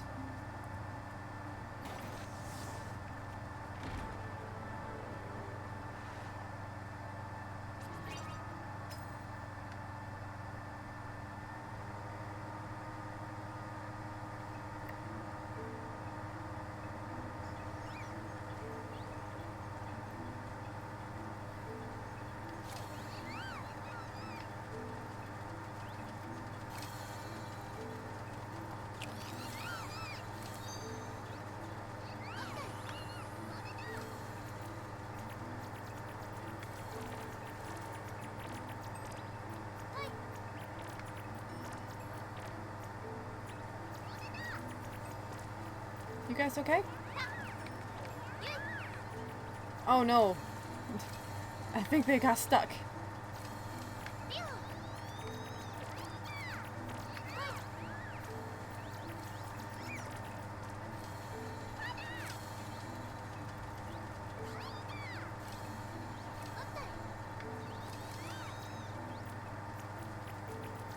A game that looked cool but was a scam?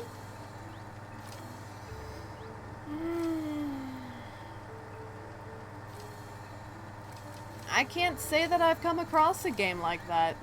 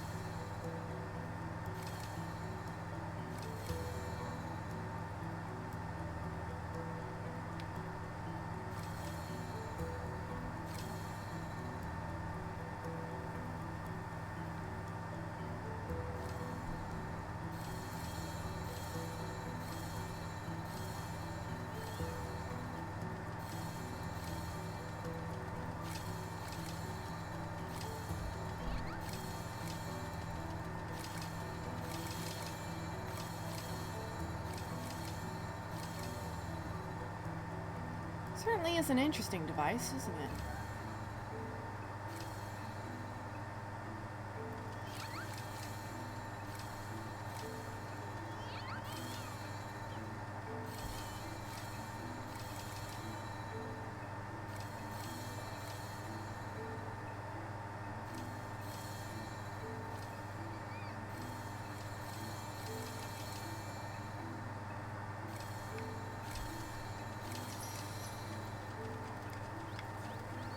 Well, I've not played Sonic 4, so I'll take your word for it.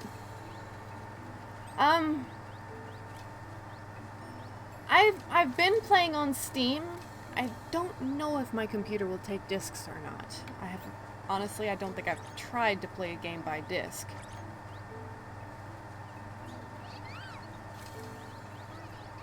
This is quite possibly the biggest mystery still on my game. Because how do I get the Crown Tim?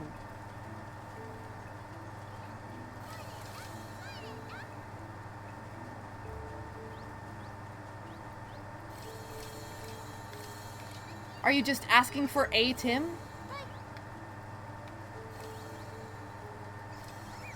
No?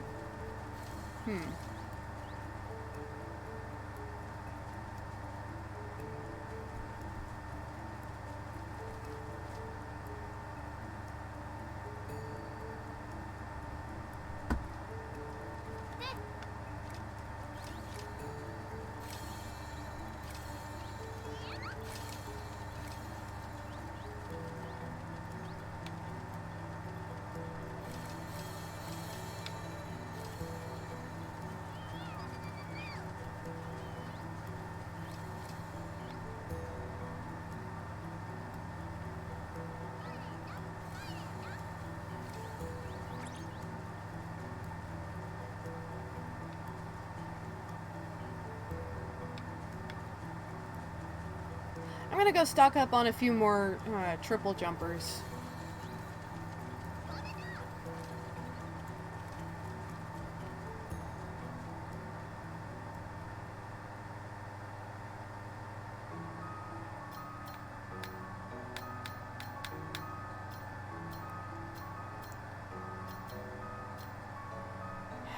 This is the one costume I don't have yet.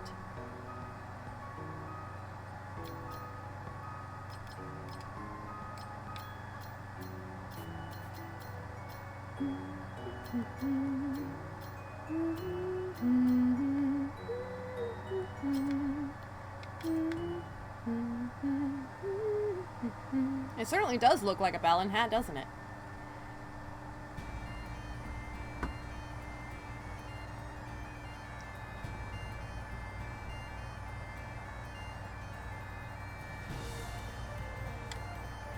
I honestly don't remember. I don't know where the bout is off the top of my head.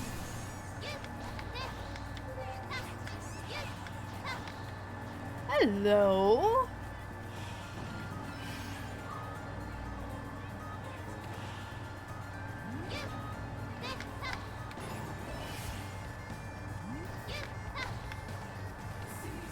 I rescued a Tim egg.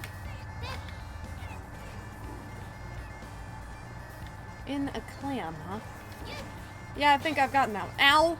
I did not see that.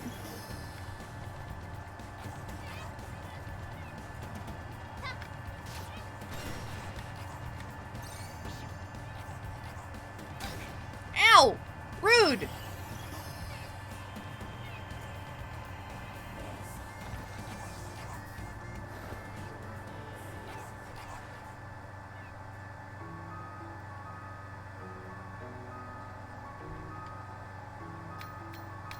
I am starting to think that maybe the negati really are just manifestations of negative energy. And not actually, you know, Tims, like I had theorized before.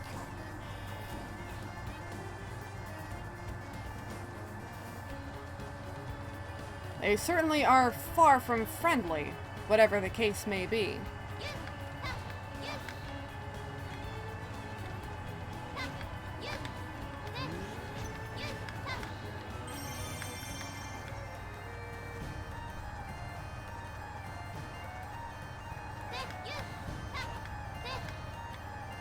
Yeah, no, don't get me wrong. I'm still going to be making fan art.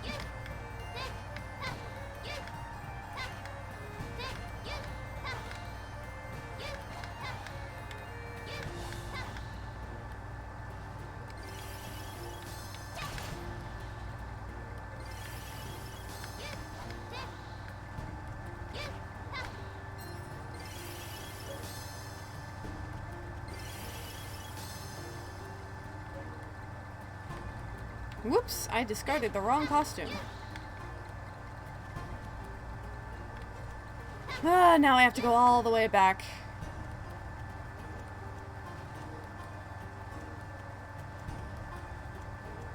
Oh well.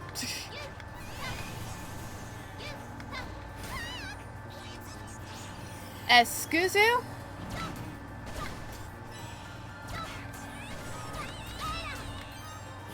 Rude.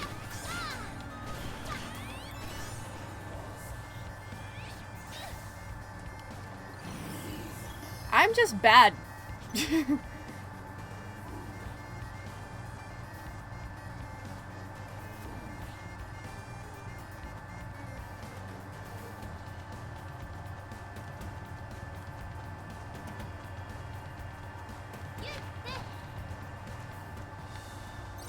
I'm not skilled, I'm lucky.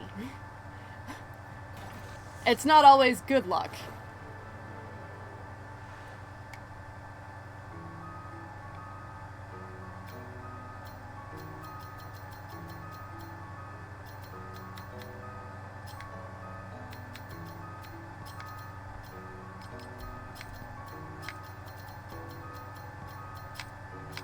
There we go. I just had my costumes in the wrong order. Oh, that was another blue one!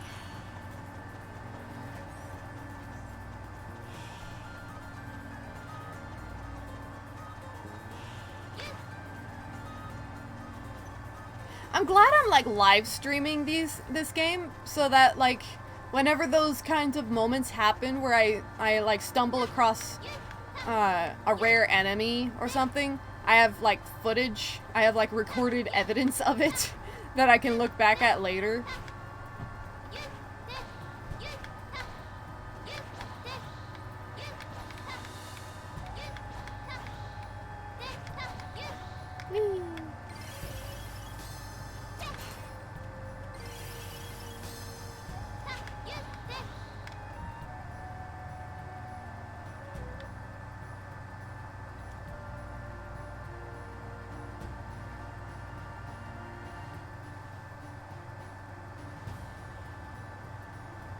What do you mean make a video? $1?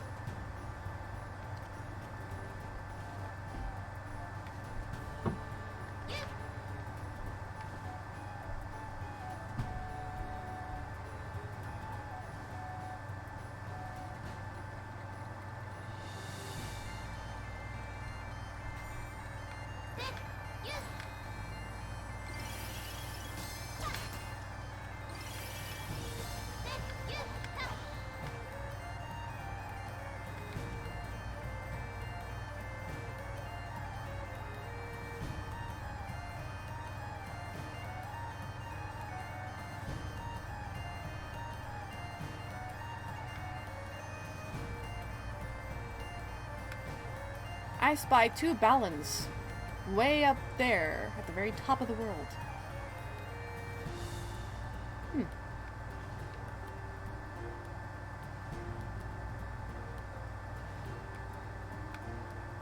I appear to be missing a few Tims.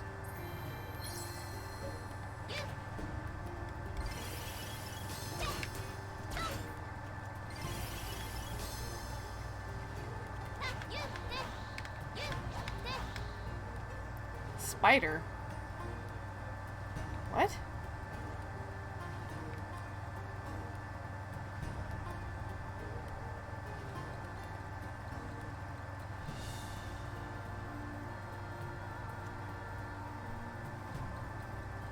Are you okay, $1?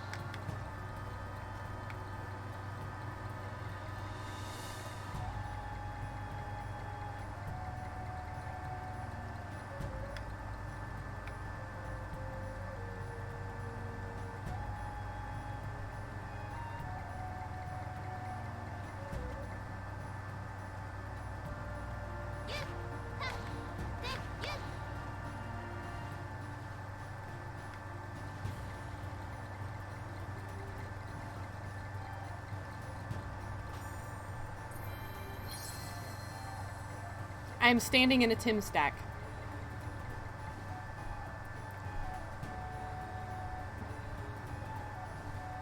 Guys, this is like when kittens start climbing up your leg, begging for attention. I am soft.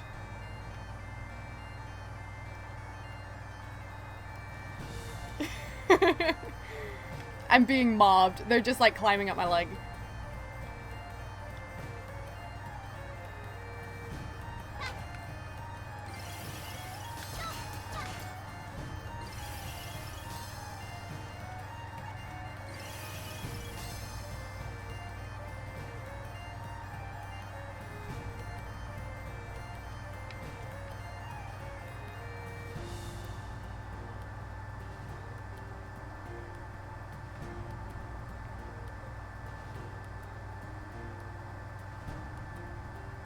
All of my Tims that are currently with me have badges. My elite Tims!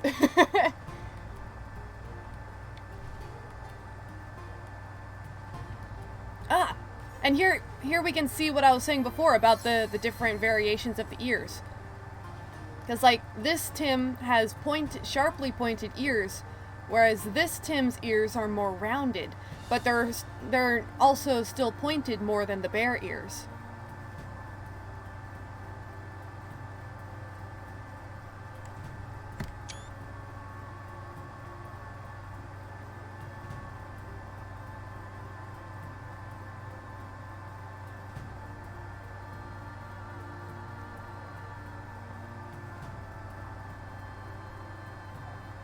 You are all adorable.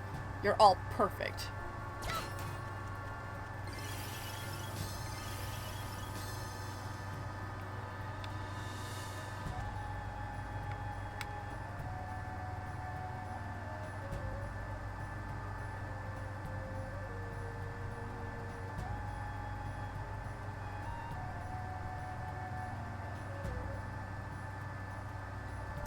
Honestly, I think that's exactly it, Sylvie. So we've got fox, cat, bear, and there's also bunny ears that I don't currently have in my party here. And also the anime hair Tims that have like the spiky fluff on top. Come on. Yeah, there we go. Camera is not being friendly.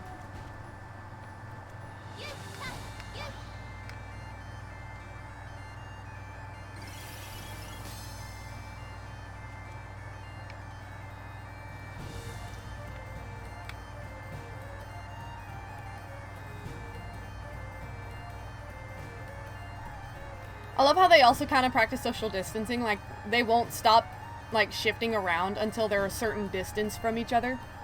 They don't like to pile up. If they can spread out a bit, they will, but they also want to be as close to you as they can be comfortably.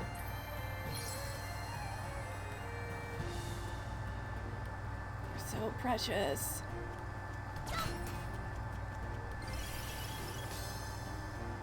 Yes, $1. This is the full game. In fact, this is the post game. I have already finished the actual game.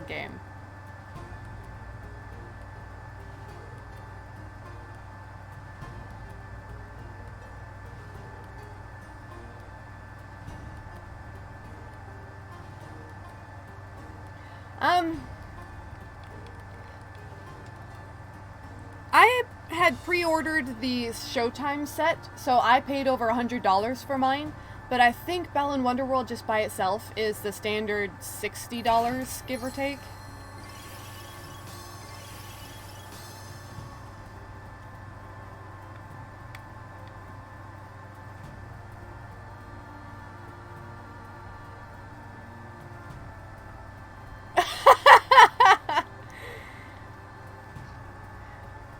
Give me that look, $1. This game is worth every penny.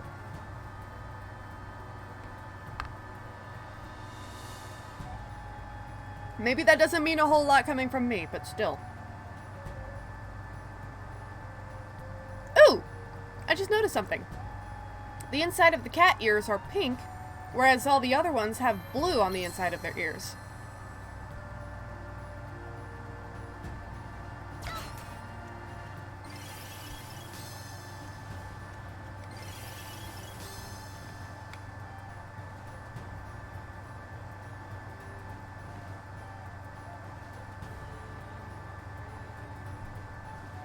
interesting.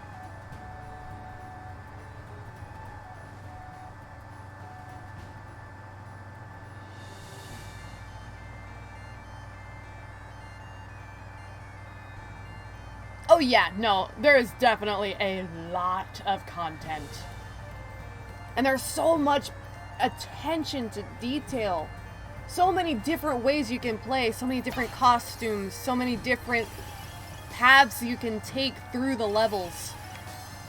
This is one of the most expansive games I have ever played.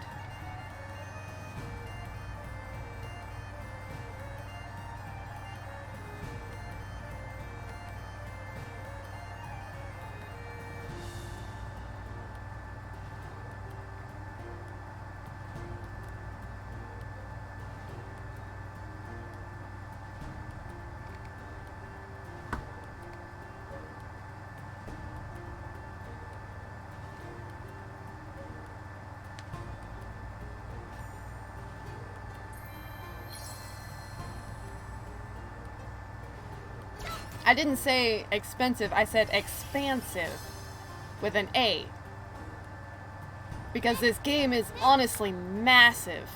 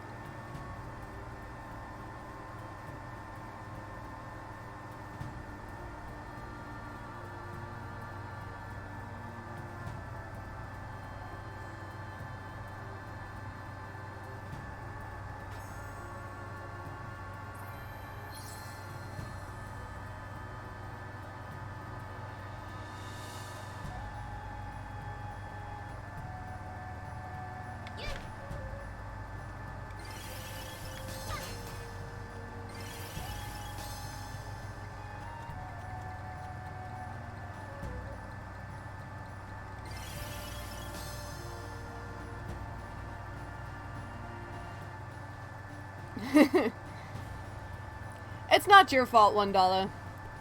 I don't always enunciate well.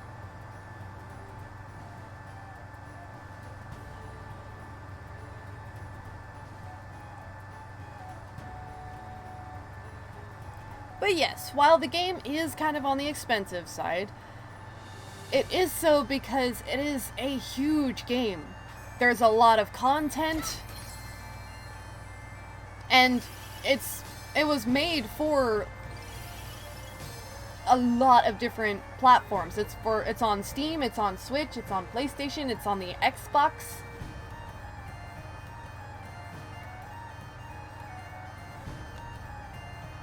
And I know I'm biased because, you know, I'm good at enjoying games and thereby find this game enjoyable and worthy of the money. But for what it's worth, this game is, well, it's a love letter to like, not just Knights, but also the classic Sonic games.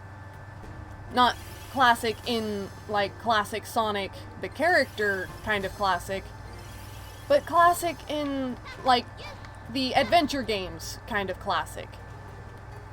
The kind of games that Sega doesn't make anymore because... Whoa! I switched to the wrong costume. Whoops! That's one way to get back over here, I suppose. Egg!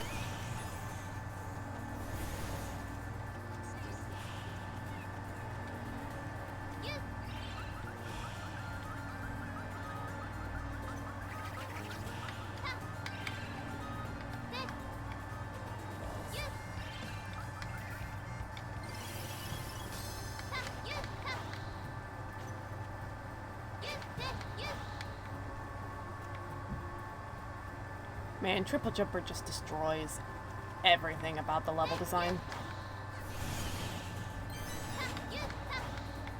Part of me feels bad about it, part of me is like, yes! Hello?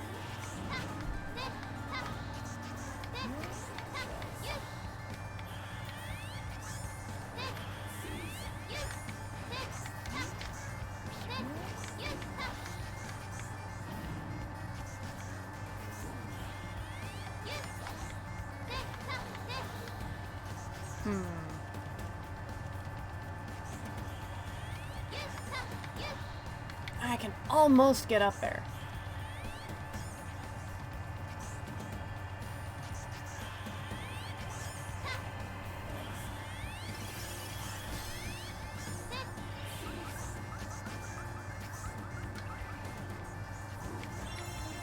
There we go. Oh, you got it? Yes!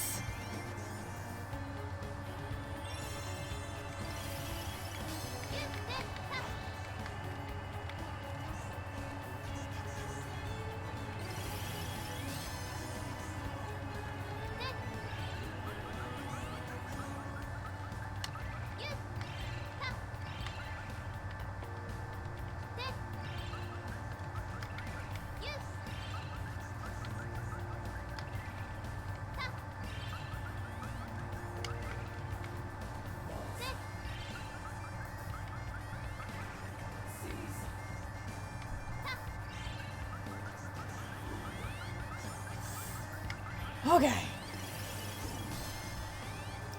Look at my Tims!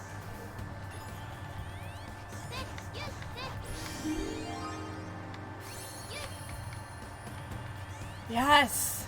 Excellent. So now I gotta figure out how to get up there to that Tim's, that balance statue.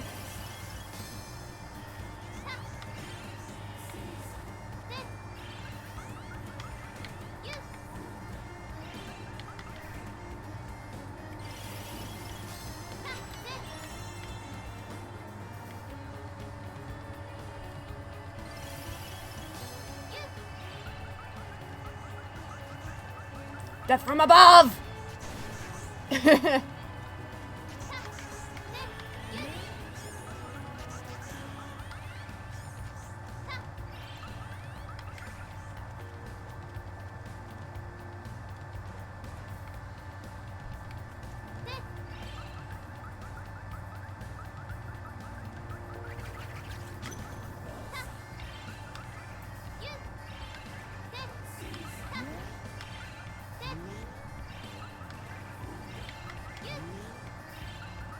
Haha!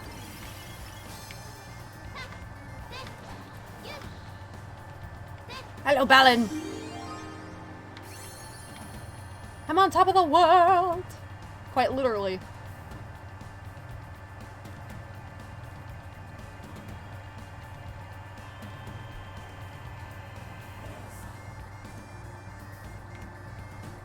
This is what I mean about this game being so expansive. There's so much, so many places you can go, and it encourages you to go literally everywhere. The game wants you to turn over every leaf and look around every corner.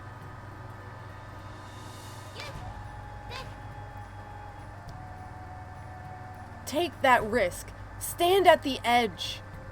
Don't fear the fall. I love this type of game where it like... Woo! The game, they want you to come up to these places, come up on the ledge, stand at the edge, look down, and don't be afraid. Be thrilled.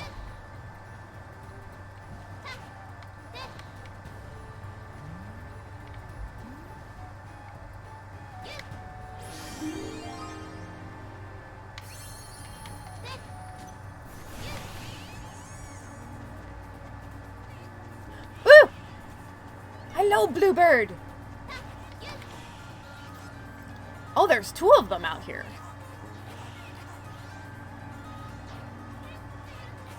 Is that gonna go through the chair? No, it doesn't. Okay. Look at them! They're so cute! They're like kiwis.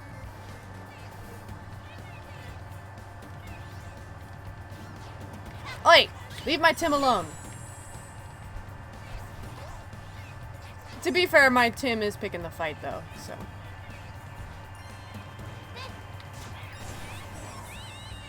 You guys stop shooting, please. Look at the pattern on this guy. Oh! The Tim actually killed it! Dude! I was not expecting that. Yo, Tims are strong.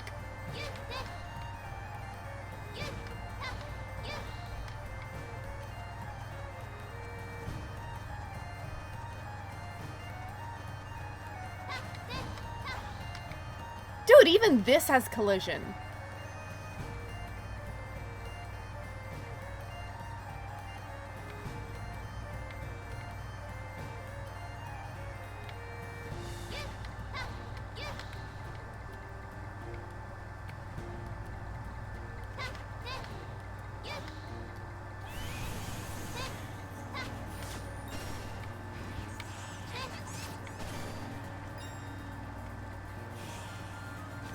Like, I am sorry, but if you can't appreciate a game for what makes it different and unique, you don't deserve the game.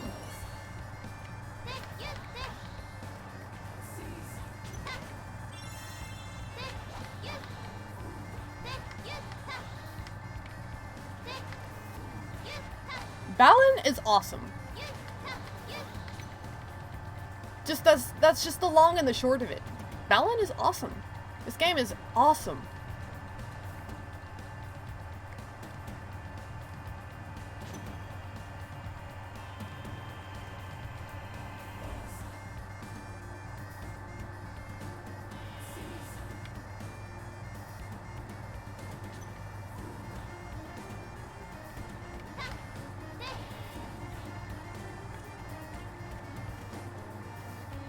I mean, like, let the fandom say what they want. Nobody's gonna convince me that this game is bad. It, like, hello? Just randomly decide to wreck one of these hazards for me.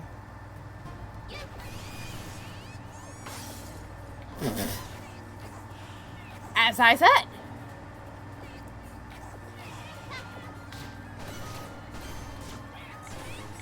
Combo breaker!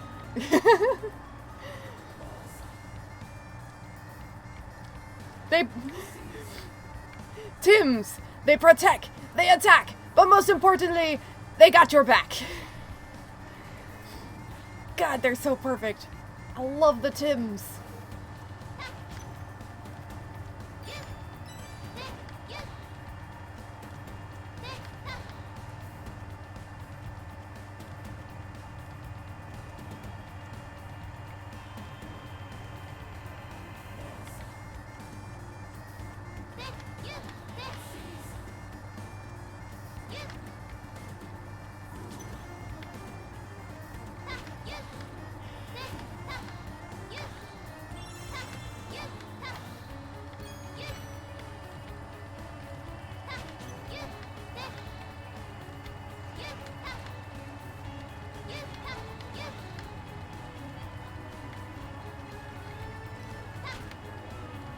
I do not have the costume I need to get in there, do I?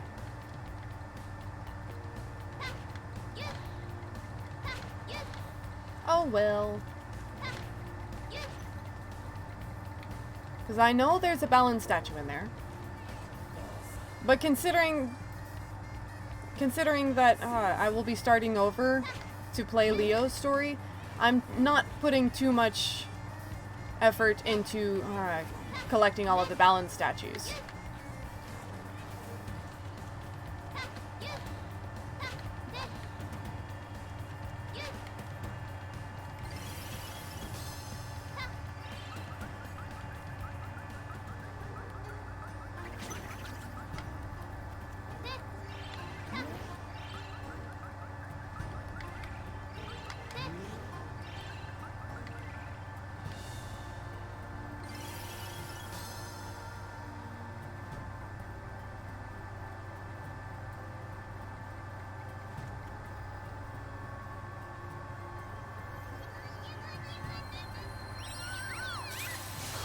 The bouts?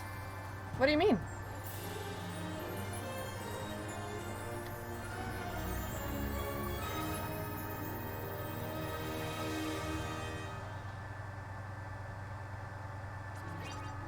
Oh, wait! Are there no more balance bouts after you finish the game?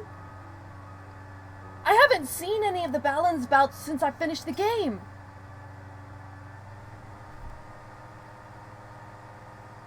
Those balance statues are perma-gone? No wonder I can't find them.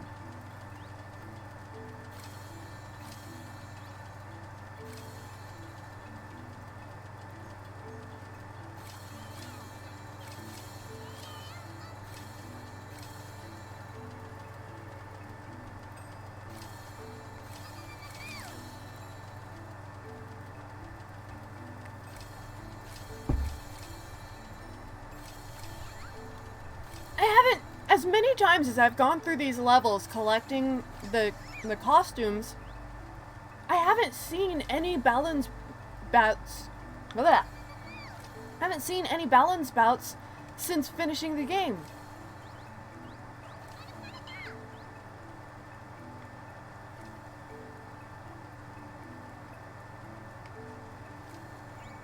Hold on.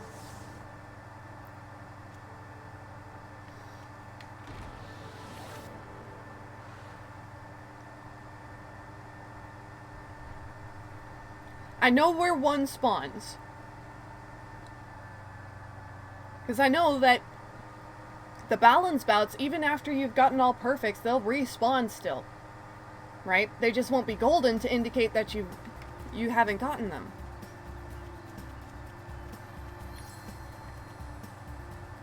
Okay.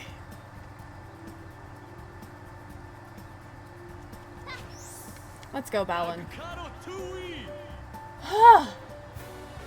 Gave me a heart attack.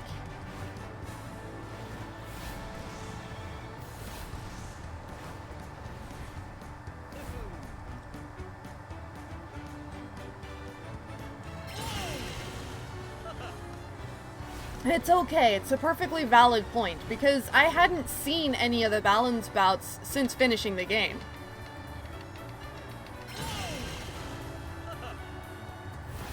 That's a perfectly valid thing to worry about.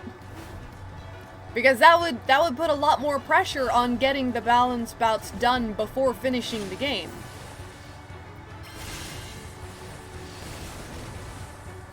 Also, I'm used to the late game high speed QTEs.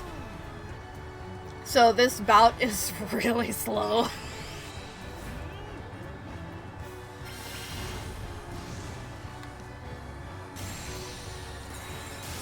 And hey, you bringing that up spurred me to come back here and check out a bout, so, you know, win-win. Inosuke!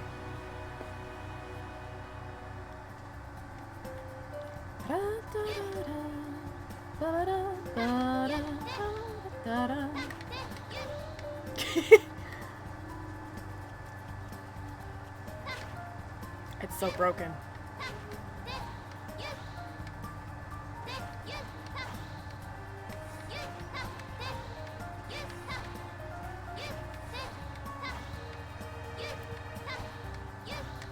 Ooh!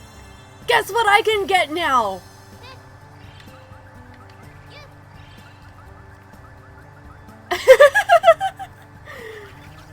Whee!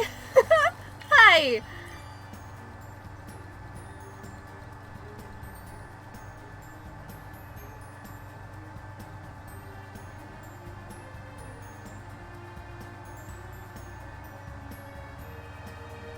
Oh, that's rough, Wondala. I'm sorry.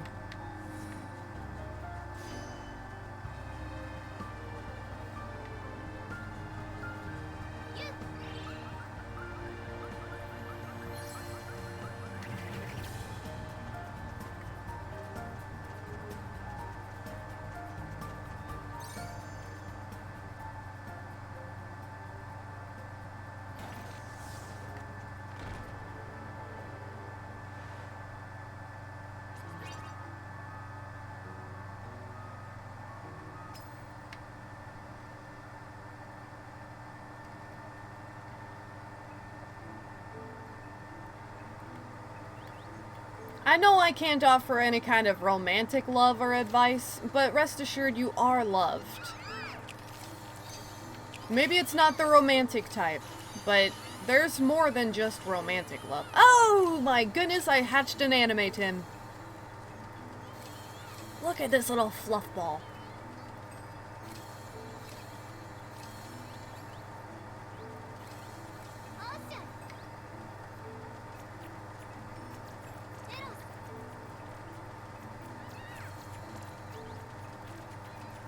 I've got so many Tims. I've got almost 200 Tims.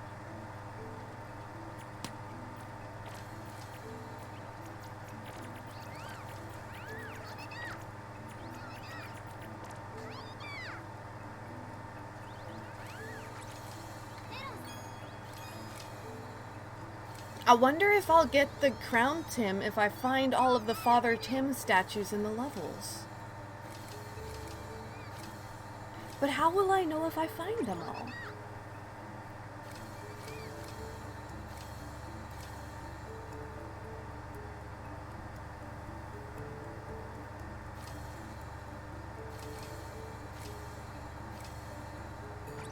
Well, at least I reminded you of the positive... one of the positive features of the others, you know?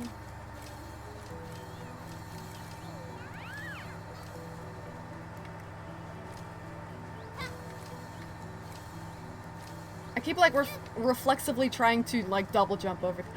I can get to the ooh, I can get to another Father Tim statue over here.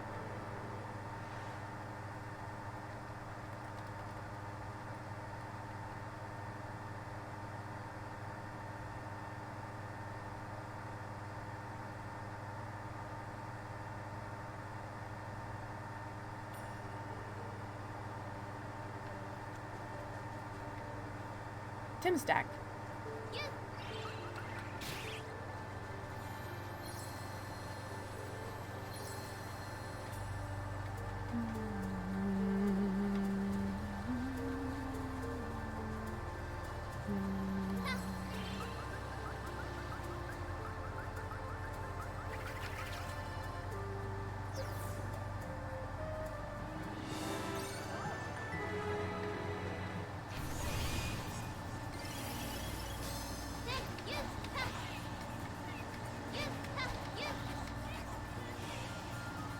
Oh, I apparently already got that one.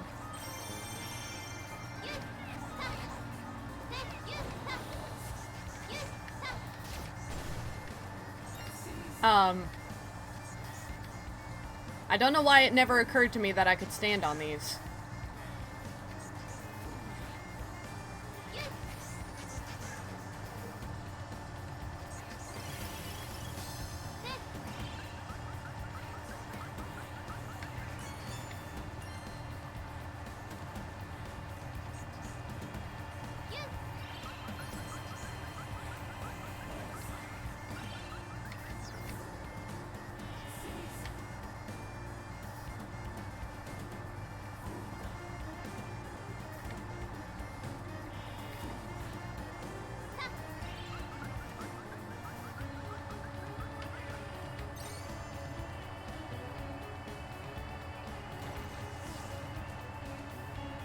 Let's check out the second level.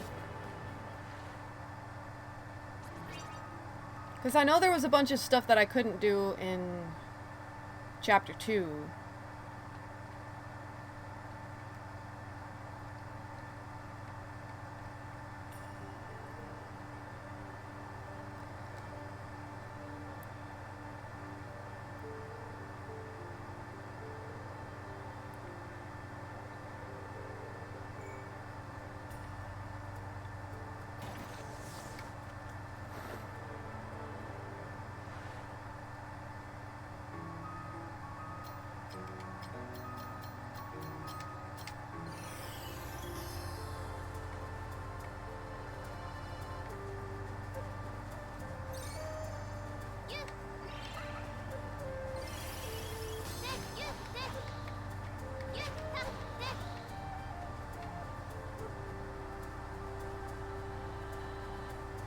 Zoom! Wow, okay.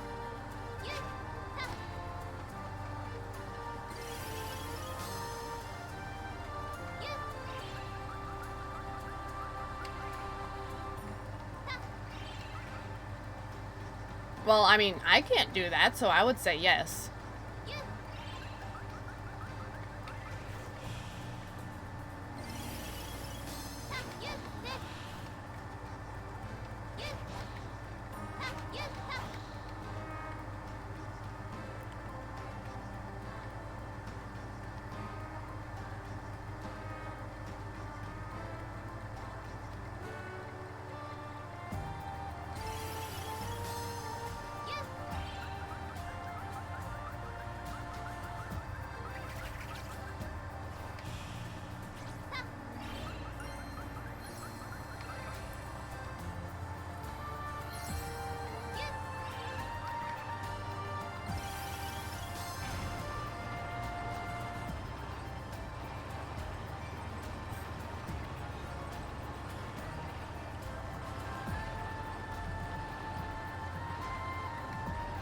Let's just leave that there.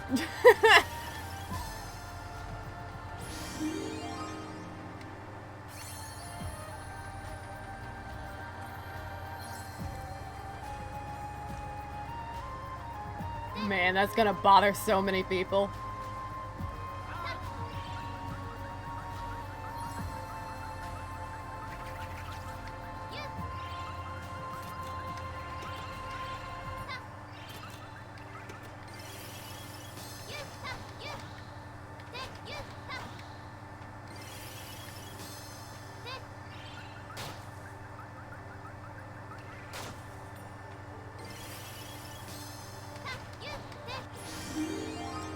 Yes!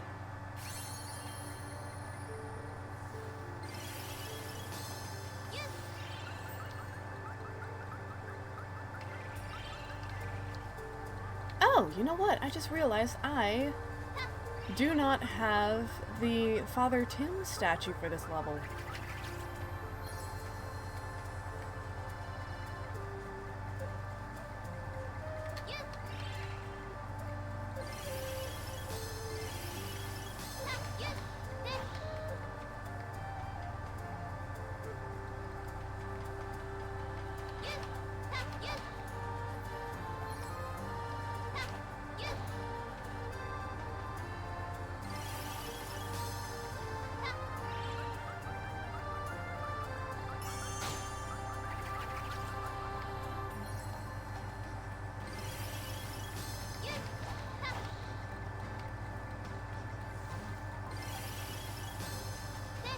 Whoa!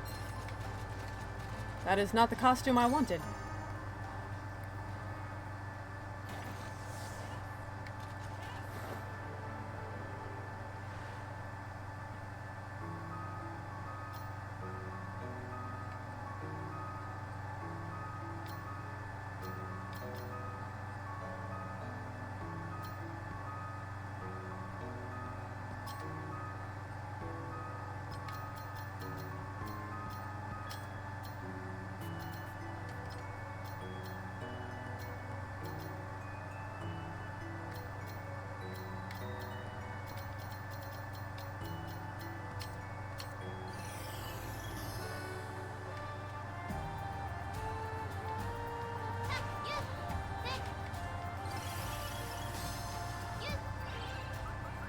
Am I high enough?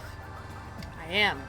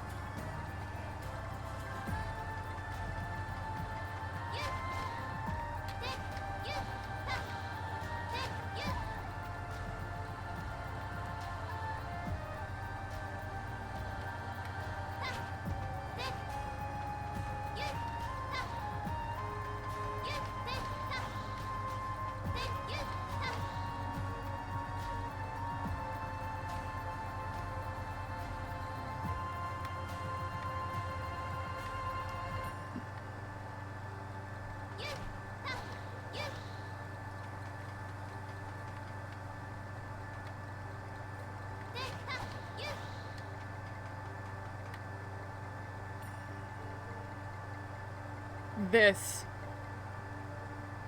Just this.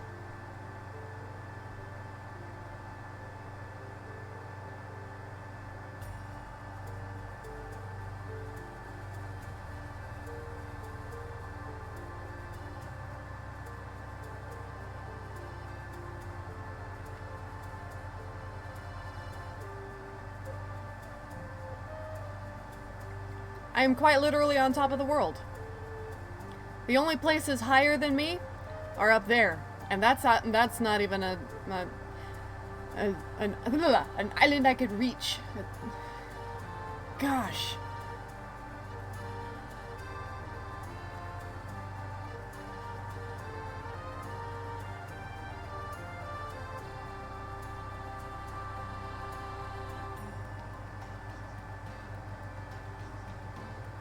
This game is so cool.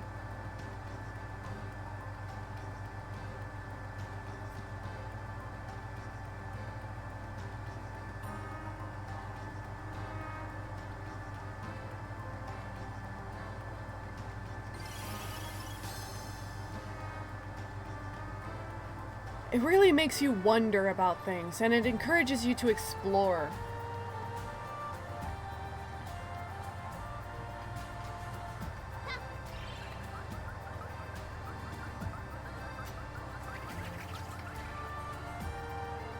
And this is exactly why I love the costumes and abilities that let me actually get to places.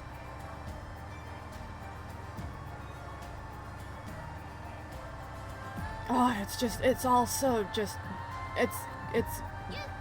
beautiful.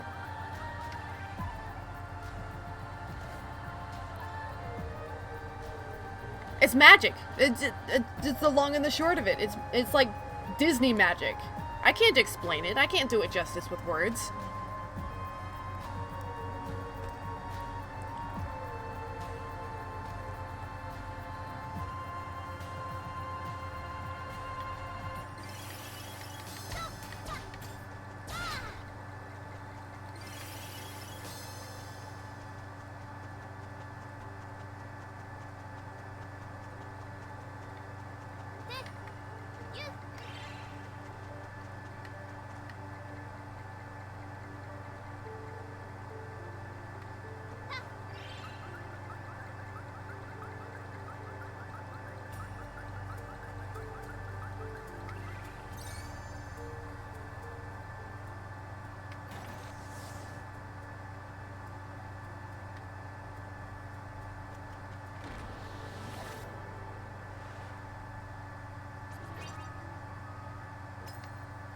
The best way I can describe it is that it's all new and foreign and mysterious, and yet somehow nostalgic and warmly familiar in ways that I can't really fully grasp.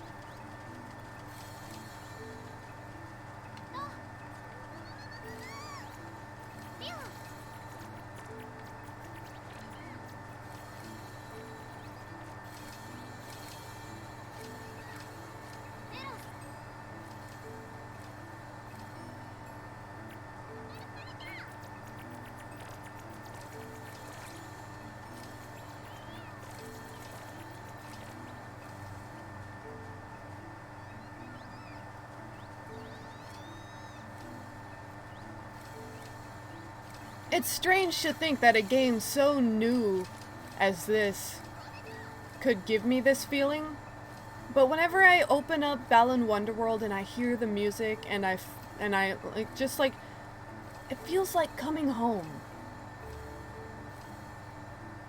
And there are very few games that give me that feeling.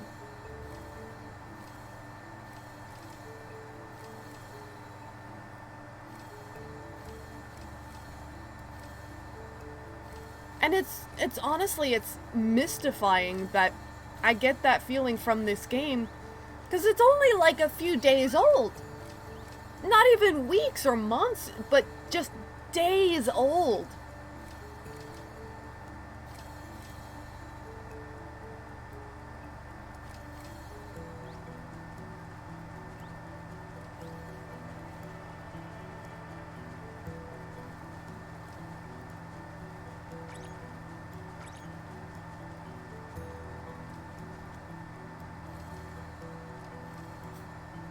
And honestly, I think that's part of what's so special about this game, because it's not just a fantasy setting. We've all been in these scenarios, whether we realize it or not, and that's why it feels so familiar. We've all been in dark places emotionally, and we fight our way through, and we come out on the other side, and we're stronger than before. And that's exactly what this game embodies, is the confrontation of those negative feelings. And, you know, maybe we don't all end up better for it whenever we overcome these challenges. And yeah, a lot of the times it does leave scars. But you can always choose to be better. It is not easy by any stretch of the mind, but that's a choice that we have to make.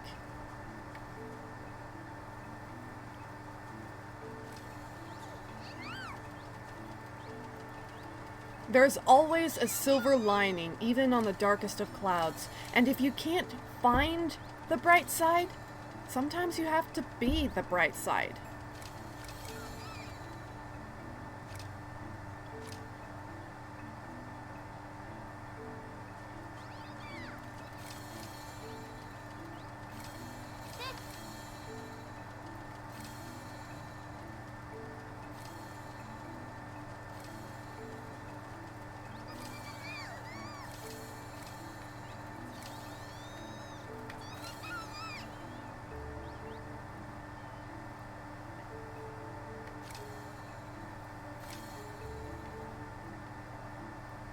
Little bunny-eared Tim.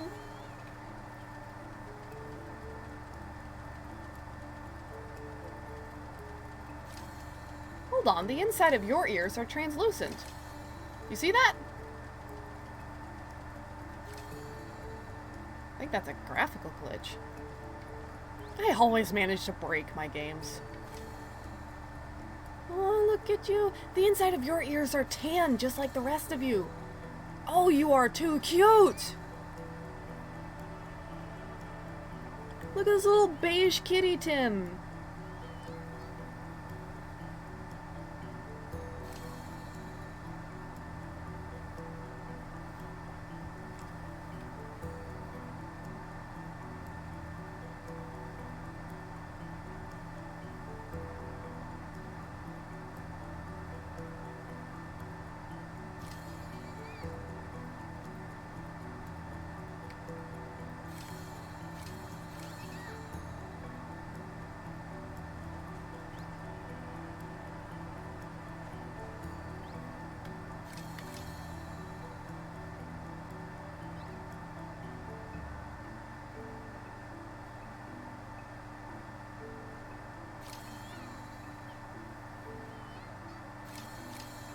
So many different types of ear shape as well.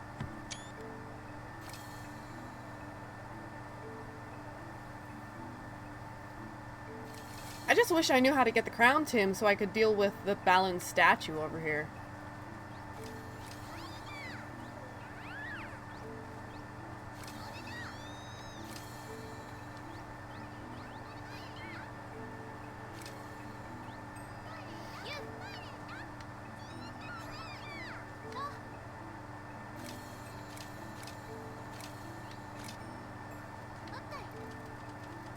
There we go.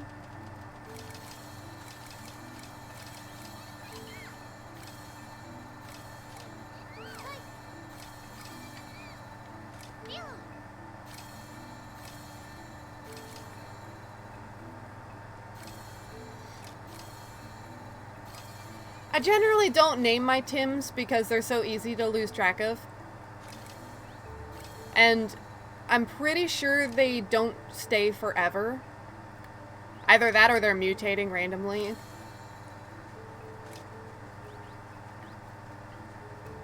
Because for a good while, I didn't have any Tims with bunny ears.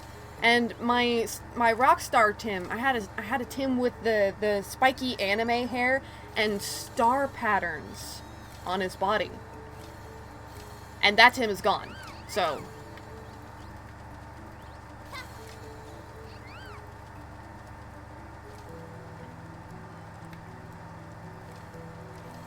it may just be a case of they're still here somewhere, but they can't all be rendered in the island at the same time.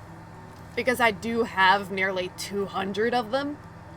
But that being said, they're so prone to change that I have a real hard time keeping track of which one's which.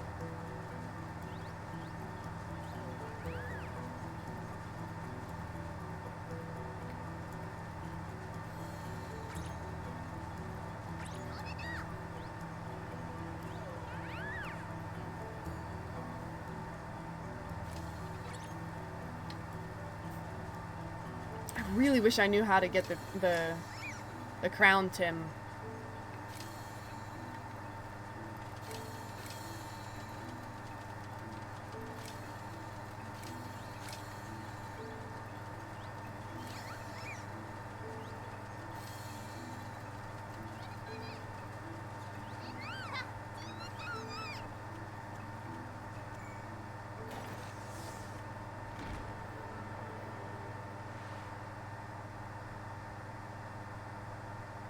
Let's come over here.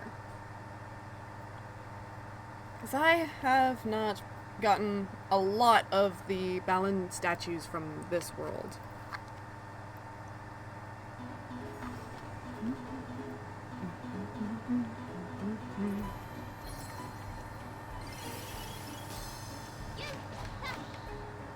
Who needs Ladderman when you've got ups like these?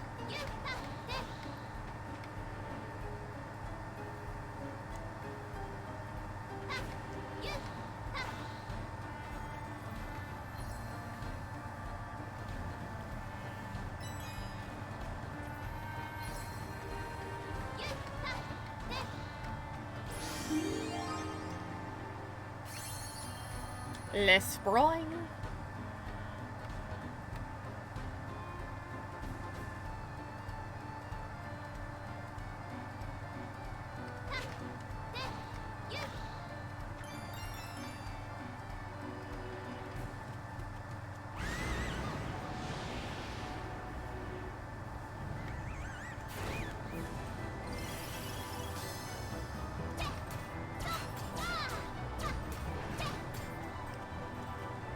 Come over here and fight me, coward.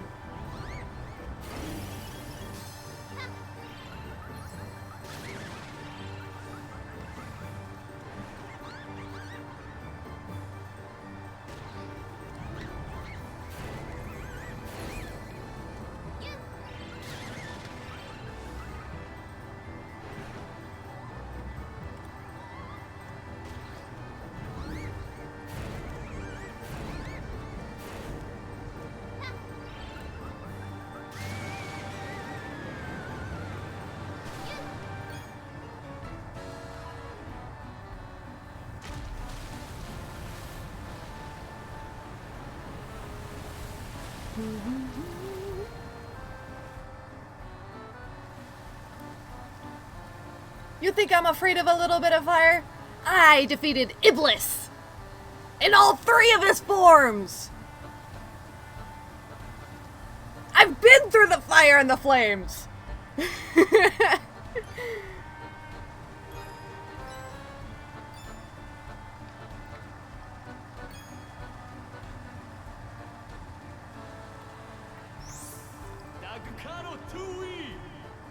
Let's go, Balin.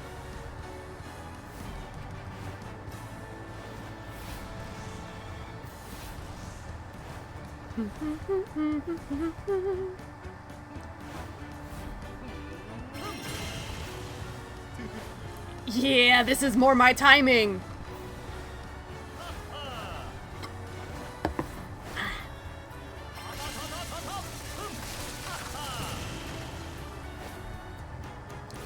The flex he does.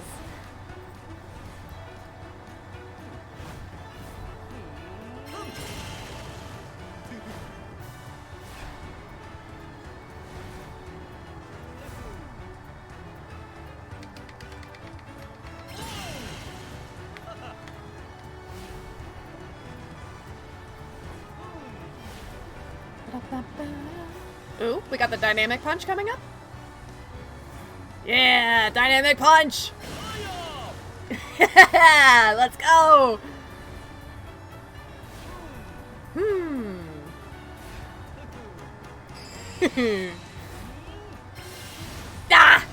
So close. Oh well. I think I had already gotten all excellence on that one. Here we go.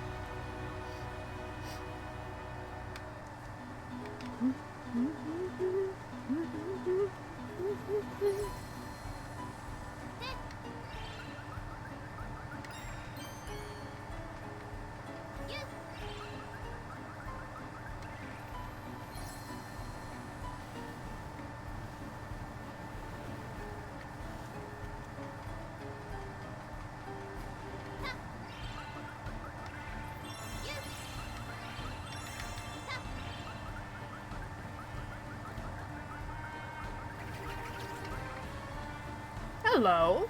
How do I get you?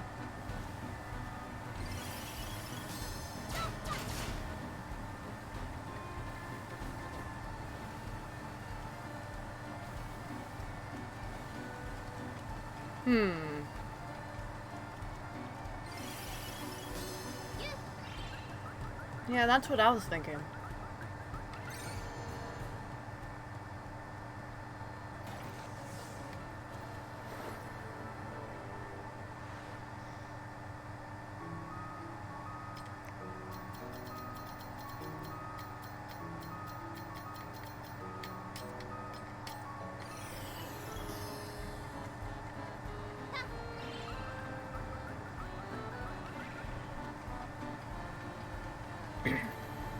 And if this doesn't work, then no harm done, but... Nope. Woo! Just free Balin in general.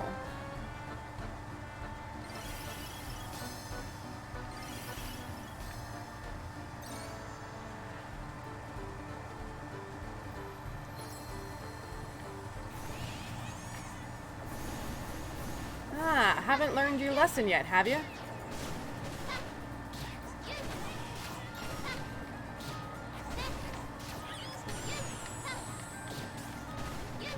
Combo breaker.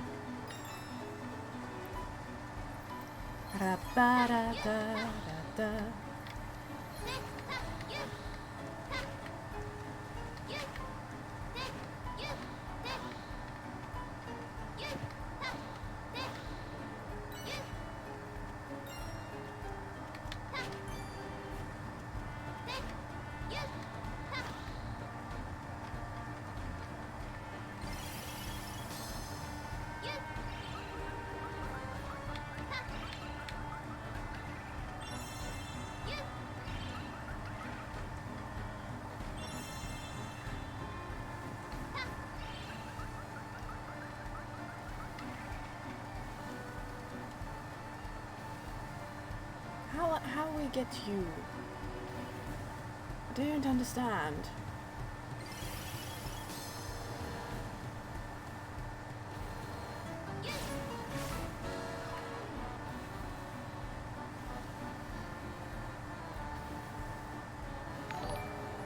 Oh! Well, oh my goodness! Thank you for the raid! Thank you! Hey, wow, that came out of nowhere. Welcome, visitors. We are currently trying to collect some of the Balin statues that I have not already gotten hold of.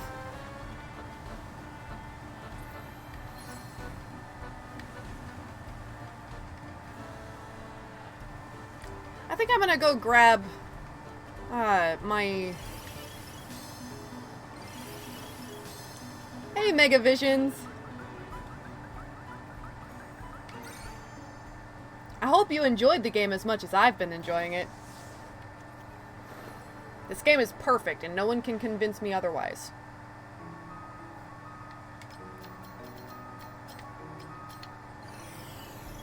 Oh, I know it's got its flaws and whatnot, but I mean... It's just pure fun. Ba-da-da-da-da.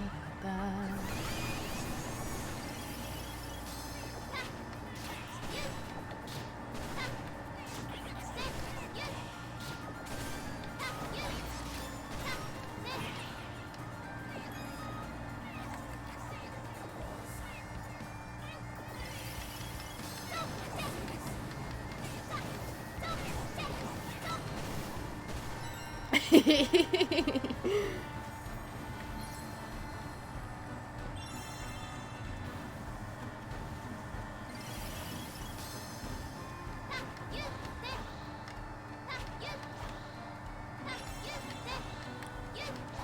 just somebody who's really good at enjoying video games. I'm not good at playing them, but I'm good at enjoying them.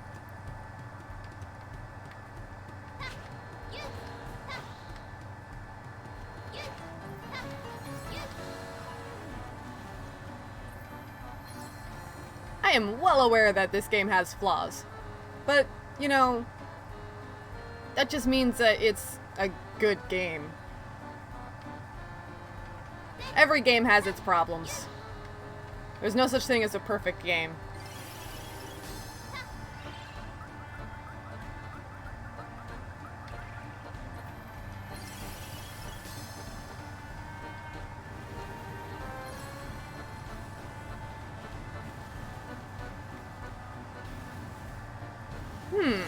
I see the challenge.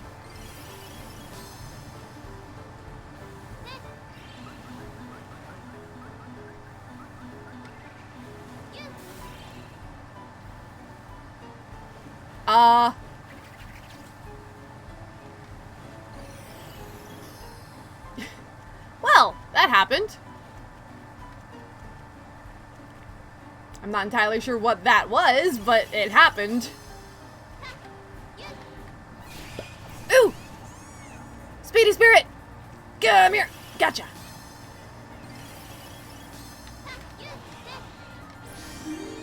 Woohoo!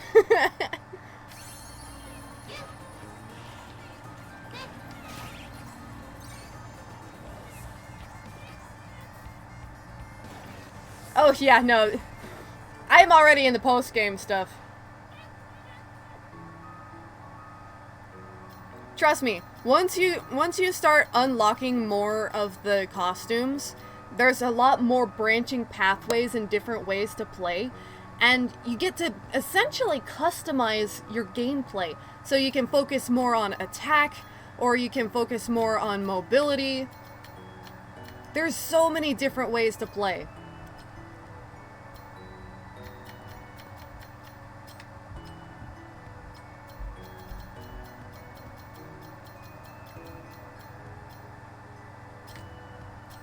And if you really pay attention, there's actually a lot of storytelling going on in the environments and in the characters.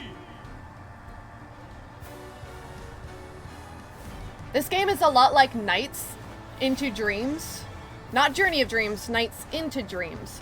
In that it doesn't, like, spoon feed you the story. You have to experience it for yourself. It's a little flex that he does. He's such a goofball. I love him. Oh, we boost into win? Yes, boost to win! This game is like a love letter to Nights and the adventure games for Sonic the Hedgehog. Oh, well, thank you. I'm glad you're enjoying. Yes! Ah, that timing is so weird. Nights into Dreams was a lot better than Journey of Dreams. That's just how it is. And I love the fact that in this game you're essentially dualizing with all the costumes to gain their abilities. Yes! Excellent!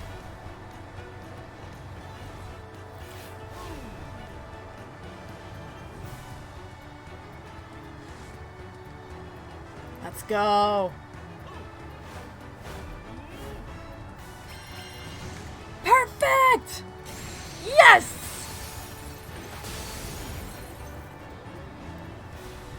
Let's go! Yunoresuke! Oh! I hadn't gotten that balance statue yet. Sweet!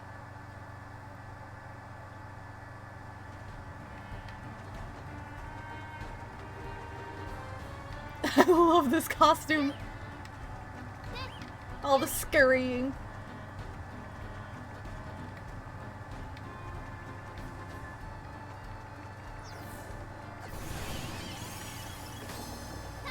Back for round 2, are ya?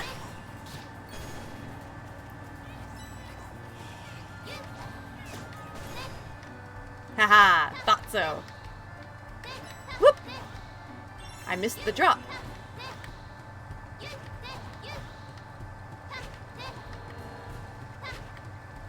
Okay, let's see.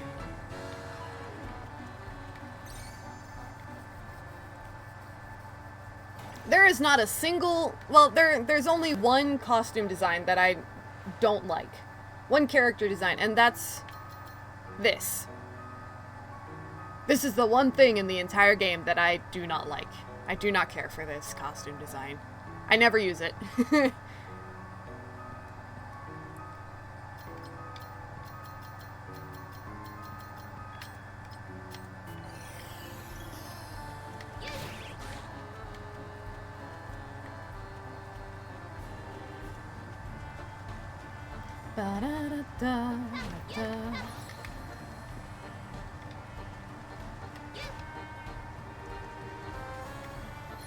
Okay, so now there's only one balance statue that I don't have. I know where it is, I just don't know how to get it.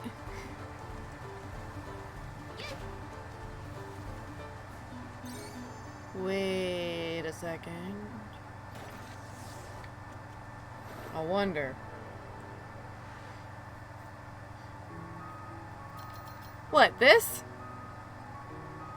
Well, it's a multi-shot. Basically, it shoots cannonballs in a cross formation. So you've got well, as you could probably guess from the positioning of the cannons, it shoots in 4 directions. But the cannons are also slowly rotating around your middle. It's honestly really dumb. This is literally the only costume that I don't like. I never use it. But then there's awesome costumes like this one, which is an upgrade to the Pumpkin Puncher. There's a lot of really cool costumes.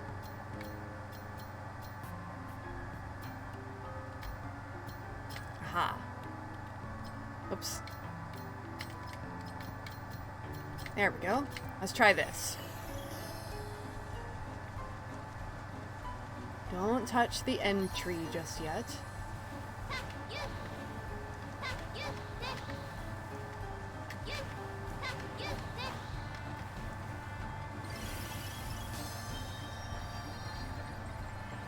Nah, the magnet shield doesn't work.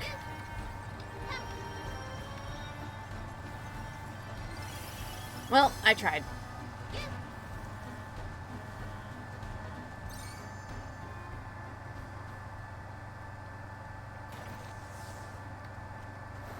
I gotta say that, there is one costume in particular that you're gonna want to keep an eye out for.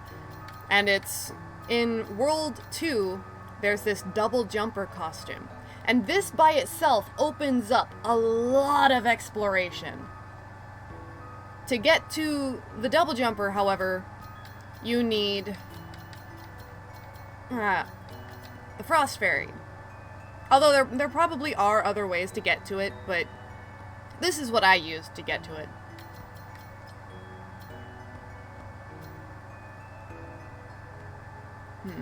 Let's see, what else could I potentially use?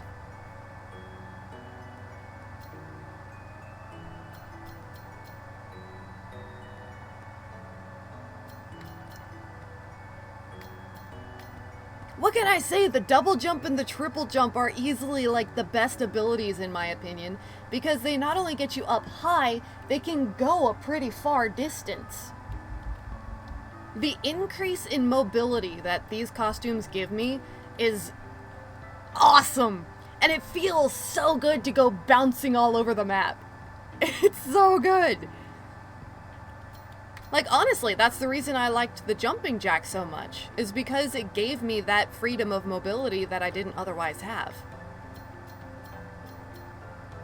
Let's see.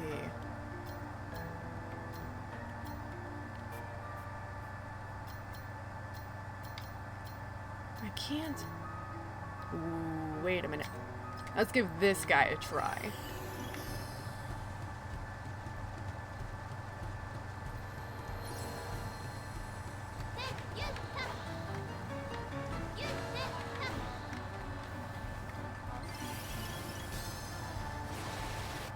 Yes! Yes! I got it! Rah! Victory is mine!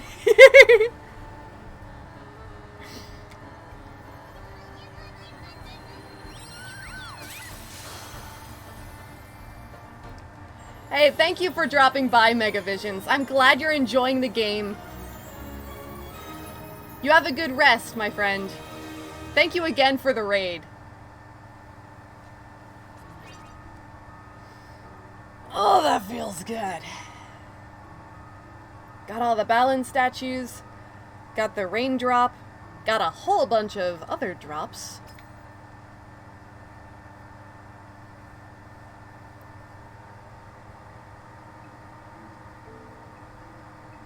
Good rest, Megavisions. Until we dream again, my friend.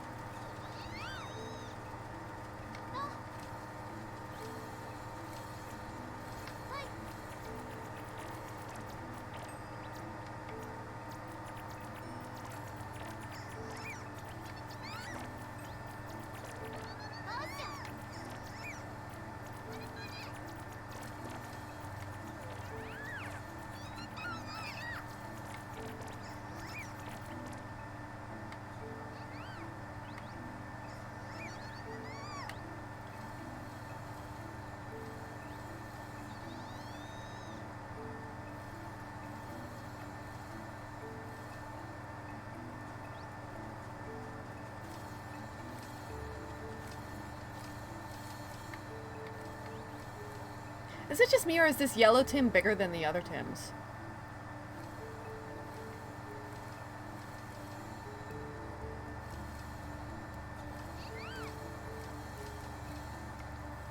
I think this yellow Tim is actually bigger than the other Tims. He's a little bit of a chunk.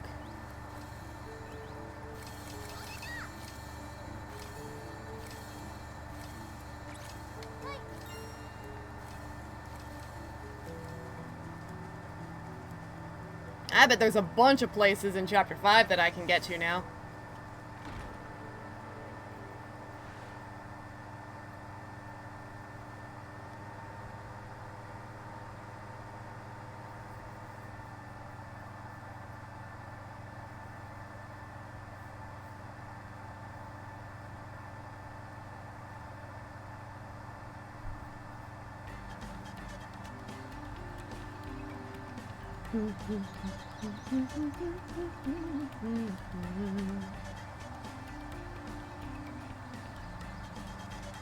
Let's go.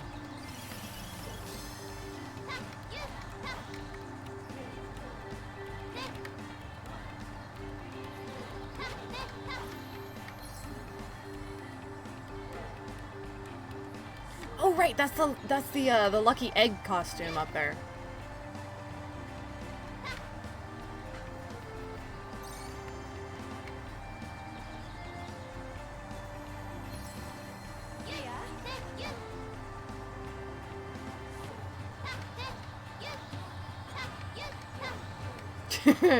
Just completely skip all that.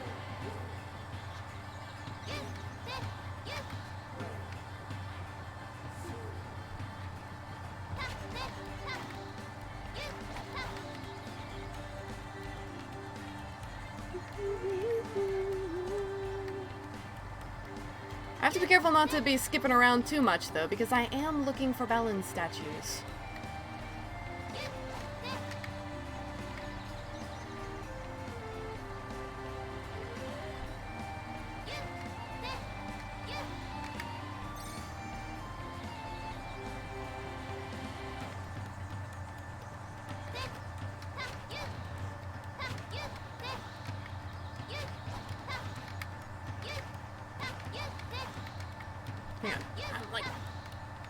find where the edge is and get out from under it.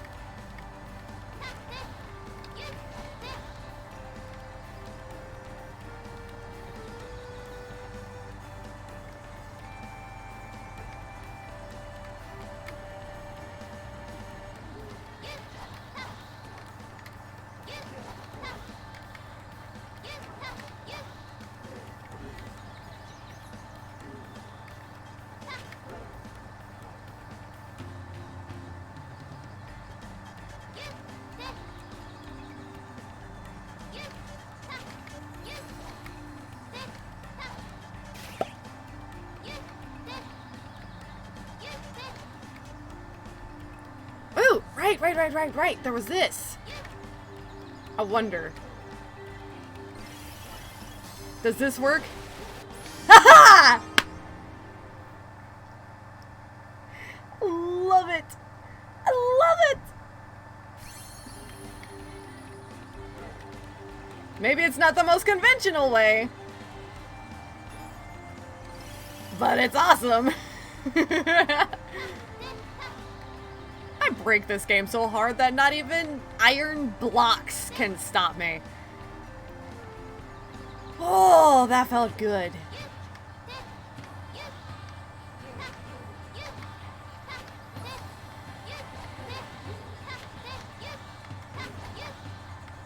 Yeah. There we go.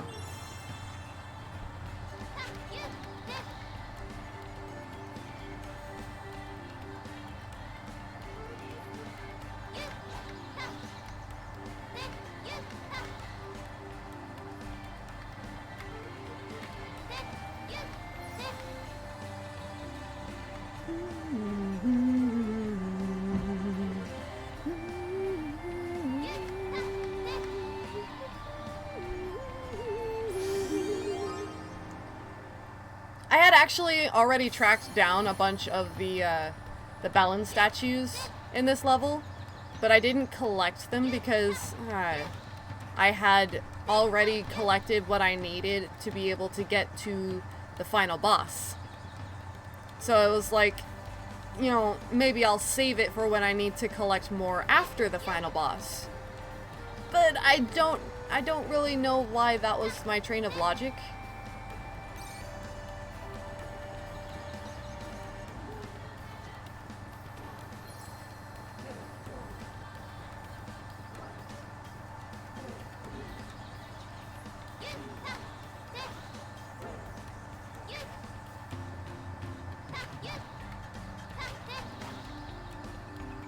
Alright, there's another balance statue somewhere near here.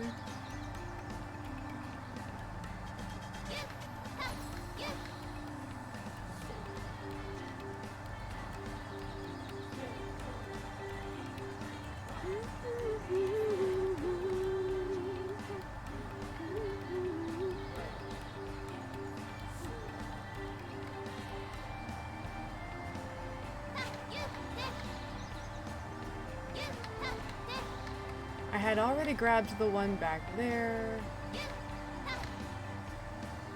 Man, there's always the one balance statue that I just can't find.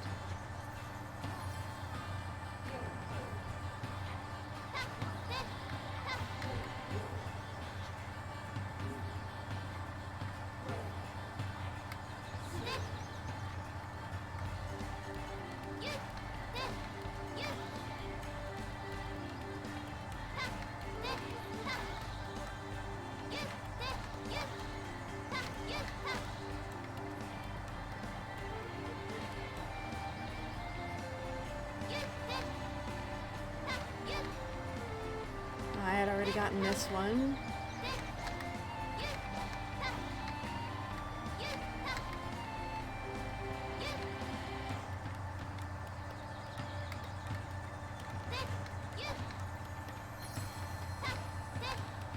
It's probably a balance bout that I didn't complete.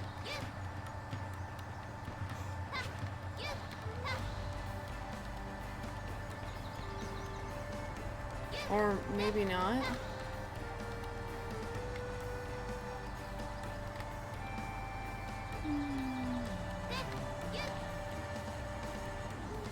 Oh well. Let's go check out chapter 2.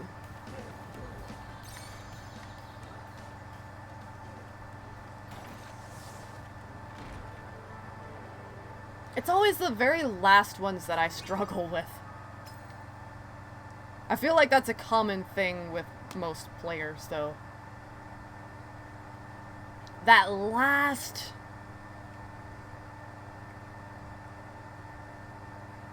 Well...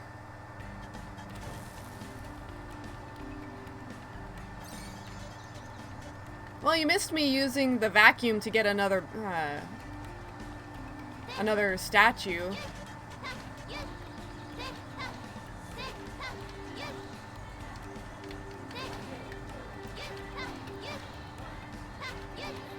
There we go. This is a better camera angle.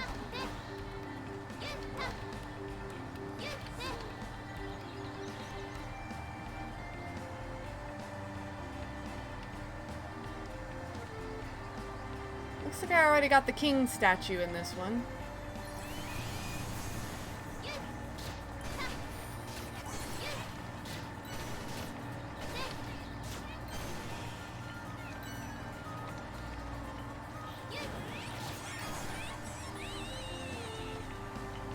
Oh, right! There was the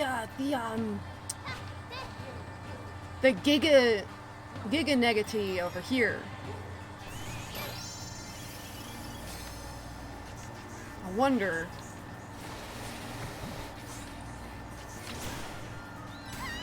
Oh! Okay. There's a cooldown. Got it.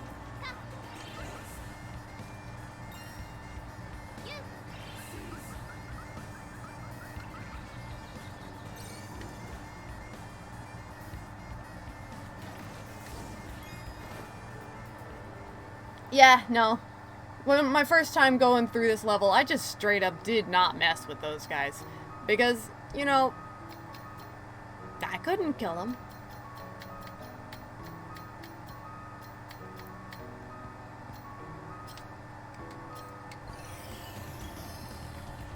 But now, I have a demon vacuum. This is not the way that I came. Aha.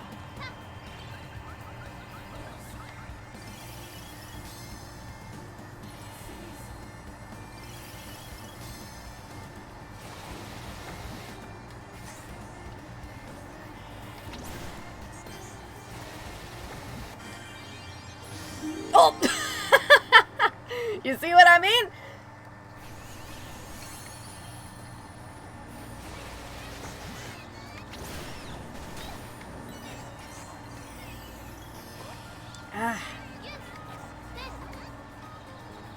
I'm gonna have to go back to that level and stock up on more of those vacuums.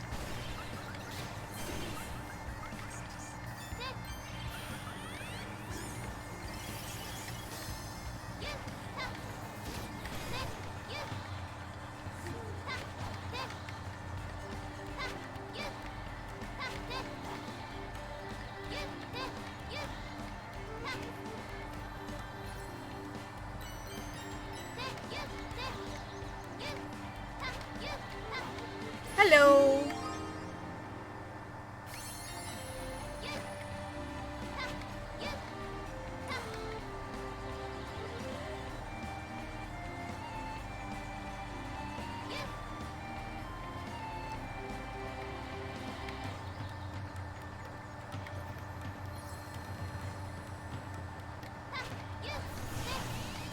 I mean, I'm not wrong, am I?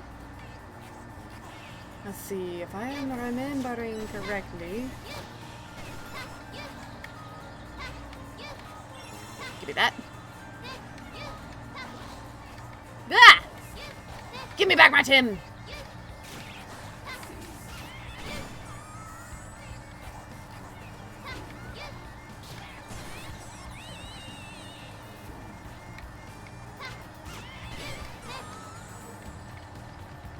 There you are. You can't hide from me.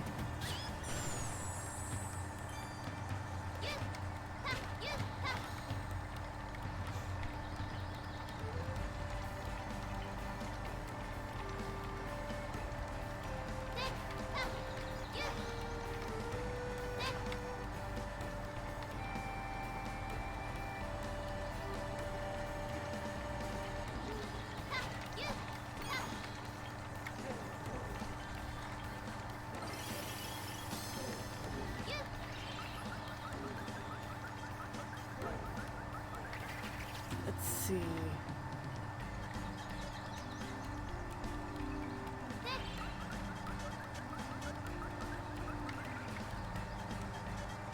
Already got that one.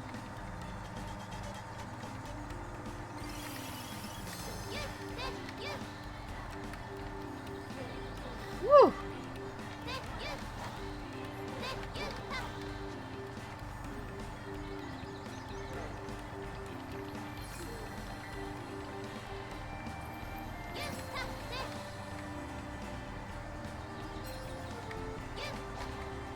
Sure, I might as well grab another one of these while I'm over here.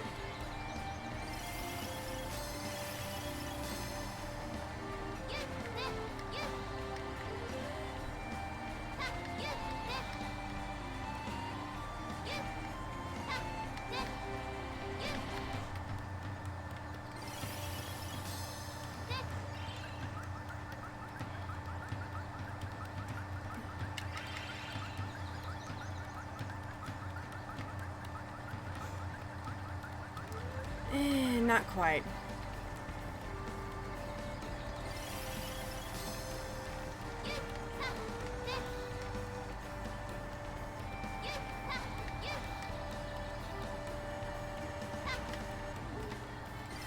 Here we go. This is better.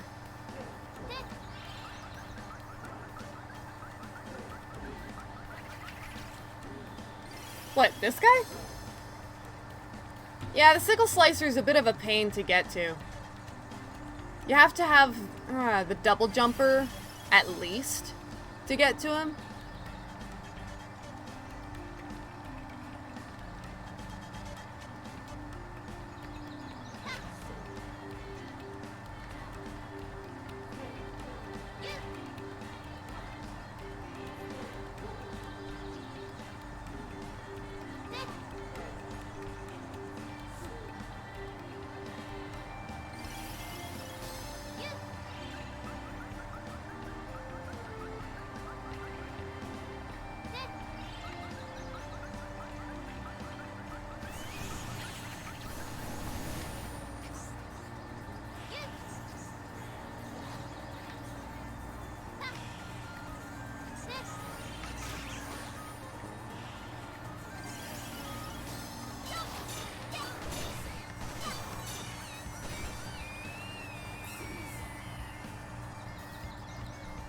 I'm missing the last two statues.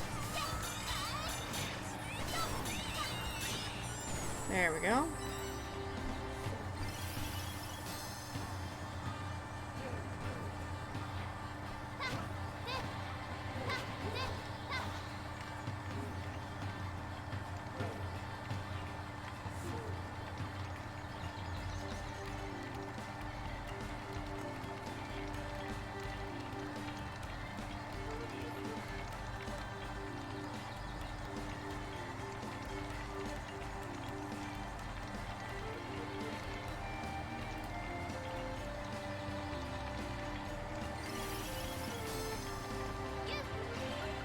But yeah, I can show you where to get him.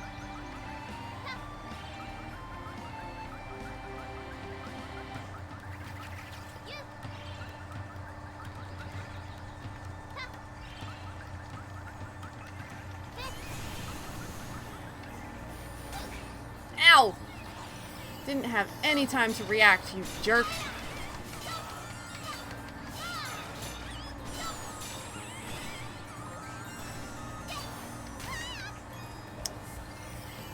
I'm so bad!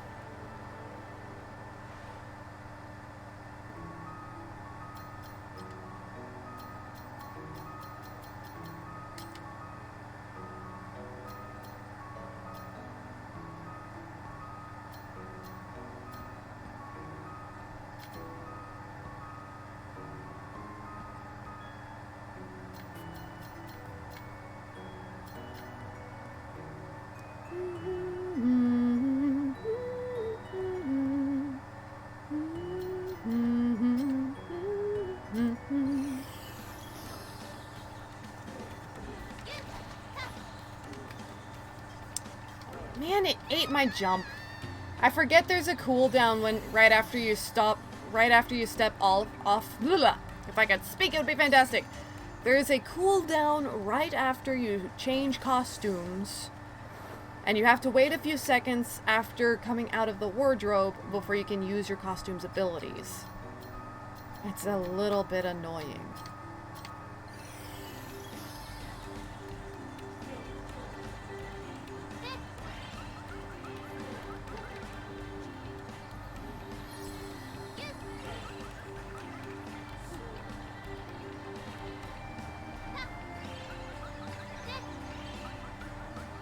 Camera?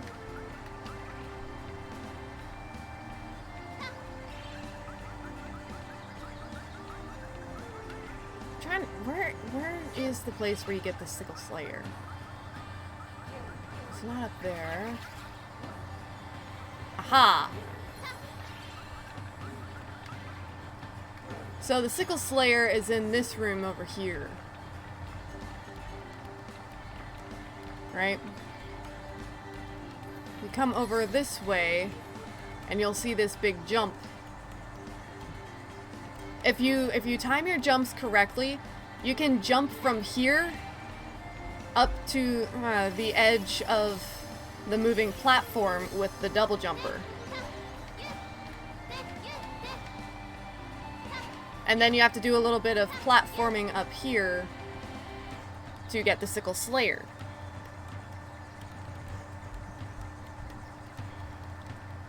Yeah, honestly, the only reason I found it is because I go everywhere with the double jumper as soon as I have it unlocked.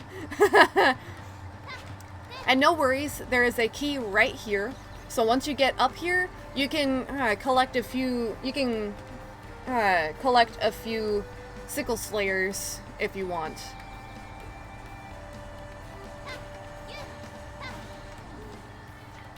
It's a pretty tight platforming section here. You have to time your jumps just right and be standing like right at the edge of this top step. So if you jump from here with the double jumper, you can get to this platform when it's right here in line with the steps. It's a little bit on the precision side of platforming, but at the same time, it's not the hardest.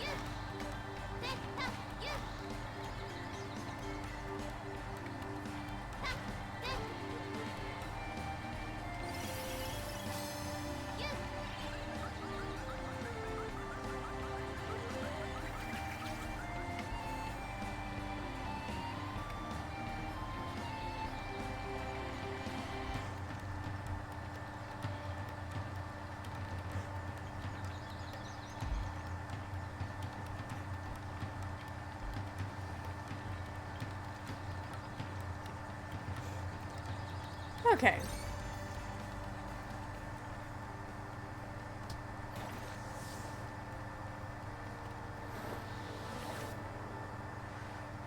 Yeah, we got to the unicorn with our double jump.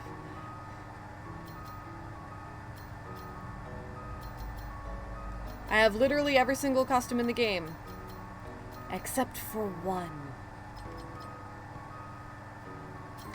The triple jumper and the air unicorn, though, I have to say they're my favorites because they give me the greatest range of mobility.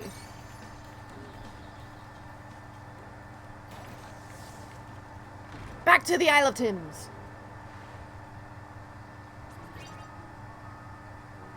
I did manage to snag me a couple more balance statues, so we'll take that as a win.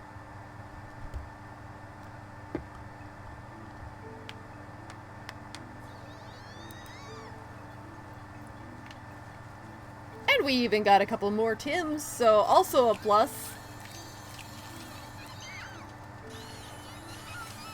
So many Tims!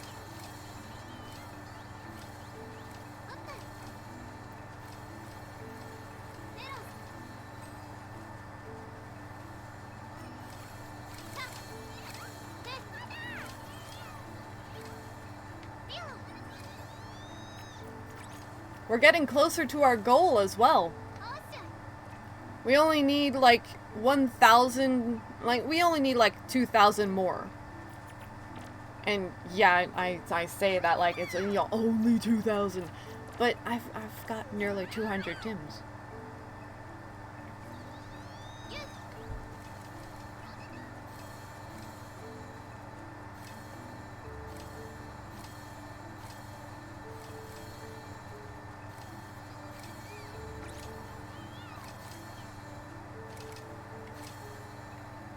Let's see.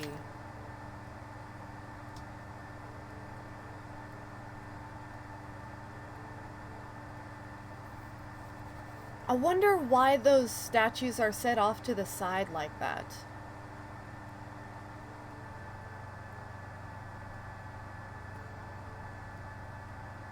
Are those hang on. Wait! Are the statues that are set off to the side, are those the Bouts statues? That would explain a lot.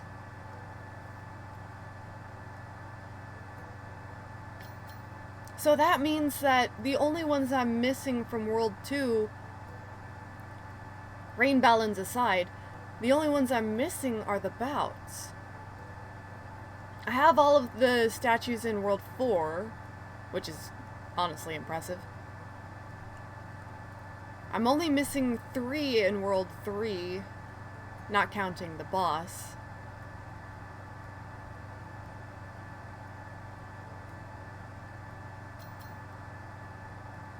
I'm only missing 1 in Act 1 of World 11. Again, not counting the boss, though. I'm only missing the Bouts and 1 in Act 2 of World 8. I've got, like, the majority, almost. I'm only missing 60 statues out of 228.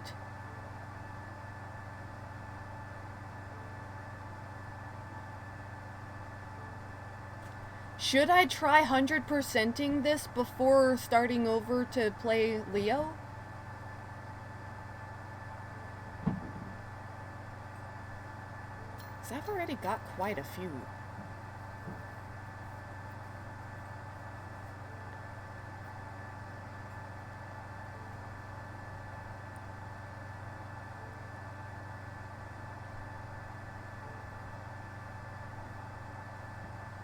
It'll take time, especially since I have to find the Bouts. But I actually think that I could do it.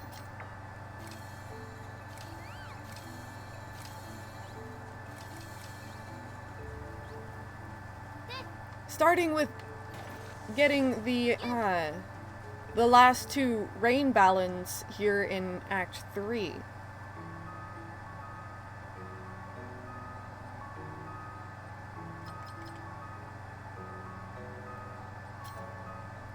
Because now that I have the triple jumper and the air unicorn, there's literally like no place I can't reach. Which is kind of honestly a little bit dumb. And I love it anyway.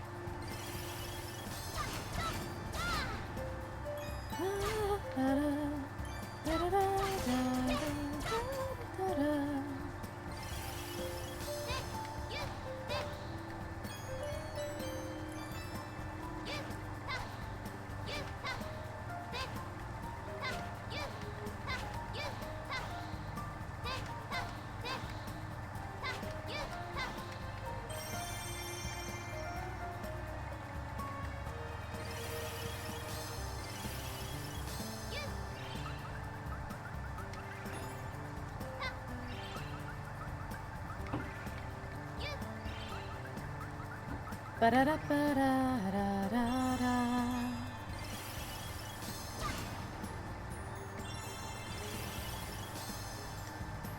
Hooray, it's time to step into a new world.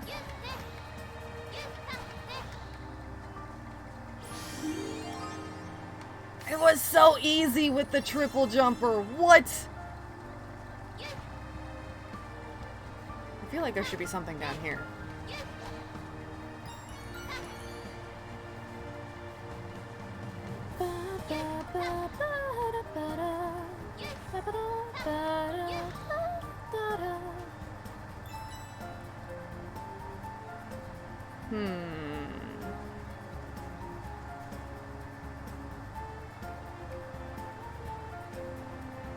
There's one more somewhere, but I'm not entirely sure where.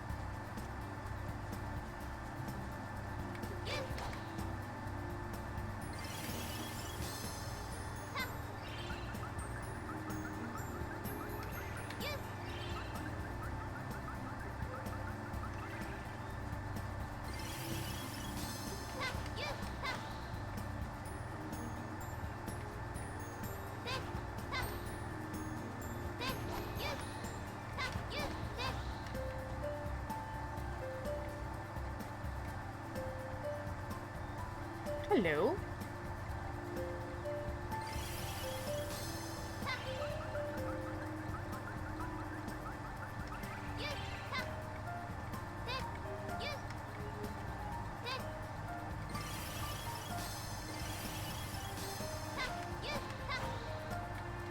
Whoops.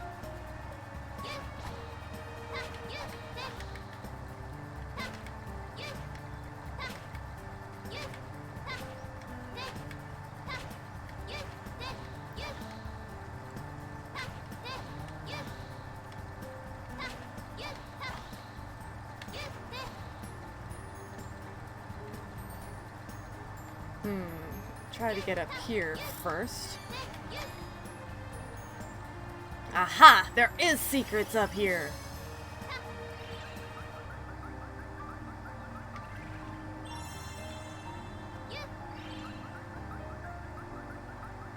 Let's come over here.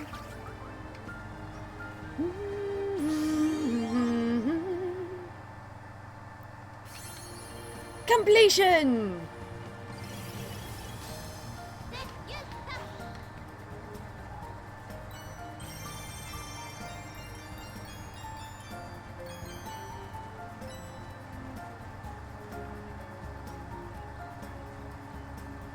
Look at this. It's so cool! And it looks like these levels give you raindrops every time you finish them, which is honestly really nice.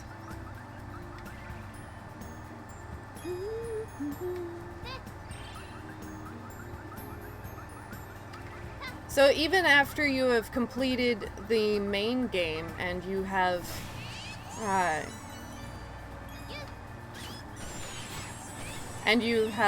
found like all the Father Tim statues, you're still able to get more raindrops by playing these extra levels. Look at the little baby Tim! Ba, ba, ba, da, ba, da.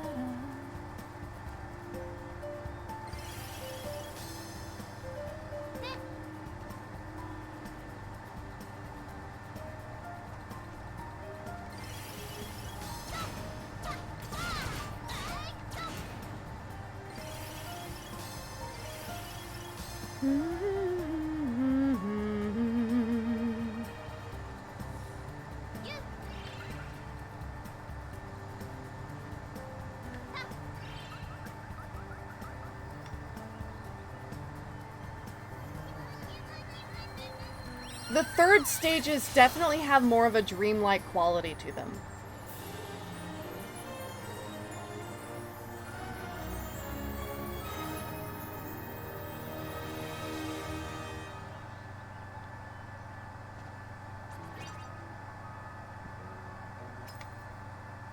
So we got an egg, a baby Tim, a raindrop, and a rain ballon.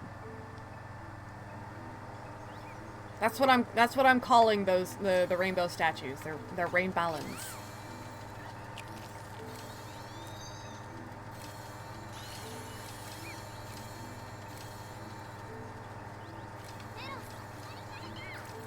Because instead of a rainbow, we've got rain ballons.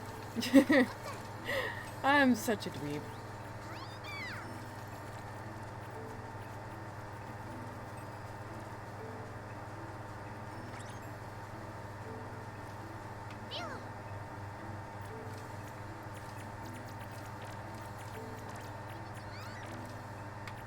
Are you gonna change color? You're probably about to turn pink, right? No? Huh. Interesting.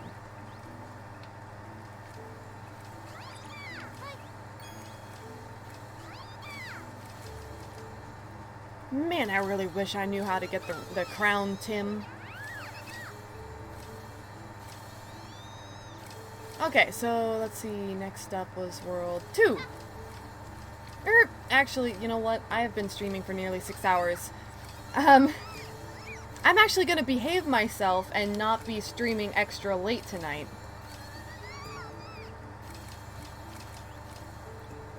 You know what?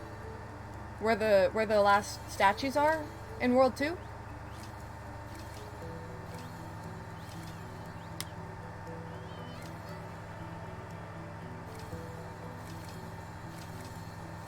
Oh, the crown Tim!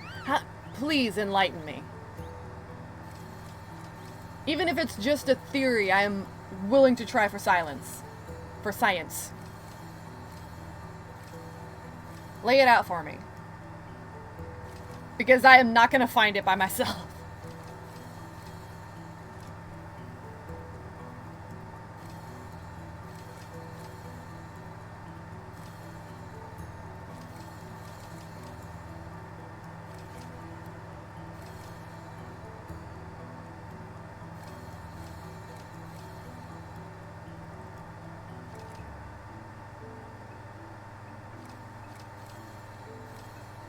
So, 2 Tims with 3 badges? Huh. That actually makes a lot of sense.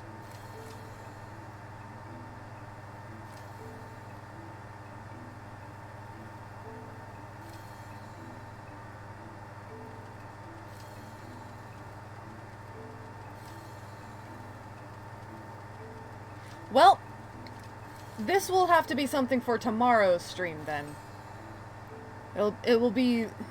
The hunt for the crown Tim begins tomorrow.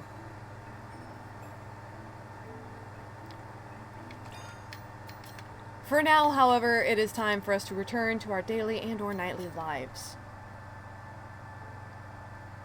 This has been Nightlight, shedding some more light on Balan Wonderworld, and just all around having a great time playing this game, because oh my dawn, it really is a great game. Thank you all so much for coming along and enjoying the game with me.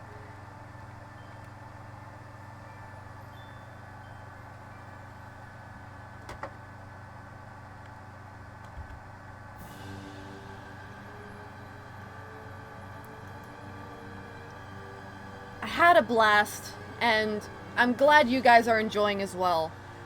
We will be streaming tomorrow at the regular time at about 4 p.m. Central Time, assuming there's not some crisis or something that happens to interfere with that.